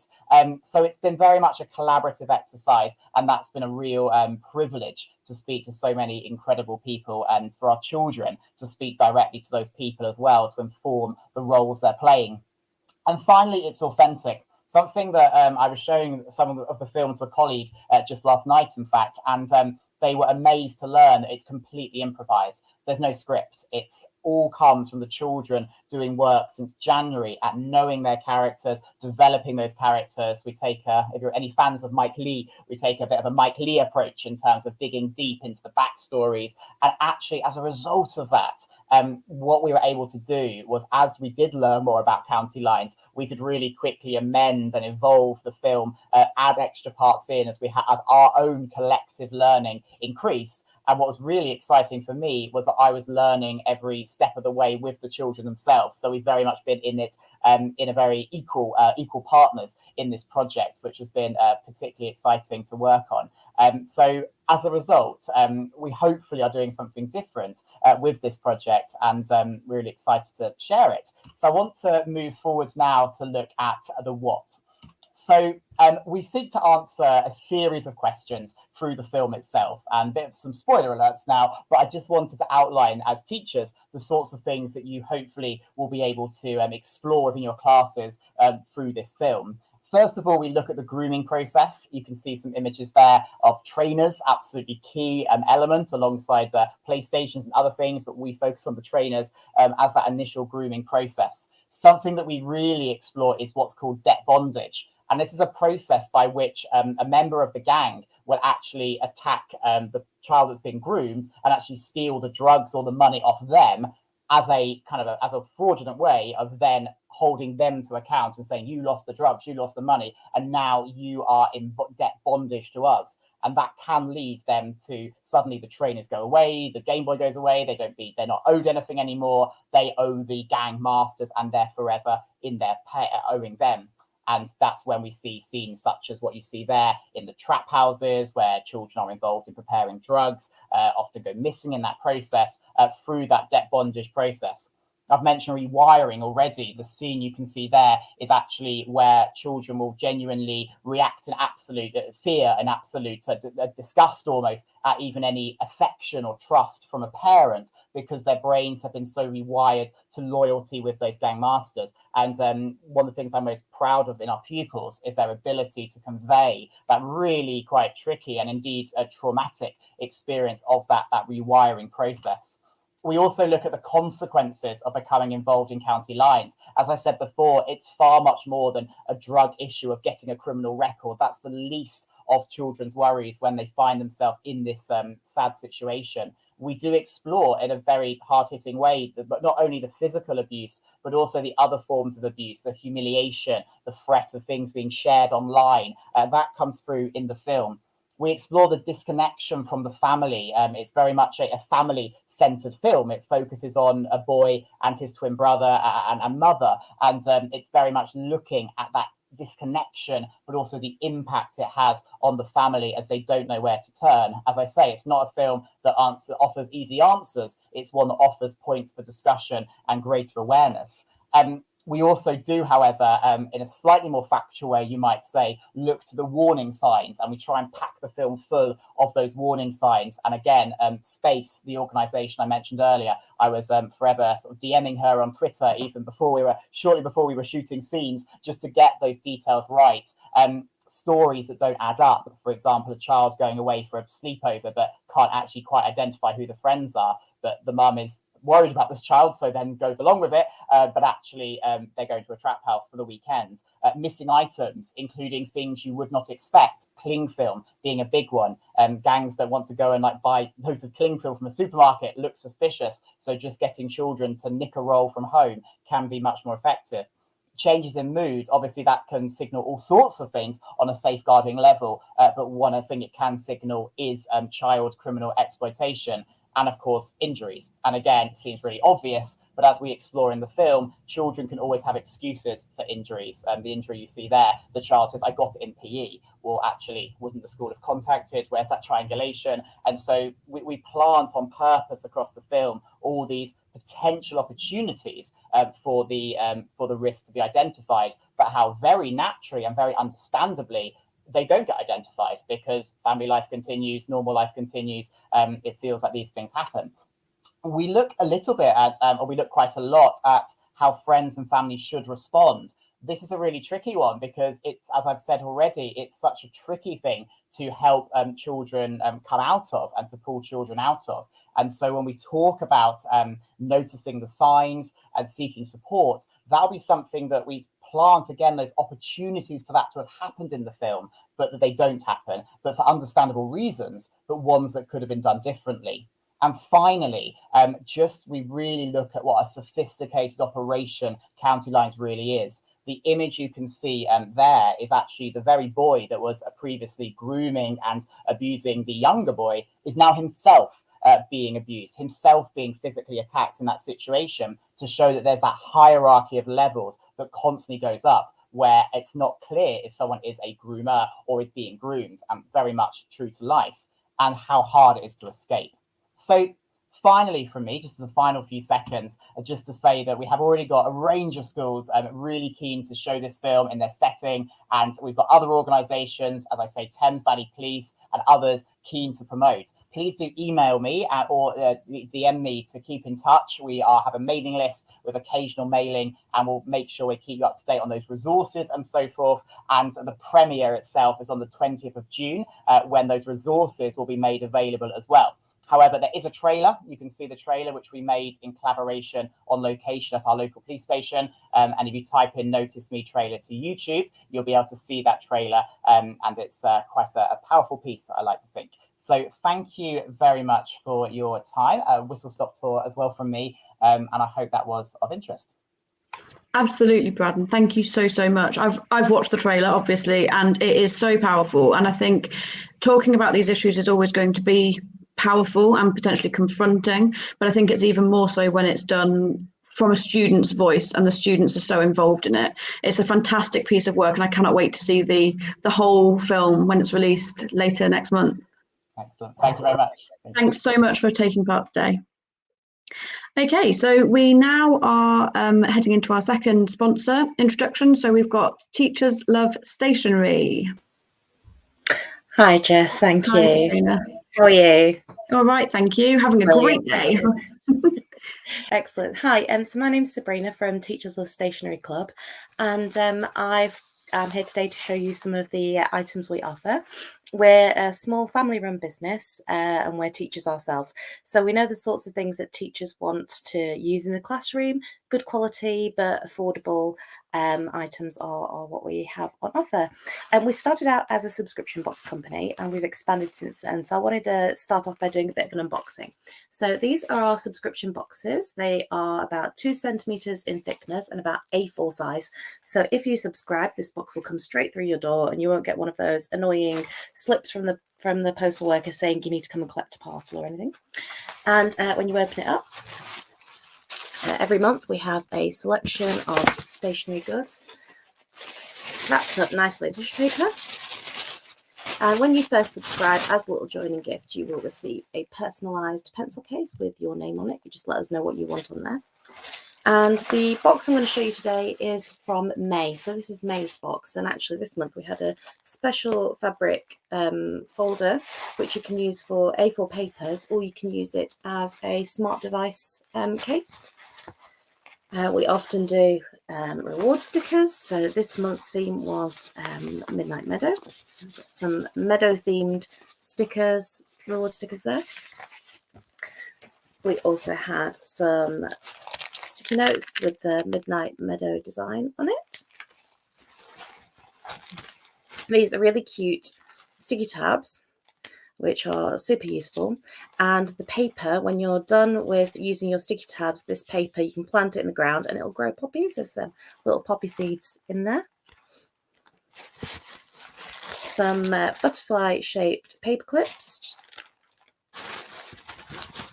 And a pen containing real preserved flowers in it. It's very pretty. And this is a decoration tape roller, so it's retractable, and it's a bit like a Tipex roller, except it leaves little flowers on everything. So that's kind of nice to decorate your planners or for when you're marking your students' work, and it kind of brightens things up a bit.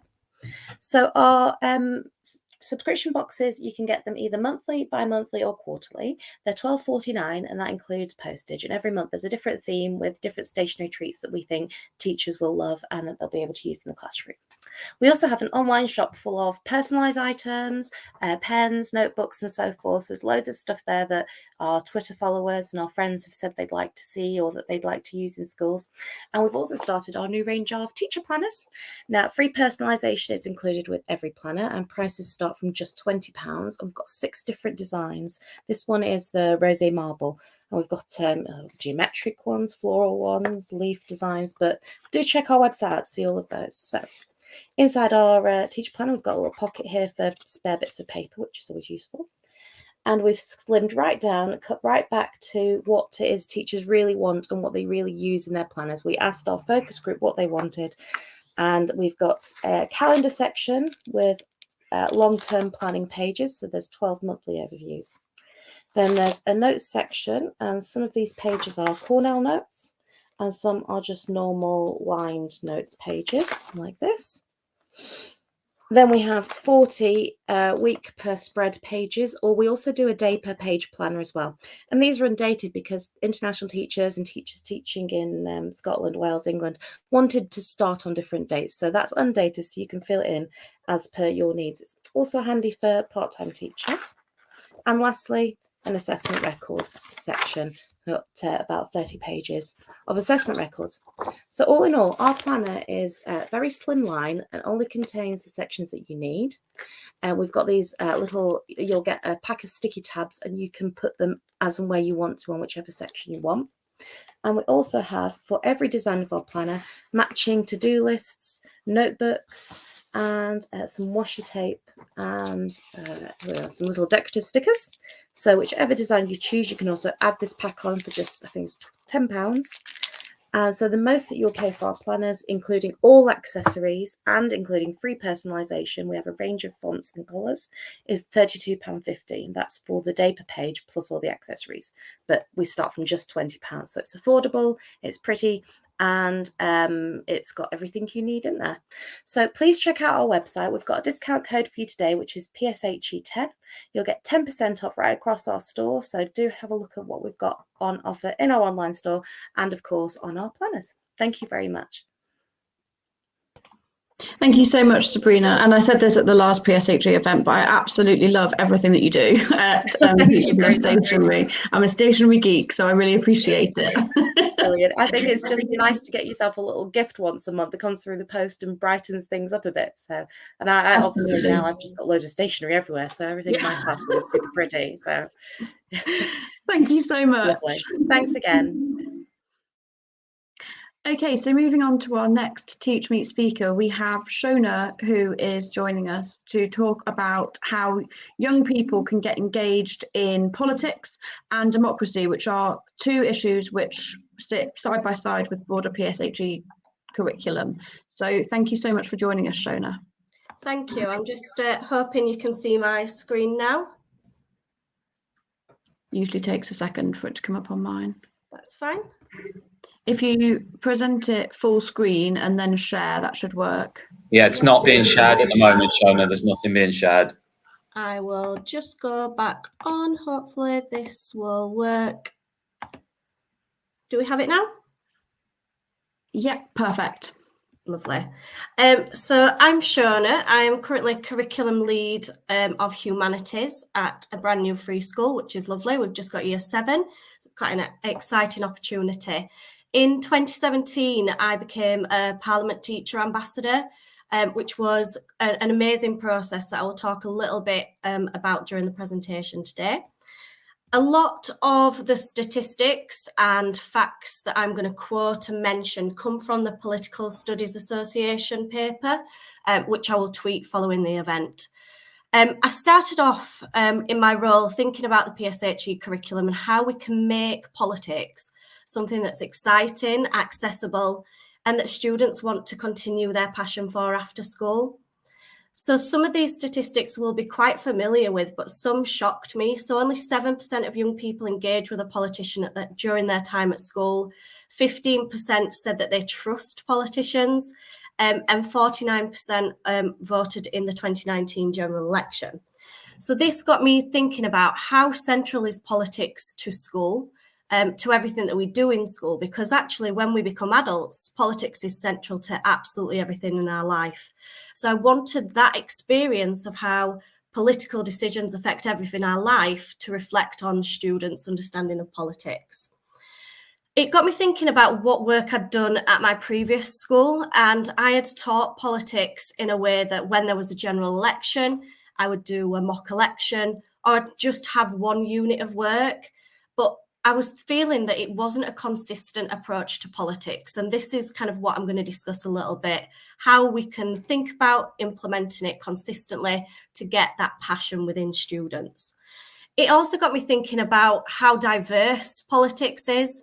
I think in the last election, we got 10% of MPs were from a diverse background. So that's only 65 members of parliament. The average age of a politician is in the 50s, and that has remained the same since 1979.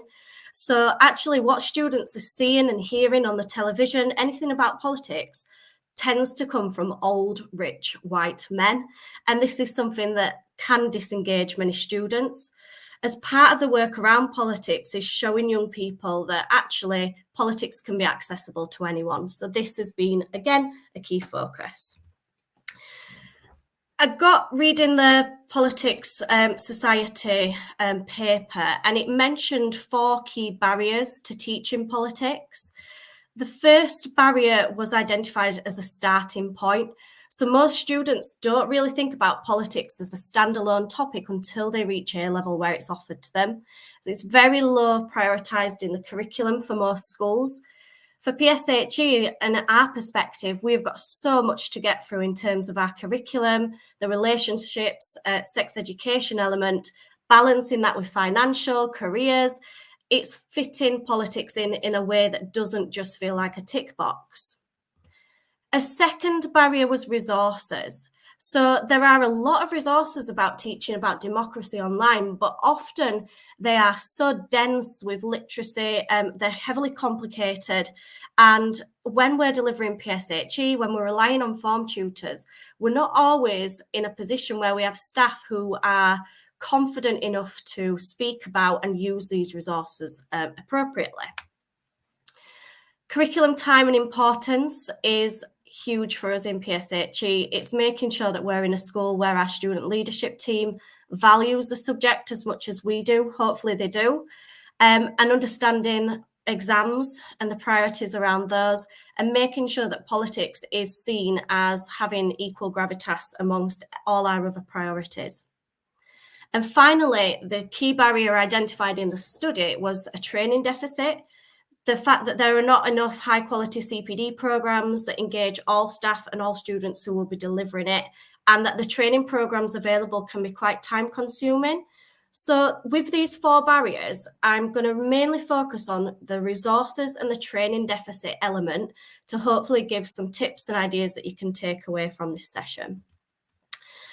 It got me thinking, before I get onto that, about why we're so scared to talk about politics, because as I've led a number of different teams, when it gets to talking about politics, there can be a little bit of nerves around that.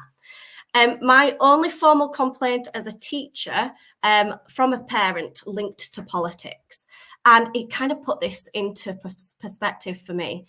I held a mock election, and because of the timings of the school day, I had to do it the day before the general election. I was accused by this parent of collecting the results from their students and selling it to the government so the government could predict the outcome of the real election. Obviously, I wish I had that kind of ingenuity and I'd get lots of money for that, but it obviously was not the case. And it made me quite fearful as a confident leader about where is the line when I'm mentioning politics? Am I being impartial? And for a lot of teachers, a lot of leaders, this is the key worry. And this was exacerbated by what I believe a document that came out from the Department for Education in February this year. This document is 34 pages long, and it linked the idea of political issues and how we can have political impartiality in schools. This is obviously a really important aspect of teaching politics. We do have to be impartial as staff, but when you read this document, it can be quite terrifying, because what it identifies as being political issues and how as staff you need to be reasonable with your judgment and your impartiality is quite overwhelming, actually. So I took an extract from this document directly. So I've literally just copied and pasted this. And it talks about in different subjects how political bias can come into play. It mentioned climate change with geography, and the fact that actually, as teachers, if we start to talk about different political parties and campaign groups and their response to climate change, then we need to make sure we do that in a balanced manner and not promote any partisan political views. This is where we get a little bit nervous, because where is the line? Where are we being equal? Where are we being fair? Do we need to talk about all views? And it can be quite overwhelming. This Department for Education document as well is not very good at giving you what is an example of being impartial. So for many staff and leaders, this can be quite worrying.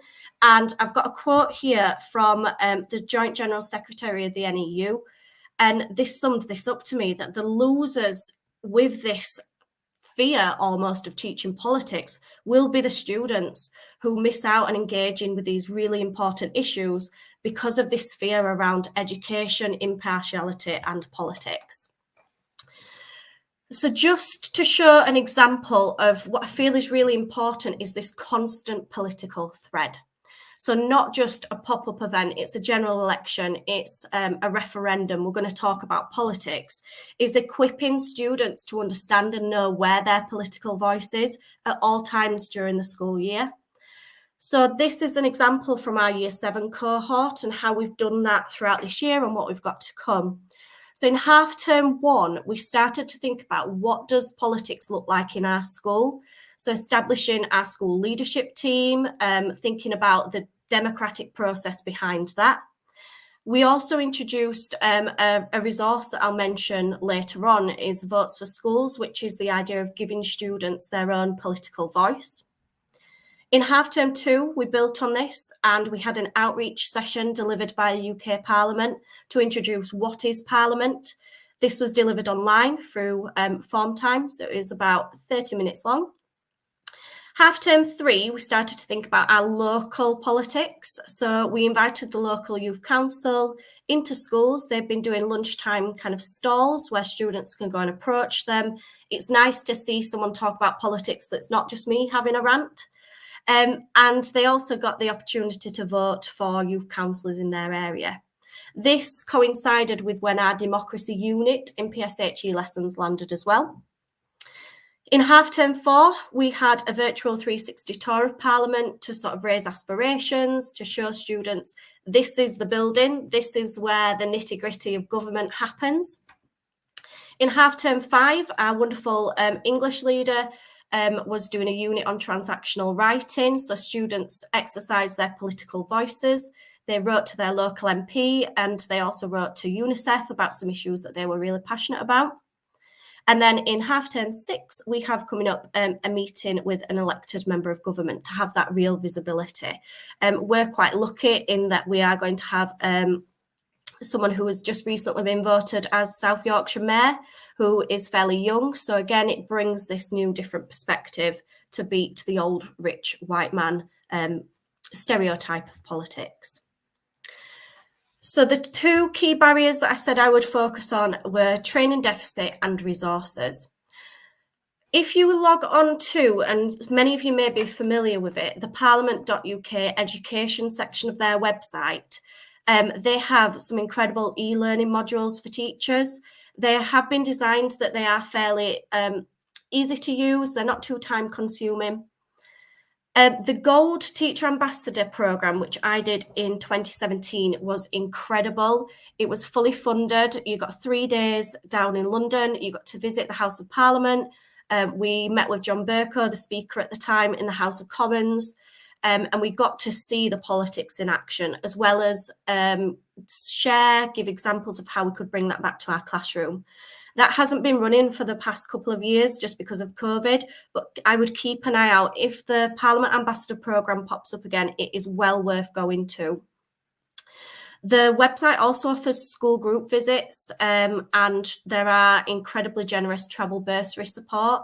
So it's quite interesting that you can also think about how you could take students there as well. There are free resources and books on their website as well as the online and outreach sessions to train staff or to be delivered to students. There are a couple of options. With resources, there is the incredible institution, I would say, of Hansard documents.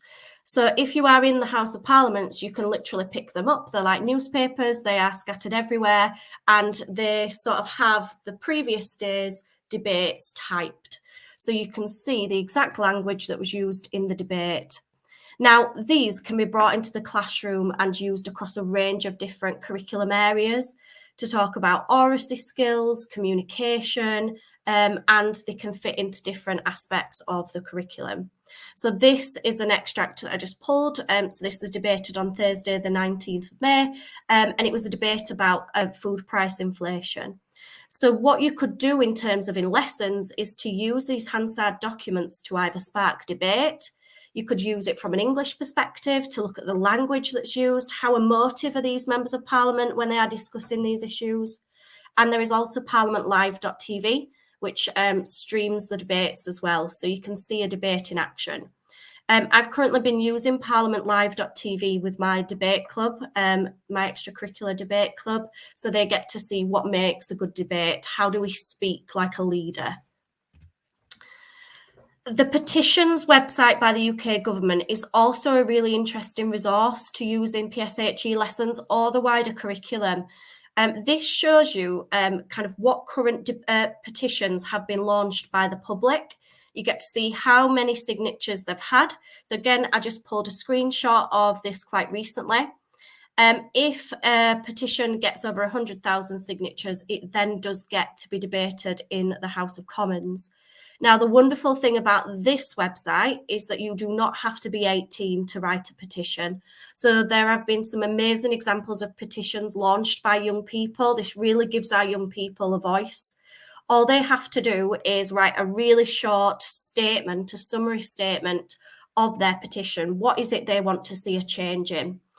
There was an incredible example of this being really effective. There was a young lady who was studying her A-levels, and she was really unhappy with the amount of female representation in the English literature exam.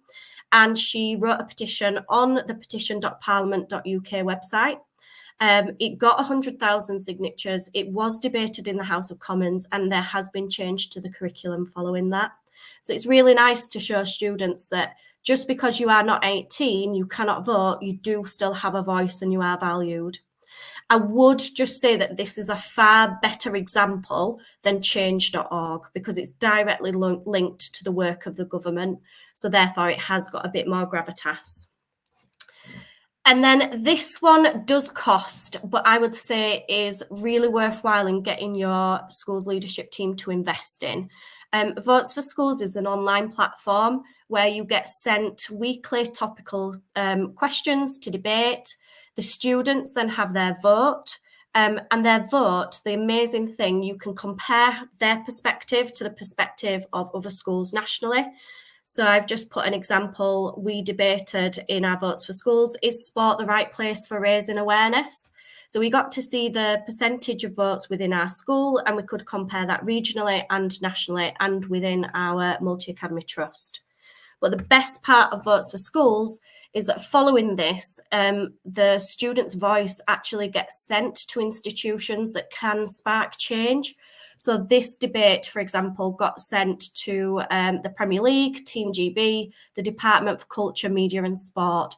So actually it had a real impact in showing students, yes, we care about your political voice in school, but this is how we're taking your voice outside of our community to be heard. And then I've just put some final recommendations from the study that I've referenced a little bit. This is mainly for school leadership. And I'll kind of put this again onto my Twitter so that if anybody wants to take these tips and advice away, then they can present this to their school leadership team if necessary. So it's important, as we've mentioned, to make sure that political education is accessed by all students, all ages. It's regular. That's key for me. It's got to be regular. It's not just this one-off, we'll talk about politics now. Encouraging that professional development, we need to value this. If we want our young people to go into the wider world, be active political citizens, we need to put the time into that in school. Levelling up the provision. So during key campaigns, we do need to up the ante, but if that is standalone, it's not going to be as impactful. And then finally, making sure that politics is in action in schools. So we have student elections, students have their political voice heard. So hopefully I have not overrun, and that is that from me. Thanks so much, Shona. I mean, the event as a whole is overrunning, but I think that's just because we don't want to cut people off too much. We want to hear what you've got to say. So thank you so much for that. And I think it really is so important that we're able to make politics part and parcel of all education in schools, actually. And I think those statistics at the start that you shared are so powerful. If we can't get young people to know about it in school, how do we expect them to be able to leave and vote at the age of 18? So thank you so much. Okay, so moving on, we're now going to hear from Angela and Richard, who are from Chameleon. And Angela is going to be talking through some practical tips for PSHE delivery. Welcome, Angela. Hello, hi. Hi. So let me just share my slides. They're all up. Yeah. Okay. Well, hello everybody. We are from Chameleon, but we are just looking at sort of practical tips, and much of what we're going to be looking at pretty much summarises lots of the talks that we've heard today. So hopefully there'll be some nice takeaways for you. We do provide lots of free materials for teachers, so don't feel that this is a promotional activity that we're doing here. So first of all, just a little bit of a brief intro on Richard and I. Richard couldn't get on with me today, so just a little bit of an overview. So we've been working in PSHE and health and teacher training and so on for a very long time. And what our sort of key aim is empowering teachers to be in control of their PSHE, what they deliver in the classroom. And we just try and do everything that we can so that you're in the driving seat. So, for example, we would never be recommending a scheme of work, for example. We feel that you're the best people to put all that in place.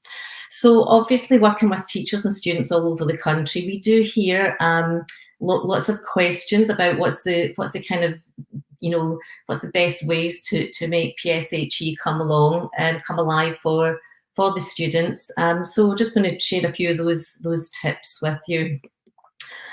So we've tried to just condense it to something a bit quick and memorable. And we do appreciate that many of you here today will be PSHE leads. So this is more things that you might want to take back to your team rather than sort of advice for you, because we know that you, in fact, are the experts. So we're just going to very quickly mention rules, relatability, which is the sort of biggest chunk of this short presentation, and then a little bit of return on investment. So we've got that kind of that financial theme popping through, but in a bit of a different way. So I know that you will be well aware that keeping your classroom environment very safe for learning for students and teachers is absolutely crucial to good PSHE. And I guess it surprises us that very often we still get asked quite a lot about what should the ground rules be and what needs to be included when we're putting a set of ground rules together. So as you can see on that slide, I mean, the main thing is safety, it's building confidence, that having that safe environment, lots on mutual respect, because some of the issues you may be discussing will be pretty sensitive. And then in terms of your safeguarding, we want it to be a safe, confidential environment, but on the other hand, for students to understand sometimes that can't be guaranteed if there's safeguarding issues at play. So this is some example rules we put together. However, our advice to PSHE teachers is always, use this as a starting point, but encourage the young people to come up with their own rules. And then there's that shared ownership, keep bringing them back to these rules of engagement when you're teaching your PSHE lessons, and reminding them that it's the rules that they've jointly agreed. So not much more to say in that. I'm sure it's something you're all very familiar with. So another thing that you can think about as leads is how confident are your staff in using these? And one of the things that we put together is a free resource. Anyone can download it. And we've got quite a few bits and pieces of documentation around about things you might want to focus on during learning walks. So if you've already had a look at our website, you might be signed up as a free pathway user. All this sort of information and bits of documentation is available to you. So the main part of this short session is about relatability, because as you're probably well aware, and some of the other speakers have said earlier, the best way to engage students is if they feel that what you're talking to them about is meaningful to them. You're kind of speaking to them, and it's more of an emotional connection rather than just lots of facts and figures and so on. So that's what we're going to kind of focus on a little bit more over the next few minutes. So one of the we've heard quite a bit about data today, and one of the things that we also heard earlier from Natalie was about social norms. So one of my research interests is in normative education. And when Natalie mentioned that John Rees had shared some slides around about student perception and reality, John's one of our colleagues, and that's actually work that we've done that he's shared. So we love to collaborate, and the more people that hear about this sort of stuff, the better. So, for example, if you were surveying your students and you found you were asking some perception data, you might find, and this happens in lots of areas, that many students might think things are happening amongst their peer group. So, for example, they might think far more of their peers are drinking than is the case. Or this example here is about sex. So this comes from a Year 10 group. Their sort of impression, their perception was around about 20% of Year 10s had sex. But the reality was, when we asked if they had sex or not, it was 2%. So this makes it quite relatable, because you've got a discussion opening up. Why why is the misperception so wide across this area? And it's that sort of urban myth type thing we hear about a lot, that everybody's doing it. And it relates to so many things, whether it's alcohol, not so much smoking anymore, because students are getting much more accurate in their depiction around smoking, which is very low. So it's quite a powerful conversation point. But again, it has to be done within a safe environment. So again, we are thinking about making sure those rules of engagement are in place. So that's something that you can do just to make it a bit more relatable. Students tend to like looking at their own data. So if you've got your own survey in place, that's fantastic. Otherwise, as some of the speakers said earlier, you can use some of your local public health information. There's national information also from charities and organisations.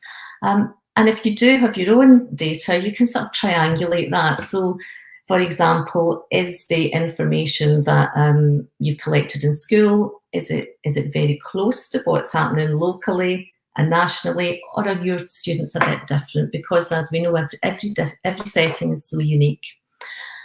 So that's a way that you can just make PSHE a bit more relatable across a whole range of the areas that you might be looking at in the topics. So the other thing that we promote a lot, and again, some of the speakers today have brought up examples of this, is the use of scenarios and case studies and social stories. And it's a great way to distance the topics and the themes, so that we don't want things being too personalised, especially when we're looking at some of the more sensitive areas. We've heard quite a bit about setting up various advisory groups in school, which again is a fantastic way just to check out if what you're delivering actually is relatable or not. When we put materials together, we spend a lot of time talking to young people and teachers, and many of the case studies that we would sort of suggest and pull together are based in real experiences that have been shared with us but are then anonymised. So it's really good to sort of think about the real things happening to young people, but to keep it distanced. Another good use of making your content as relatable as possible is to think about all these ways that you can get diversity into whatever you're doing. I mean, you heard from Andrew earlier about that, and very often we just try to use gender neutral names, for example. So that makes everything a bit more relatable, and it's also a way to just keep embedding all of those all those equality messages, all that diversity that you want to just be part and parcel of all your PSHE provision. Very useful if you're using resources that can be edited, because every setting's different, every cohort within a setting's even a little different. So if you have got the ability to be able to edit resources, so much the better. Another way that you can make your material more relatable is by using technology. As we know, young people are extremely good at using technology. It's not so natural to them. So if you're able to use smartphones or iPads in school, then you can sort of engage some of that technology just to mix things up a bit. So that's another thing we would recommend. And then using, sort of applications like Mentimeter is a good way just to keep getting bits of feedback all the time from your students, getting them engaged. And also you're providing evidence of your PSHE, and the learning, the progress as you go in a fun way. So it's another nice way to make it a bit more relatable to young people. Again, we've heard a few examples already about the various societal changes taking place that are likely to be very relevant to young people. So just keep abreast of that. And I know the group here today will be brilliant at keeping very up to date with all things PSHE. But again, maybe this is some of the information to take back to your teams in school that might not be quite so excited or passionate about PSHE as we all are. So the other thing with this whole field of work is that it is constantly changing. From one day to the next, there can be a new big news story that is going to inform lots of the conversation, the discussion. And if you can weave that into your PSHE, then it just makes it much more exciting, relatable, and interesting. So the quote at the bottom, around over 10% of young women, 16 to 24, now identifying as lesbian, gay, bisexual or other, it was an article in The Guardian last week. So 2020 is the first time that this statistic has moved beyond 10%. I think it's about 11.2%. So it's, if you're talking about the whole sort of gender issues, equality, identity, this sort of current information makes it come alive. We would always advise to be careful with images and videos, make sure they're up to date and they're inclusive. And we've heard lots of that today, so I will not say any more. I'll just move on, and I'm sure you're all very aware of that. And then if we're thinking about what you're going to deliver when, and I think right back to Manuel this morning talking about finance, we very often hear that one of the gaps in young people's knowledge is around budgeting and finance. They want to know more, but at the right time. And when your timetables are very constrained, you might find that year 7 are ending up getting bits of finance and budgeting and stuff about credit cards and mortgages, and it is so far from what their reality is going to be that it's a bit early. It's not really going to be that exciting for them. Come year 10, 11, they're much more likely to be thinking about the future, and that's the sort of data that we've been getting back from various surveys with schools. Similarly with FGM, it's going to very much depend on your setting. If you have got a cohort that are potentially at risk of FGM, that work has to take place very early. If you don't, like Natalie mentioned a little while ago, very white setting, very few students likely to be at risk of FGM, it may be that that's a topic that you do later, and it's a different approach that you're taking. It's not safeguarding, it's much more about rights and responsibilities and, sort of justice and so on. So, just thinking about what topics are going to be relatable when, and decide where you're going to place them in your programme. So finally, last bit here, thinking about return on investment. So as you know, your timetables can get really, really crowded. PSHE has traditionally been an area that gets a bit squeezed out, much to our disappointment. And it's just such a massive, massive area. So how do you prioritise what you're going to do? How do you get more bang for your buck when you're delivering PSHE? Well, what we would advise is you have an evidence-based approach. So you're looking to know your students really well, and what's important to them. And this is also a big focus now with Ofsted. So be prepared to think about always sort of tweaking that programme to get the content in that's going to meet your student needs the most effectively. And I mentioned earlier about smoking. Very few students smoke these days. Very few, the UK is the second lowest smoking country in Europe. So smoking has taken a massive hit, which is a great thing. You may be in a setting where that statistic is a little bit different. So again, it's got to be, knowing your setting well, knowing your cohort well. But if you don't need to be doing lots of tobacco education, there's plenty of other places you can be spending your time. So make sure that you are just focusing on the areas of need. And if things only need a light touch, then don't do lots and lots of lessons on them. But the only way you'll know that is by asking the questions in the first place. The other area where you can sort of capitalise a little bit more on your time is looking at where PSHE, careers, citizenship, even some aspects of religious education have a bit of a crossover.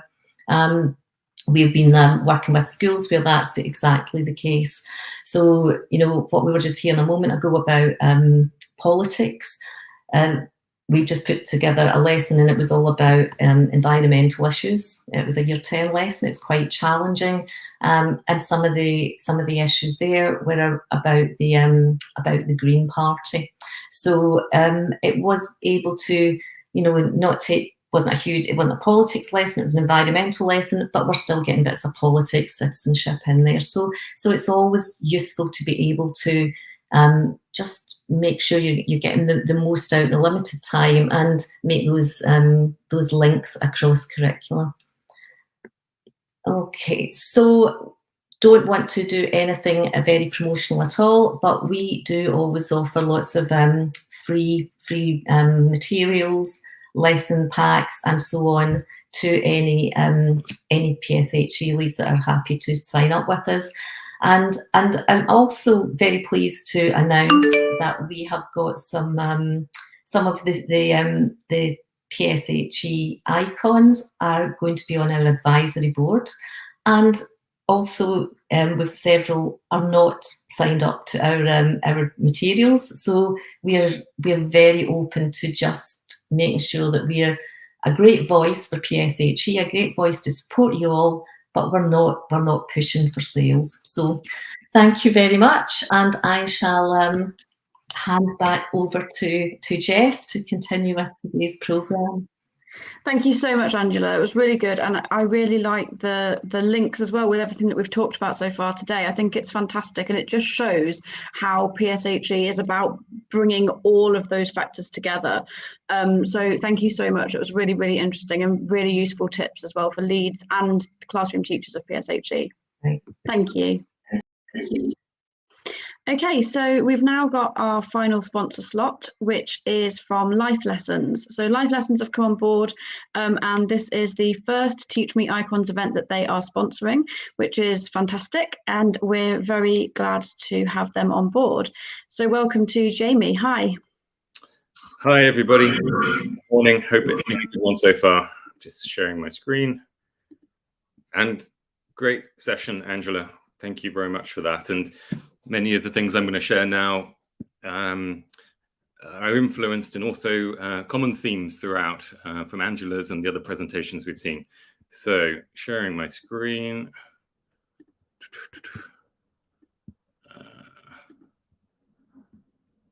Hopefully that's good. Can I hear? Is that fine? Can you see that? Yeah, all good. Yeah. Great. Okay. So 5 minutes to show you what Life Lessons is all about. So First of all, I'm Jamie. I'm co-founder. Nicole, who was on the agenda, she's my co-founder colleague.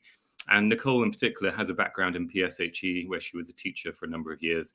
My background, more supporting schools and universities with education-focused solutions over the last few years.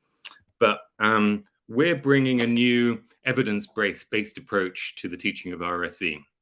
And some of the principles that you see here are things that have come up before. So I'm going to just quickly highlight them. So discussion-led. It's important that young people can explore these complex themes and have the safe space to do so and develop the skills to talk about these things. So that's vocabulary, for example. Discussion-led is really important. Relevant to the daily lives. So Angela talked about relatability. It's essential. It needs to be a direct connection there. Inclusivity. We have diverse pupils. Diverse cultural backgrounds. The world that young people are entering is diverse. And even if your school isn't, the world that they're entering is. That's important that that representation is there, including the needs of SEND learners, which for a long time have been less considered in some of the resources that have been available in schools for this subject. And then as a general point, this is about, and many of you will know, aware of the importance of teaching skills, understanding the why as well as just the what, and it's not just about knowledge that can be regurgitated. Onto the final point there, what we're trying to do is connect RSHE with safeguarding and whole school approach, creating positive, healthy cultures in schools. And so we've developed materials and resources that work in form time, in lesson time, and across the school. So how do we do it? So we make it relatable by bringing the voice of young people into the classroom. So we film young people talking about everything that cascades down from the statutory requirements. So we ask them, what does a healthy friendship group look like? How do you make new friends? Why would a boy take the photo up a girl's skirt and share it with his friends? We ask these crucial questions, and the answers that come back are not scripted. This is candid response from young people from different backgrounds themselves. So we have gay, straight, black, white, north, south, young people, and we're casting for season 3 of life lessons at the moment. And we've got a video library of about 120 videos so far, covering topics from consent, pornography, well-being, and a load on healthy relationships. And I'm going to show you a little trailer for season 2. Hi, my name's Ruby. My name is Raul. I'm 18. My name is Amy. Hi, my name is Ignatius. I'm Nicole. My name's Luke. I think I'm definitely like a bit of the mum in the group. I bring the energy, like the friend that's kind of just there throughout it all. I'm someone that's really good at giving advice. There's loyalty there and you can just be yourself. For me, every relationship I've had, the good ones are always the ones where you can actually speak to them. That they accept me. They don't judge me for my mental health symptoms. Saying, how are you? Are you okay? Is really meaningful. A meme. Memes, they do wonders. When I had my first toxic relationship, I wanted to leave it, but I struggled to because I was pushed in by like manipulation from the partner, pretending to be like sad about it and all that. And I think my friends would always say like, you should leave it because, you know, it's not doing you any good. They usually involve a lot of manipulation, gaslighting, they involve you feeling unsafe, insecure. Those are not feelings that should be caused by people that you love or by people that you have affection for, because those people should create a positive environment for you in which you feel safe and comfortable. When I was younger, the population for me was disrespecting a woman just to get more credit with my boys, you know, because that was more powerful than me thinking, oh, that girl's gonna be with me. So it gives you a taste of the sort of videos we're producing. They're all published in our platform, which schools get access to, and they're available in offline form as well, so you can embed them in your own PowerPoint presentations and Google Slides. And back to the presentation. what we're looking to achieve here is actually harness peer influence, getting young people to watch other young people that are saying positive messages that we know can be hugely influential. Other young people are hugely influential. And it makes it much easier for your pupils, after they've watched other young people talking about these things, to talk about it themselves. And we have a simple pedagogy. So it's watch, discuss, do. We're going to watch something as a class. Then in groups, you're going to talk to each other about some of those themes. And so the role of the teacher is very much about being a facilitator. And then we also provide the activity sheets to follow up from that. So as an example, we're going to watch about relationship role models. Then we're going to have a discussion in groups, and then we're going to share back or do an activity. And all of this is provided by us. So fully planned lessons, bite-sized materials, so you can be responsive to localize the materials. We want to do more of this, less of this, or something's happened in our school related to sexting, for example. We've got these resources that we can use. And we've got we've got a thing called topical life lessons, which uses things that are going on in the media, like Will Smith, for example. We got out the next day. Here's everything the teacher needs to coordinate that lesson. And then we do also provide some CPD. How do you create this safe space? How do you counter things like banter, etc.? From September, we'll have a full spiral curriculum. So year 7 to 13. So we're in secondary at the moment. And we're also going to have some standardized assessment tools, because we know that's something that schools often are challenged to be able to prioritize. And also some means to collect what pupils want to learn, because it needs to be driven by those localized needs as well. And we're working with a load of schools across the country. Some of the bigger academies, we'd love to talk to you. So if you're interested in life lessons, visit our website, lifelessons.co.uk. I'm actually going to also, if there's a chat, I'm going to paste this, if it's okay, into the chat, so that anyone that's keen to have a chat with us can put their details there, and we can just get in touch with them. But thank you very much for your time.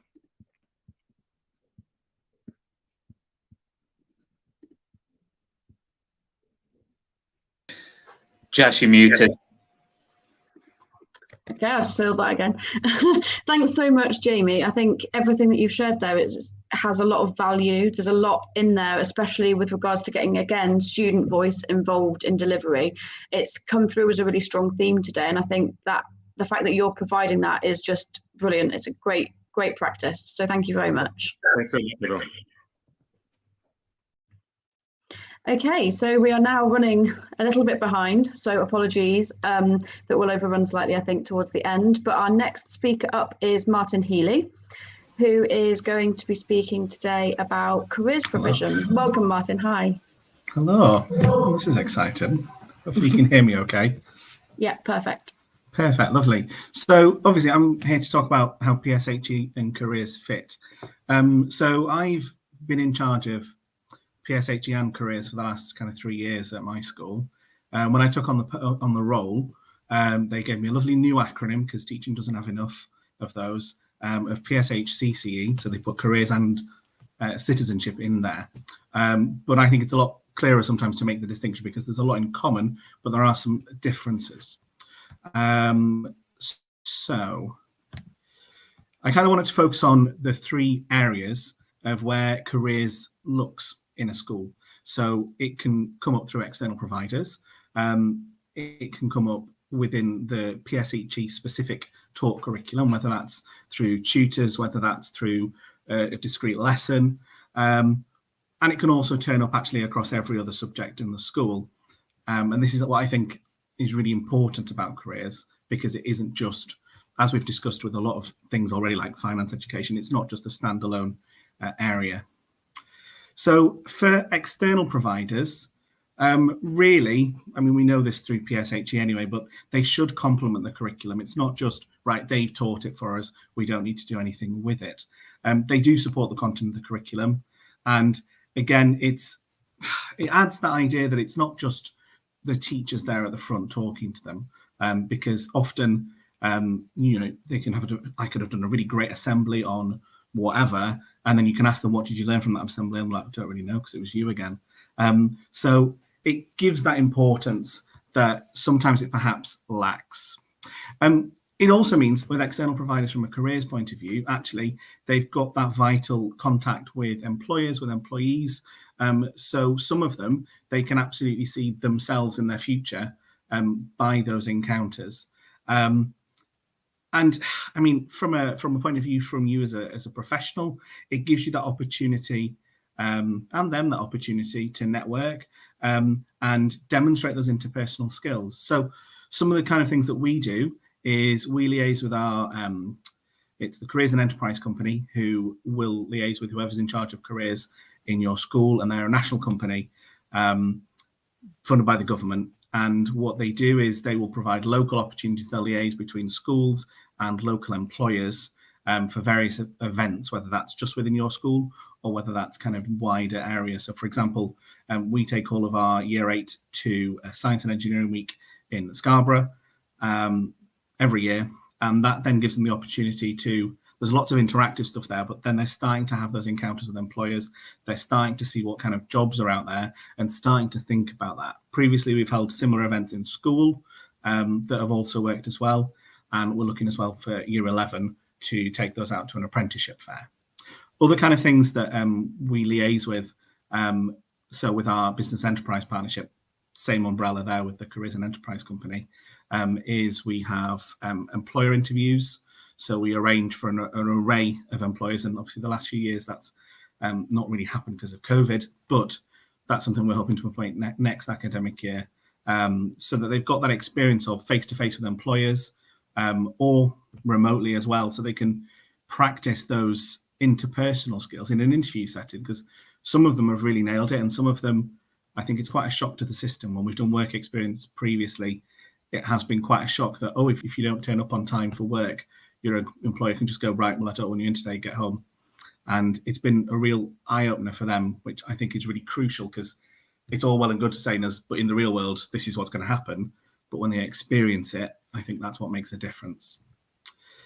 I kind of mentioned this actually just there, but ultimately liaising with your careers link in school, if that's not you, because they will have access to who is good, who's bad, who's perhaps better suited for the students. Ultimately, you need to, and same again with PSHE external, but getting that feedback before and afterwards. So yes, it measures impact, but it also means that, was this beneficial to them? If it wasn't, maybe it doesn't need repeating again next year, but then different cohorts have different ones. Having those conversations is really important, so that you can kind of follow up in lessons what they've come across. So if they've had, for example, we do an enterprise event with Year 7 where they have to create something to put the town on the map, and we've had students create like a cat cafe, we've had students create a local theme park, but then having that conversation afterwards in tutor, how did it go, what was your ideas, like, oh my god, what did you get from that, oh, did you really enjoy it? And then so they can then start to see, actually, what did you use from what you've done in other lessons in that particular event. Now, I've mentioned about through the curriculum, PSHE, the RSE curriculum, these are just a snapshot that I've taken specifically from it, but actually a lot is covered through statutory requirements anyway. And you've got a few examples, I'm not going to read them to you, but ultimately it is already kind of what we're doing anyway. And if you're working with, for example, the PSHE Association, a lot of those things are built in. Yes, you need to tweak them to your local area, and depending on your local authority, so ours in particular has created a really useful booklet that breaks local labour market down into sector by sector, so that you can see actually what are the demands, what skills do you need, and then how does that tie into what you're covering through your PSHE lessons. For example, we're from quite a rural community, so obviously agriculture features quite heavily, and I think it's therefore fitting that in that, yes, it's not just the physical side of farming. You've got a lot of skills there that means you'll need to trade. You might want to go into the technical side, and how do you develop those skills? Now, through every subject, crucially, it's those interpersonal skills. Those interpersonal skills that we all kind of take for granted, but actually, from my experience, I've seen a little bit of a dip, particularly with the younger students, has taken a hit because of COVID. Really make it explicit that that's what you're working on. So, for example, I teach a bit of drama at school, and when I first started teaching, I was like, well, we get to do a game, excellent. And the students really love the games, but then it's making them really obvious that what we're working on this task. Oh, we're working on our focus. Okay, how's that beneficial to us? We're working on our teamwork. How is that beneficial to us? So making it really clear that you're not, that's what you're doing. Another way that we can do this to every subject is making it really obvious what the purpose of that subject is. Now, my other main subject, I teach a few subjects, my other main subject is French. So from my point of view, we're an option subject. So I'm quite used to selling the purpose of, well, you need this skill because employers really value having a GCSE in a language. But then other ways that we can do this, I thought of things like trigonometry. I've got a friend who's training to be a pilot, and she's forever whinging about how she's got to use various trigonometry and various maths to kind of plot her course. Likewise, in English, fitting in, if we're writing for a certain purpose, well, that ties into if you've got to write a cover letter, or you're even just the little bits that you pop on your CV to tell yourself. And then finally, the other way that it's every subject is, well, where is that subject going to take you? What is the purpose of that subject? What does success look like in that subject? What's the application of this? Another example, I've got a colleague in science, and they're starting to implement in their curriculum when they've done a certain thing. So, for example, with like fertilizers, not the most exciting or glamorous of topics, unless that's your thing.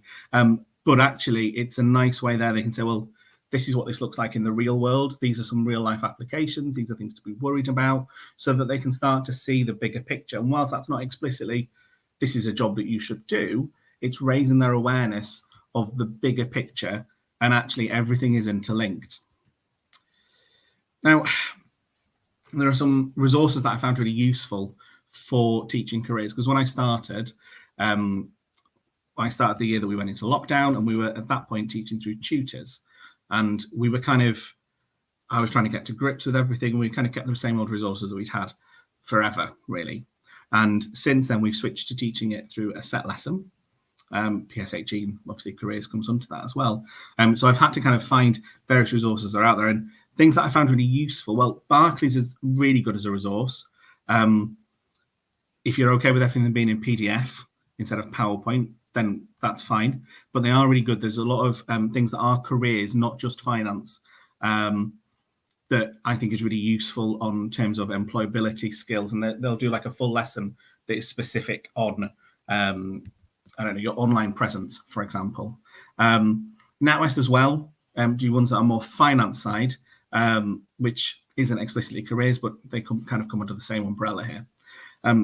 Similarly, Martin Lewis, again, finance, but it's making those links between actually financial stability ties in with those career prospects. So if you can link finance and careers, and again, it's about finding that right time, as Angela said, about placing those in your curriculum so that they have the most impact. So we've kind of started looking at more of the heavy finance stuff in year 10, whereas in year 9, we start to look at actually where do you want to go around the time they're starting to choose their options.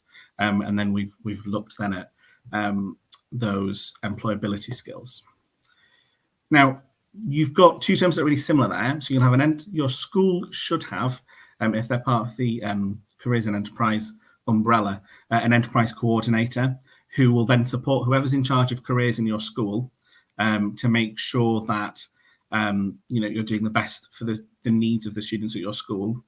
And they work on a regional level. So ours covers our part of North Yorkshire. And then you will have an enterprise advisor who is normally just for your school, and they'll be based in a local business. So again, it's about using their skills, their connections, particularly from an external point of view, to kind of say, well, actually, this is what somebody who works in a local business says. It's not just me saying it now. So you have kind of a lot of support there from then, as much as you need. I kind of wanted to finish, and I think this is my last slide, on how it's monitored. Now, it's monitored quite differently to PSHE. So careers has got these things called Gatsby benchmarks, and there are 8 of them. The only one kind of really that fits in specifically, I would argue, to PSHE would be the first one, in terms of how it's a well-structured curriculum and program. And here, it's all down to, we saw earlier the example with the politics about how you've mapped it out over the year. One thing that we do is we have kind of where's careers covered over each year group over the academic year, and that's something we review every year, so that we make sure that actually are we covering everything that we need to. And I think, yes, that is me, but just as a reminder really that PSHE and careers do go hand in hand. You've got external providers, much like with PSHE. It does definitely feature with your specific lessons, but I think crucially it's those other lessons to raise the profile whole school. Getting that staff buy-in is really important. And yeah, I think I might be early. Thanks so much, Martin. That was really, really useful. And I think, again, I'm going to think about some core themes that have run through the whole day, once the whole day is concluded, but certainly something that's coming through is the things which sit potentially just outside PSHE, so things like careers, things like politics, and how we can bring those in, because it's bigger than just it being, oh, well, this is how you get a job. So thank you so much for sharing your experience with that. It's been fantastic. Thank you. No, thank you. Okay, so next we're going to be moving on to look at something a little different. So a slight change, perhaps. I'd like to introduce Kerry from Tough Cookies Ed. Kerry is going to be talking about how teachers can be involved in helping young people to know their bodies. Hi, thanks very much. Okay, hi everyone. I'm really excited to be able to kind of host this session with you today, which is looking at the Teachers Now role, which was brought in with the RSE update, where you will be expected to teach children and young people about their bodies. So there's a few bits of that I'd really, really like to kind of focus on in this short session, which I think are really crucial and often not maybe discussed that much in other spaces. So I think this gives a good opportunity for me to do that. What I'm going to do is share some slides with you. So if is working. A little bit about Tough Cookies, who we are. We are a relationships and sex education organisation, and we deliver workshops for schools. So pretty much most of the week, there's a team of about 10 of us, and we are out working face-to-face with teenagers, year 7 up to year 11, delivering our RSE lessons in schools. We also train teachers, do some research, write curriculum resources for local authorities and things like that. So I wanted to mention that because I want you to know that we're still actively in the classroom speaking to young people and using those opportunities to really gather feedback and plan future work, which we're then able to share with you. And a little bit more about who I am. I'm a relationships and sex educator, and I've been teaching in schools under this topic since 1998, which I then started as part of the teenage pregnancy strategy. So I've seen lots of change over the years, and I really welcome lots of the new topics which are now included in relationships and sex ed. And I have shared this slide on social media as well, so if anybody wants to come back and revisit that, they can do. So I want to very quickly mention this great and exciting project which has been brought out by the Eve Appeal, which is a gynae cancer charity. And they are actually in the process of developing free resources which will be made available for all teachers and all schools from their website. So there's already a page up there with some information on it, and very soon there will be links to resource page where you can access videos and activities and worksheets to use in both primary and secondary schools, which teaches about Know Your Body. So I want to mention that that is available and to keep your eye out for that. And Tough Cookies are also a delivery partner alongside some other great organisations. And we are currently providing free Know Your Body workshops to schools in London. So if you're a school and you're based in London, please get in touch and we can maybe offer some of those projects to you. But that's where you can go for resources. So the first thing that I wanted to mention is that Know Your Body education isn't sex education. What I'm finding in a lot of schools is that they're sitting any education which is about young people learning about their body under the topic of sex education, which means that parents can still withdraw their children and young people from these sessions. And so what I would like to do is ask school leaders, school governors, PSHE leads, young people, school councils, that if your teaching about knowing your body does sit under sex education, please could you go and relook at that and look at if there's a possibility that you can move it under health education or what we call body education. And the reason for that is because as much as it does mention parts of the body relating to sex and reproduction, know your body education is much, much more than that.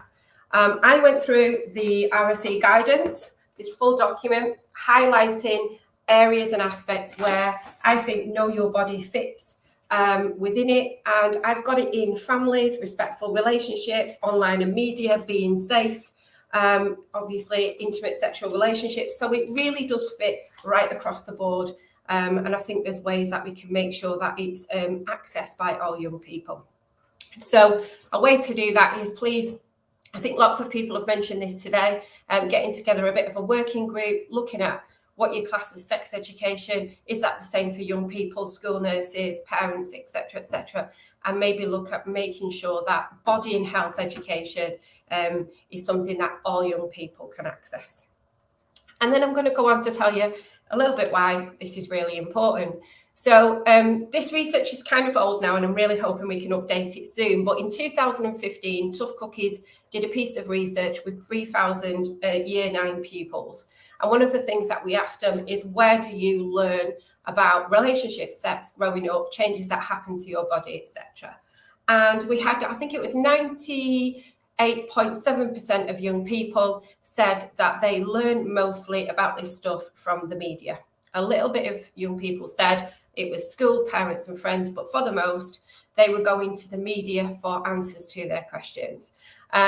We also asked them, we give a great opportunity for them to say, like, imagine we're the desktop, we're the Google search bar. How would you write your question? What stuff would you Google? And we also gathered that information. And we went and looked at what information young people might find when looking for answers to their questions. And we found that it was leading to lots of misinformation, lots of stress and worries about their bodies and about their health. And then that was then impacting on the way that they behave and their attitudes as well. We also asked them at this stage, kind of, what questions do you want to know the answers to? So, and I was really surprised by this. We did the research as part of a consent project that we'd been doing. And at the end of it, we'd kind of said, what else would you like to know about? And I was kind of expecting answers to be about relationships, healthy relationships, domestic abuse, etc., things like that. But it wasn't. I was really surprised to find that these 13 and 14-year-olds were asking quite commonly, most common things, around things like penis size or worries about their body, worries about their breast development, periods. And it didn't change in 3,000 young people that we asked. All of their questions kind of come under the heading of, like, am I normal? Is this right? Is this right happening to me at this age? And so we went away and we designed some new workshops, which was what became our Know Your Body workshops. We currently deliver these Know Your Body workshops across the country, primarily working with Year 10 students. And what we are finding is, in many, many schools and situations, the Year 10s that we are working with were last educated about their bodies in Year 6 or Year 7. So for some of them, they were saying, well, we had puberty education in Year 6 and we covered menstruation in Year 7 in biology. And then we're now in Year 10 and we're a bit older, a bit more mature, a bit different. We have some different questions we'd like to ask. And they have really, really welcomed the opportunity to be allowed to sit with others their age, going through similar things and talk about their body. I'd like to share with you some of the things that we are recognising as being quite common. Some of the things that we notice is that, for example, some young men are circumcised, but I've never actually had a discussion with a parent or carer about when that happened to their bodies, why that happened to their bodies, and how their bodies may be different from somebody who doesn't look like them. So that is year 10 young people who have never had the confidence to have a conversation with a trusted adult about their body. For young women who have often already started their periods, we are learning that they don't recognise that they actually pee from a different place than that their period blood comes from. So we are seeing a real gap in knowledge amongst young people who are already experiencing these changes to the body, but are not really clear about if something's right or wrong or kind of what's going on. So I can't stress enough how crucial it is that young people are being given a space to allow to revisit this learning now that they're a bit older and get some things kind of ironed out and straightened out. I'd also just like to share some key information about why this is absolutely crucially important, and some of the reason that kind of stands behind the values of Tough Cookies and why we do what we do. So the first part of this is linking to cancer awareness. So in lots of the communities that we work in, there are high rates of adults who pass away due to cancer, late diagnosis. And we are already aware within adult communities that a lot of that is because people are embarrassed, scared to go to their GP, particularly talking about private parts of the body. And so doing this education as a teenager, reaffirming body autonomy, making young people feel comfortable about language, teaching them how to access healthcare is crucial to these adults becoming healthy adults. We also know that learning about your body and having the correct terminology is a real great tool for safeguarding young people. And although I can't bring you like a body of evidence that suggests that to be true, I've tried to look for this everywhere and anywhere. What I can tell you is that there's millions of adults who were victims of abuse as children who said it could have been really helpful if they'd have been taught more about this and had the right terminology to report it. So again, safeguarding young people, crucial part of Know Your Body. There's lots of stuff about period stigma and taboo. We've done lots of work more recently about period poverty and how that's kind of challenged. And we're also now seeing a real change in period education being a little bit more realistic and not just like, yes, 28-day cycle with a image that doesn't include the cervix and doesn't discuss endometriosis, doesn't discuss menopause, doesn't discuss polycystic ovary syndrome. So we're aware now that 79% of young women, when they experience their menstrual cycle and periods, are actually really concerned about some kind of health issue, pain, discomfort, heavy periods, but are not going speaking to health professionals about it. So that's something, again, we need to change. And then there's the links to body positivity. And again, people have mentioned this today. We've got more access to pornography. Young people are able to look at bodies, different bodies, compare themselves. And a statistic that really does stick with me is one from a 2019 study, and I think this was featured on a BBC programme, where 200 young women under the ages of 18 had sought to have cosmetic surgery on their vulva because they were already concerned about the way that their body looked and that it wasn't what they classed as normal. And so learning and teaching young people about their bodies really allows them to accept themselves for who they are, what they look like, and address those ideas that they're trying to kind of compare their bodies to, these sexualized images that they're seeing on social media and pornography. So how do we teach it? What do we do? Where do we start? Again, I mentioned some free resources before, but there's also just lots of stuff out there and what it should be including. So definitely young people need to be understanding the reproductive system, how it works, what happens. I had some young women, even just this week, that were talking to me about periods. They were also on contraceptive pills for heavy periods, but they didn't actually really understand anything about what was going on. And so having the opportunity to kind of really look into that and understand that works towards meeting your fertility education, menopause, which is all in the RSE guidance.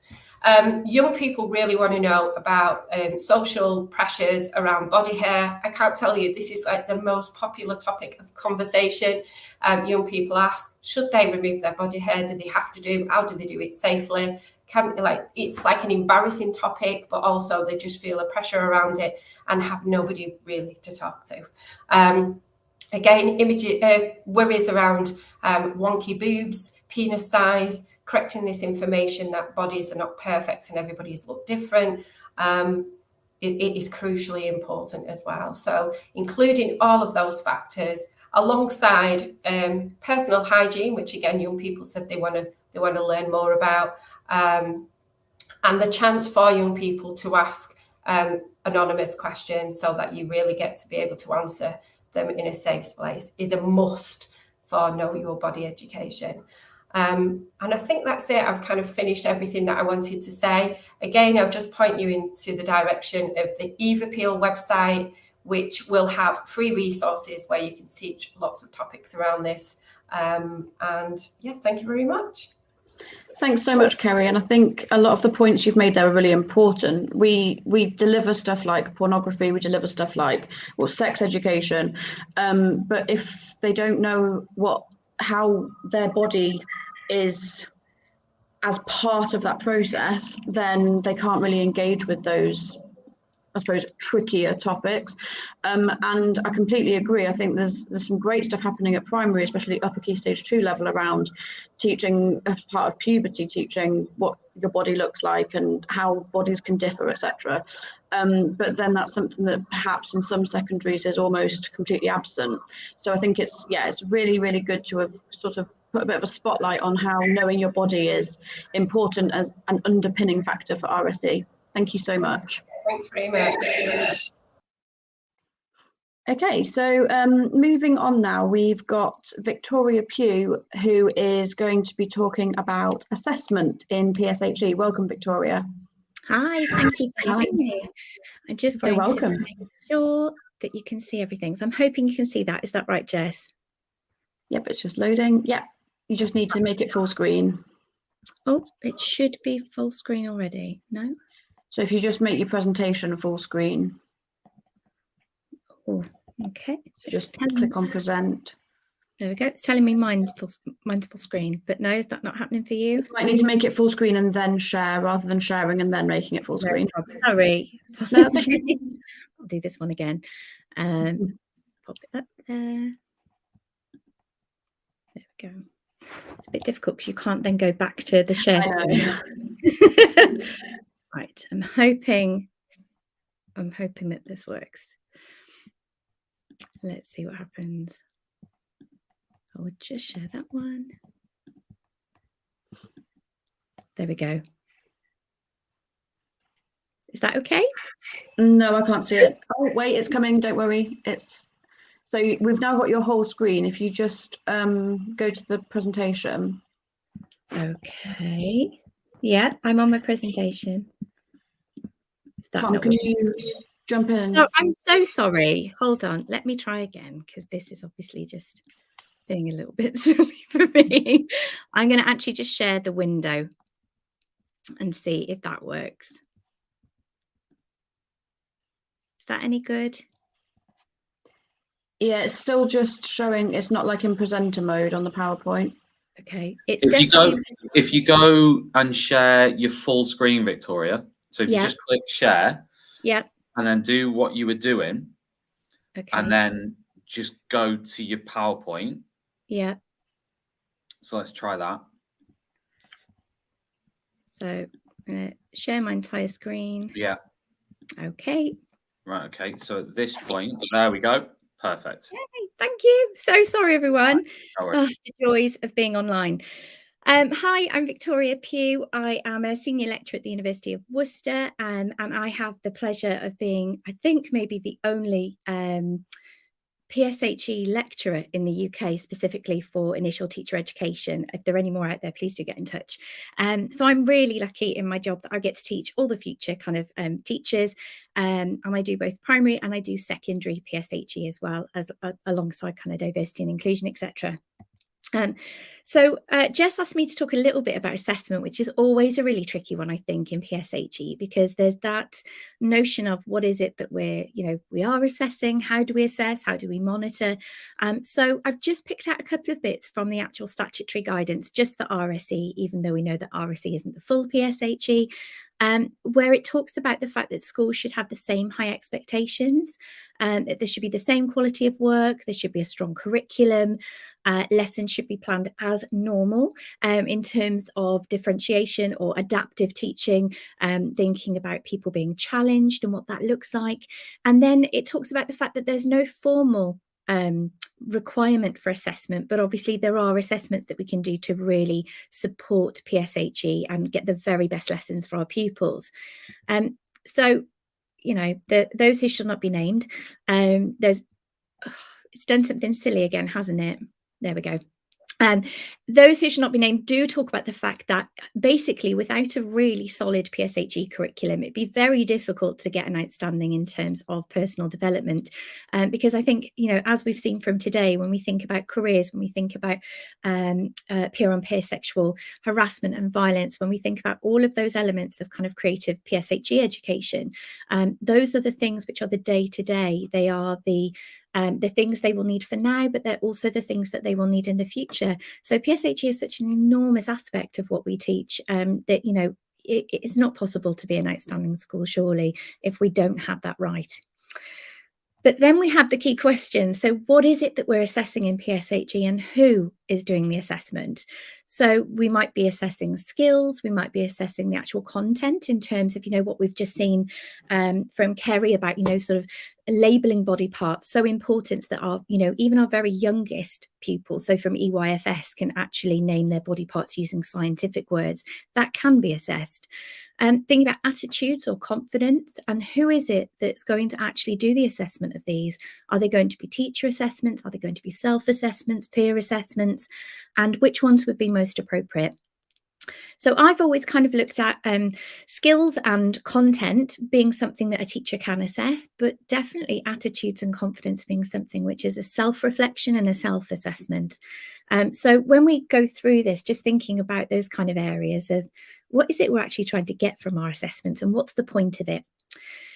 I have always been a key believer that it's about the journey. This isn't something that we're not assessing someone in PSHE as a pass or a fail. Like we can't fail life, and essentially PSHE is life skills, isn't it? So I would argue that we don't want to set somebody up for, oh, well, you failed PSHE, and that certainly wouldn't be what we're looking for. But what we're looking for is in terms of that, where they're coming from and where they are in that baseline assessment, to then what's the journey that they've been on to get them to where they are at the end of a unit or a particular topic, and that ipsative approach, that kind of thinking about the development of the child or the pupil or the student or however you call them in your setting, is really the key thing when we're looking at assessment. Not about how are they doing in terms of content assessment against the rest of the class. It's very much about that journey. So what might baseline assessments look like? I know that there are people here probably from sort of EYFS through to secondary, hopefully further ed are here as well. If you are further ed, do say hi. I do feel like further ed are the sort of Cinderella of the education system. So please do get in touch if you ever want to talk all things FE as well. But baseline assessments can be as simple or as complex as you want them to be. They can be a graffiti wall. They can be a statement in a reflective journal. It can be a recording of a group discussion in terms of just the key points from the group. It can be a confidence kind of baseline assessment of confidence on a certain topic, or giving them the objectives and seeing how they feel about it. Could be a draw and write if you're in the lower years, but also I don't know why we don't use more draw and writes in Key Stage 3, 4 and 5, because I think sometimes we have that thing of, it has to be more formal and it has to be this, but actually they love to be creative. Lots of them really enjoy the creativity that we can get from that. So having a baseline assessment at the start of your topic or your unit, or a series of objectives, can be a really great way just to kind of gauge where your pupils are. And it doesn't just assess where they are, it also gives you a heads up in terms of where they are with the topic, with their confidence, if you need to do more work on particular skills, maybe such like assessment, discussion skills, or maybe you want to look at debate skills in more depth, or you want to look at the inclusive language that you might use within your unit. So that baseline assessment really can open up, it can be a treasure trove of information for you as a teacher as well. And once we've gone to the kind of baseline, thinking about how you carry out whatever topic it might be that you're carrying out, that creativity in assessment is really important. So not having the standard kind of, here's a test, sit down, that's what we're going to do, or having a text and they have to complete certain questions, whatever, or, those closed kind of conversations where they give their opinion, that's it. But using things like mind maps, them presenting, going away and researching something and presenting it to their group, and having some form of peer feedback that's really a supportive peer feedback, because those are skills. When we're talking about the careers and all the skills you need, peer feedback is something which is an incredibly important skill as they go through life. And very often we find when they get to university that that's something that, they really struggle with, because it's difficult to actually give feedback in a constructive way. Could be designing leaflets, it could be advice pages, it could be attitude rankings, or the Diamond 9 ones. I'll happily post after the event some links to some really great kind of active teaching ideas, because sometimes we get stuck in a rut with using the same things that we know work, so it's nice sometimes to change it up. Mock radio or TV interviews, anything in terms of role play or scenario work can be a great way to have that distancing from a topic if a child or a student really kind of needs that. But there are lots of things that we can do in terms of assessment, and it doesn't just have to be at the end of a lesson, it can be at the end of a topic or a unit as well. I say using creative opportunities for assessment. This is something I saw that I just think is lovely, just drawing around sort of handprints and then thinking about where they were, all the things they've done in the past and their sort of hopes for the future. But you can do that with lots of different things in terms of what they know now and using that as a handprint, and then going back to what they know after and adding to that. Sometimes we have mind maps where they are able to kind of create what they know, and then they go back and they annotate that. This is just another creative way of being able to do that, which is lovely. Also thinking about sort of metacognition and questions to help review skills and values and things. Those kind of questions where we talk about things like reflecting on your thinking today. What were you most proud of? What did you struggle with? What was frustrating? Do we need more time on this topic? What made you curious? All of those questions that you can just have on the board and get them to put in a reflective diary or something, some place where they can actually put those thoughts down. If they haven't enjoyed something in the lesson, it's also great for you then, because you can pick up on that in terms of feeding forward into your own planning as well as a teacher and any of the lessons, and gain that really valuable feedback from students. Class quizzes. So this is a lovely way to just, if there's content knowledge that you just want to assess or see where they are with it, if there are any topics that you're doing that tend to have a lot of misconceptions in them, there's a lot of research that says that we shouldn't put the myths up, because actually it just reinforces them, but actually being able to ask questions and just check for understanding can be really useful. And someone was saying earlier about using, I think it was Angela was saying about using technology within the classroom. There are so many amazing free apps now. Students love, most of them love to tend to get involved in it. There's Mentimeter, Kahoot is really easy to use, Socrative Teacher, loads of different ones. And they also then tend to put them into some sort of kind of Excel spreadsheet for you, etc. So they do the work for you. Microsoft Forms as well is a really good one, because it puts everything into a spreadsheet for you, and it is about making your life easier as a teacher too, because there's enough going on without starting to classify assessment data as well. But this is a nice way to just be able to just gain a bit more of an understanding of any of those topics that have that kind of content of facts or things that they need to know or should know. And they can also create quizzes for others. So very often I find that it's really great, if you've got year 10s for them to create kind of little quizzes for year 7. They really like to do that. If you're in primary, getting year 7s to kind of look at what would you know, year sixes need to know, or year fives need to know. So you can also use that as kind of a tool to kind of assess their knowledge, but sneaky knowledge, because they don't realize that they're actually having to use their knowledge to create the quizzes. So that can often be a great way to go as well. I find these really useful. So whole class assessment per lesson or per unit of study, where basically you pick up on any misconceptions that have come up. You list any students who needed further support. You listed any students who were really kind of got it, and examples of things that they might have said. You think about any next steps for feeding into your next lessons, any successes, things, you know, conversations that came out that were really kind of astute or amazing, or things that you want to work on. And then anything in terms of, you know what, that's a really good point, I'm going to put that in my lesson next time. So this is a really nice way, instead of doing individual assessments per student, which is very time consuming and would be incredibly difficult, having this kind of whole class assessment can be a really useful way to be able to gain that understanding. Lots of secondaries that I'm working with at the moment, not so much primaries, but secondaries that I'm working with at the moment are really enjoying using unit booklets. So basically a booklet that sets out everything that's going to be covered in that topic. And then there are little quizzes, questions for reflections, confidence trackers, little quiz bits that throughout, and then at the end there's a reflection on how they feel about it, and that can be quite a succinct way to kind of have everything in there, and they can collect those booklets to keep with them, you know, kind of across however many year groups they want to keep them, and they can also then be supplemented with, you know, obviously lots and lots of practical activities and things, but it's also like a little bit of a revision guide too, that they can pop in there. So lots of secondaries are enjoying those at the moment as well. Lots of you will be familiar with I can statements. Lots of I can statements. Pupils can create the I can statements themselves at the end of it, thinking about what they can do now. I think that's a really great way, rather than giving them the I can statements. It's a lot more co-constructed.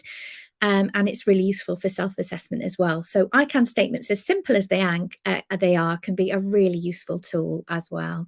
I'm so sorry I'm speaking like at pace because there's not much time and lots to go through. Floor books tend to be primary, but actually I found lots of the kind of secondary and FE places that I'm working with at the moment, the settings are loving a floor book, a massive big sort of A3, A1 floor book where, you know, the objective is put in and then they just all write in it, they sort of graffiti in it, they put their ideas, they share things, pictures, photos, QR codes to great websites that they found, that kind of thing. Really nice way, and it's something that can go with them from year group to year group.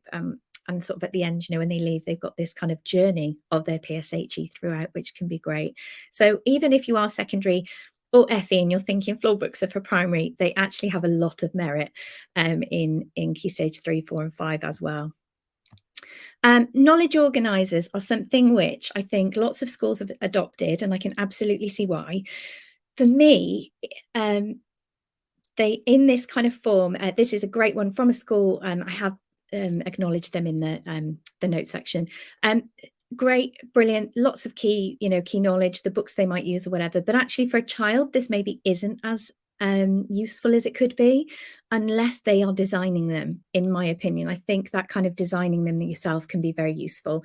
The Hectic Teacher resources, Hectic Teacher on Twitter has the most incredible kind of knowledge organisers for PSHE that are really useful to give to form tutors as well, I think. But I would say kind of having this create your own, where you give them that blank page, or, you know, this is an example from geography. But having that where they, you know, start to think of their own can be really useful as well. And it can form that kind of retrieval practice as well, if there are any facts, but also gives them a space to be able to reflect on anything that they might want to think about, or any questions that they might want to ask then after. So this kind of gives an overview for the topic that they can kind of share what they know, but in a way that suits them and the way that they can express themselves. That can be pictures, it can be doodles, it can be, you know, an infographic, it can be whatever, you know, whatever suits them and how they best present their knowledge. So what do you do with the assessment data? If your assessment data is solely for Ofsted, then you don't need to. You just need to be able to show progression. If you're monitoring it because you want to show the progress that a child, you know, or a student makes right from kind of reception, year 1 to year 6 or year 7 onwards, then it's about having that spiral curriculum, because unless you have a spiral curriculum that builds on knowledge and skills and attitudes and confidence as you go through the year groups, then it's very difficult to assess that. The whole point of assessment is that it makes things better, in my opinion. So using it to be able to feed into your curriculum. If you have a number, of students who are really not confident with a particular aspect of the curriculum or topics that have been put out, then it's about, okay, so I know that that's a focus that I need to work on and gain their feedback to find out how I can make it more accessible. And then who's involved in using the data? So do the pupils get access to that data, or do they get to be in charge of their confidence data? Does that go to head of year group? So you're passing that on. So just thinking about who's involved in that and what that data is actually being used for, really, the purpose of it is an important factor. I'm going through this so quickly, I'm so sorry. I run a university PSHE diploma, and it's one of the things that I found in my career as a PSHE coordinator, but also now working in ITE, is that so many teachers really lack the confidence, because PSHE is such an enormous subject. It isn't just sex ed or relationships or, it's global citizenship, it's careers, it's everything. It's that, democracy, the finance, it's everything. We decided to set up a university diploma, which is a fully kind of university qualification that runs from October to June. It's currently £600. Unfortunately, I think it's going to go up quite a lot after this 2022 October 1. But it is for any teachers, TAs who want to become specialists and have a specialist qualification in PSHE. We have 9 online sessions. It's all online. You're more than welcome to apply. I've put the QR code on there, and it's just a chance to meet other people as well who are as passionate about PSHE as you, and who are maybe at the same stage as you are, and to, I say, pinch, magpie ideas and resources and things, as well as having lots of CPD. So please do get in touch if that's interesting, or use the QR code. And one of the things I wanted to say in terms of assessment is, if in doubt, if you are in any doubt about how your students want to be assessed or what works for them, how best they can show you what they know, then ask them. And ask staff what works as well, because when everything is co-constructed, everyone tends to be on board a bit more with it, and it won't seem like such an arduous task for assessment. That was a very whistle-stop tour. I'm so sorry. I am on Twitter, obviously, and I'm more than happy to answer any questions if I can. If you want me to be, send me emails, please feel free. I'm more than happy to do whatever I can to support. But thank you very much, Jess. Thanks so much, Victoria. That was fantastic. And I think the thing that's really struck me about that actually is seeing all of these things which are common in other subject areas. So you had the revision clock, you mentioned retrieval practice, we talked about knowledge organisers, draw and write tasks, like all of those things that are used in other subject areas. Why aren't we using them in PSHE? It's, yeah, okay, like really mind opening. So thank you so much for that. You're welcome. Thank you very much. Thank you. Okay, so moving on now, last but not least, to James Clark, who is going to be talking about practical tips for PSHE delivery. James, thank you very much for joining us. No worries. Can you hear me okay? Yes, absolutely fine. Thank you. Awesome. I feel like I should start by saying this is not my house. This is, I'm on a scout campsite. So for anyone looks at it going, wow, what a nice kitchen on a scout campsite. Amazing. I'm ready to go. I'm just going to sort of talk, if that's okay. Fantastic. Absolutely fine. Thank you very much. Well, first of all, massive thank you to Jess and the team and everybody for putting on this event. I mean, just how awesome is that? I've managed to kind of come in and out throughout the day, and you just learn so much. So if people are listening to this back and they're sort of skipping through bits, trying to find out, where's what, or listen to this bit or that bit, I'd highly recommend taking time during the half term to really go through each of those presenters, because there's so much knowledge. And I think you hit the nail on the head there. It's mind opening. You sort of look at stuff and you go, oh, I can do that. That's simple. Why aren't I doing that? So generally, a massive thank you for me for letting me be a part of it and for creating an event like this to open up that space. I've been asked today to talk about practical tips for PSHE, which, having listened to all the other amazing speakers, I'm going, wow, there are so many out there. So this is just my view. And by all means, I think the best thing we can ever do is to share and to talk. And I wanted to start, before I did all the introductions and everything else, by saying this one quote when I was planning the session that kept going on in my head. And it's, not knowing is just as powerful as knowing. And I'll explain what I mean by that as we kind of go through. But I'll say it again, just not knowing is just as powerful as knowing. And I think sometimes, particularly in this subject, there are so many things that we don't know and we won't know. And actually, we can only be, you know, as good as we can possibly be. We don't have to know everything. And there's power in actually being the person in the room that says, do you know what? I don't know what that is. Let's go and discover. Let's go and find that out together. So my name is James Clark. I'm a drama teacher and a PSHE lead at a secondary school in North London. I've had the absolute pleasure of taking over PSHE and bringing it into the curriculum and bringing it into the timetables. And as many of us are probably the same, starting thinking, I've no idea what I'm doing. You just look at this blank curriculum plan and think, okay, I've got to fill this. How? And you search, and there's so much out there that actually sometimes it can become overwhelming and it can become very difficult. And I think you do have to, before you can even start, you know, thinking about how you're going to deliver it in the classroom, you need to start thinking about actually, what does my school need? What do my pupils need? What do my year groups need? You know, because everything is going to be different. So practically, you know, talk to people, you know, talk to the heads of year, the senior leadership team, students, find out what it is they want to know and they need to know and what they already know. And looking at practical tips, I think it can be split into two categories. I think we have when we talk about practical tips, there's the physical ideas and activities and ideas you can use to run a PSHE lesson. And there's also the practical element in terms of the tips when it comes to actually the rules and setup you put in place. So I'm going to try and touch on both over the next sort of 8 minutes or so. I'll try and keep myself restricted to the time because I know I can see here in live for 4 hours and 15 minutes. I'm sure everybody's ready for a little lie down. And anybody who's seen me talk before knows that I love a conversation. It's not a place where, and I wanted to talk about, for me, what the subject is. And I want to start by saying what PSHE means to me. PSHE is lessons. They're not a place where anyone is wrong, but it's a place where our views and ideas should be challenged. It's not a place where you should write essays or study text, but it is a place where you develop your community knowledge and literacy.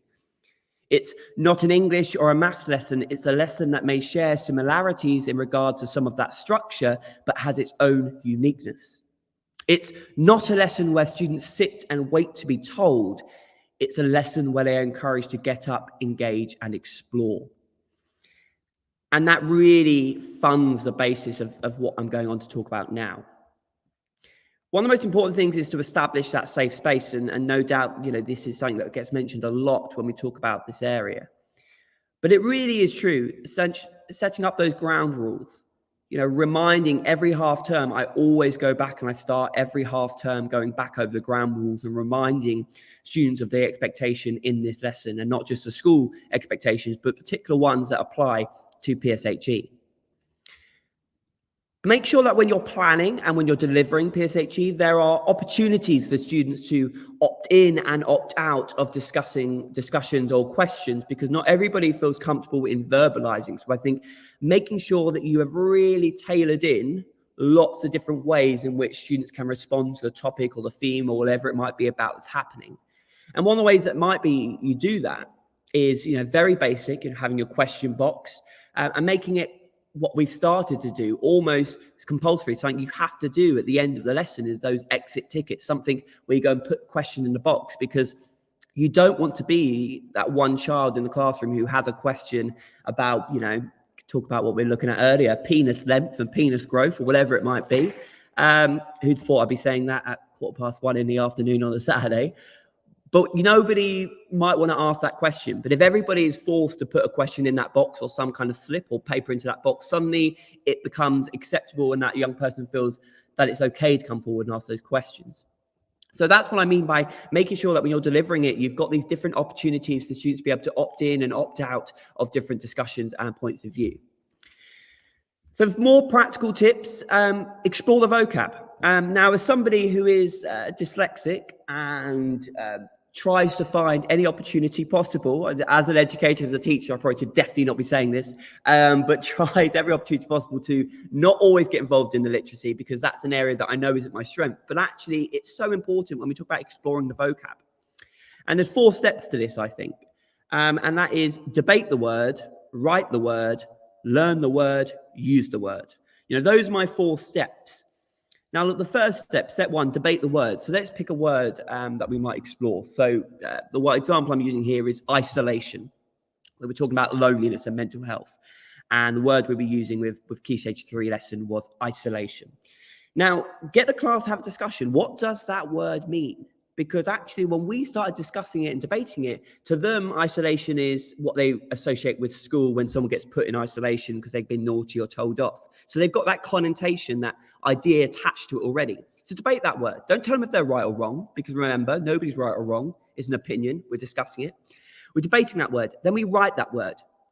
So we get them to write their own definition of what that word means to them after they've had that discussion. Again, there's that opt-in, opt-out kind of opportunity for that young person who maybe doesn't want to vocalize it or isn't sure, doesn't have an idea. They can listen to the views around them and make their own decision. So we've debated that word, they write the word, and then I want them to learn the word. So we learn the dictionary definition of what that word means, and they write that down next to theirs. So they've got their idea of what they thought it was after they've had discussion, and then we've got this ground understanding that we're going to use the word in the lesson and what it means in this context. And then use the word, get them to see what that word looks like, both in a scenario basis of the topic you're studying, so feeling of isolation when it comes to mental health and how people go through that, but then also you can use it in another setting as well, that's outside of your subject area. So in everyday life when you might use the word isolation, so they can see how it's used practically on those different ways. Another practical idea is a sliding line. This is one of my favorites, but that's because I'm a drama teacher and I like to move. So you have 2 sides of the wall. Again, practical ideas that I'm sure lots of us have used before. We've done the example I've used it is when we were looking at skills within careers and which one they think is most important. So you might say, is teamwork the most important skill you need for your future career? And you have one side that's agree, one side that's disagree, and then they stand whereabouts they feel strongly. So if they strongly believe that it's the most important skill, they would go stand right by the wall. They might go stand right in the middle. They might stand right on the other side if they disagree. So you're getting them to discuss what is the most important one without having to do it in a sit-down way. Actually, sometimes getting up makes them think a lot more. And then you challenge them when they stand there. So you give them the countdown. They've stood where they want to go. And then you ask them that question, well, why? Why are you standing that close? Why do you strongly agree? Why do you strongly disagree, et cetera, et cetera? And you can multiply that. You know, you can have it into 4 corners. So a spider web analogy. So you can have in the 4 corners, you could pick 4 different, let's pick an example of healthy relationship traits. So you pick 4 different health relationships. So we could put in one corner, good communication, great at cuddles, good looking, and you could put over here, what's another good healthy relationship? Let's say it's to do with says I love you every day. So you've got those 4 ideas in each corner about what could make a good, healthy relationship. And you get them to stand in the room of where they feel the most important are. So they have to think in their heads and go, okay, oh, is that important? Or actually, I feel a little bit of this, so I'm going to stand this side more. Or that's so it really gets them moving around, but also those discussions happen very, very naturally without them necessarily thinking. I know lots of us have probably been in the classroom where you ask them to discuss a question next to you and they've no idea, or they just sit there for 2 seconds talking about it and that's it. But actually the practical movement of it, I think, really helps have those discussions and points. And of course, you can have them written on bits of paper and put in the corner to make it a bit visually more engaging and easier for them to understand where's what. So there's one example. Another example, and I just wanted to fire out as many as I could during this time slot, so bear with me here. The 3 Ds of dialogue: debate, discuss, deliberate. So that's what I think is really important generally across any setup of a PSHE lesson, is to debate, to discuss, to deliberate. And And I think here there are ways you can do this verbally, of course, but the basics are just as good as the latest trend. I've only been in education 4 years, and I know there's lots of incredible speakers who have been in education for a long time and have done incredible things. But I think sometimes the basics are just as good as what the newest trend is out there. So, think, pair, share, your mind maps, and the distancing technique that I always use when we look at a discussion. So we looked at somebody in terms of, we've looked at gender imbalance and equal pay for women. And we start talking about actually, well, what would someone who is perhaps, you're saying is from a male perspective. Okay, now I want you to change your mindset. What would somebody from a female perspective say? What would someone from this religion say? What would someone from no religion say? And that idea of debating and discussing and deliberating these ideas, again, nobody is wrong. We just need to make sure that our ideas are being challenged, because if nobody challenges us, then we go around with one preconception of the world. Another one for me, and this is one of the final ones I kind of wanted to look at, is engaging the wider school. You are not alone. Don't worry, this is not some helpline, I promise you. This is a helpline for PSHE, but not just talking to you directly here, but you as in the subject are not alone. And actually the wider impact that PSHE has across curriculum, across pastoral care, across the basic structure of education is so important. I know we've just touched on it just a minute ago there, looking at Ofsted and the different assessments. And how we engage doesn't have to be on that big sort of level, but actually one of the tasks that we've done with Year 7 is we look at fake news stories, and we look at the media and how media grab attention and how they engage the reader and how they bring you in, all of those things. And then once we've done that studying, I mean, this is another form of assessment here. Once we've done that studying, they then have a homework task or a home learning task, however it's called in your establishment, where they need to go out and they need to find 3 teachers and they need to find out 3 facts about 3 teachers. And they're going around the school, it's a whole year group, and they come back next lesson, next week, or next form time, depending how your lessons are structured for PSHE. And they have to take those facts and they write them into a news story. They make them real life, and they have to think about all of those techniques that we've explored and devices that the media use to draw people in. Whether the story is true or not, they use these devices to draw them in, the catchy headlines, the slogans, the gossip element.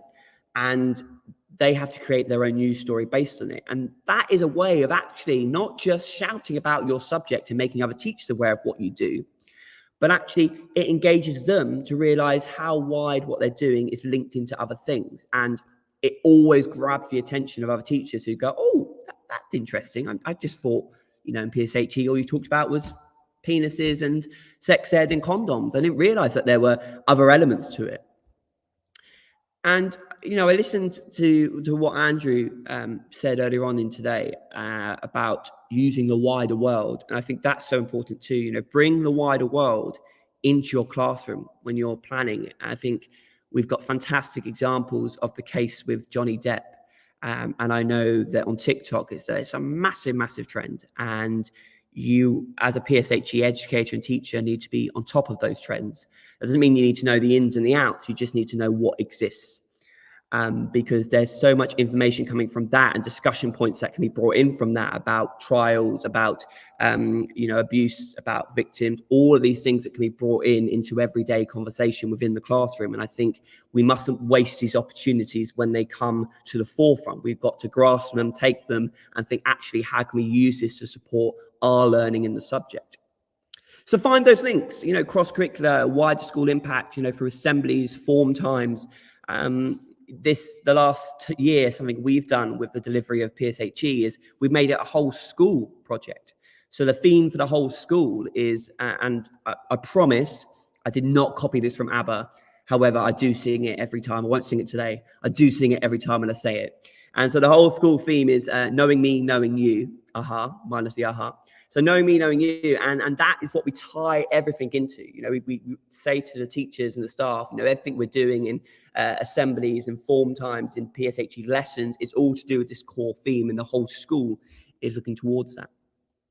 So there's examples there, and I hope some of those have proven useful and helpful. But I go back to the final thing that I said, and not knowing is just as powerful as knowing. You know, we are not specialists. Many of us have lots of different subjects and area that we focus on, and we want to do the best that we can. That's often why we take on the role or the job, whatever it might be, to be a PSHE lead, coordinator, head of department.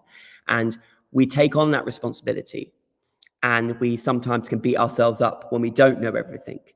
But that's the amazing thing about our subject, is it's a subject that is growing, it's changing, it goes with the trends. You know, what you learn one week may one day not be relevant compared to what you need to know the next week. So really don't worry about not knowing everything. But I think take every idea, take every opportunity and play around with it. See what works for your students, for your school, for your setting. And don't be afraid when you deliver your lessons to say, do you know what? I don't know the answer to that. Let's go find out. Or let's bring a specialist in. Let's bring a police officer in if it's about a legal term. Let's bring in a lawyer, whatever it might be. You know, there are so many people out there that want to get involved, and we can really use the local community in that. So I hope the ramblings that I've just given are of some use and interest. But I think, you know, my final point to make around the delivery is to reach out. You know, use the incredible Twitter resources that have been created by people that I see. You've got loads of amazing organizations that are setting up support and help, but take it, mold it, use it, and make it applicable to your own school and background. Once again, though, a massive thank you for letting me be part of today. It's been really, really awesome, and I can't wait to listen back to the rest of them. So thank you, Jess, for having me. Thanks so much, James, and thank you for your just passion and energy at the end of what has been an incredible event. I love the idea of knowing being as powerful as not knowing, and I think that's something that we have to really harness, because otherwise PSHE can seem like a very scary thing, I think, to a lot of people. So thank you so much for that, and for everything else that you said as well. Well, thank you as well, Jess, and enjoy your rest now. Thank you. Okay, so before I can go for that rest, what remains for me to say is, again, a massive thank you to the people watching, back on the recording, also to our three amazing sponsors, Pupil Progress, Teachers Love Stationery and Life Lessons. Thank you, Tom and Steph and everybody else at both in the PSHE team, but also in the broader TM Icons team. Thank you so much for all of the support, and I just hope that this event has felt so powerful, and I hope that drives forward more engagement in PSHE from professionals across the country. So thank you all so very much, and we'll see you at the next event.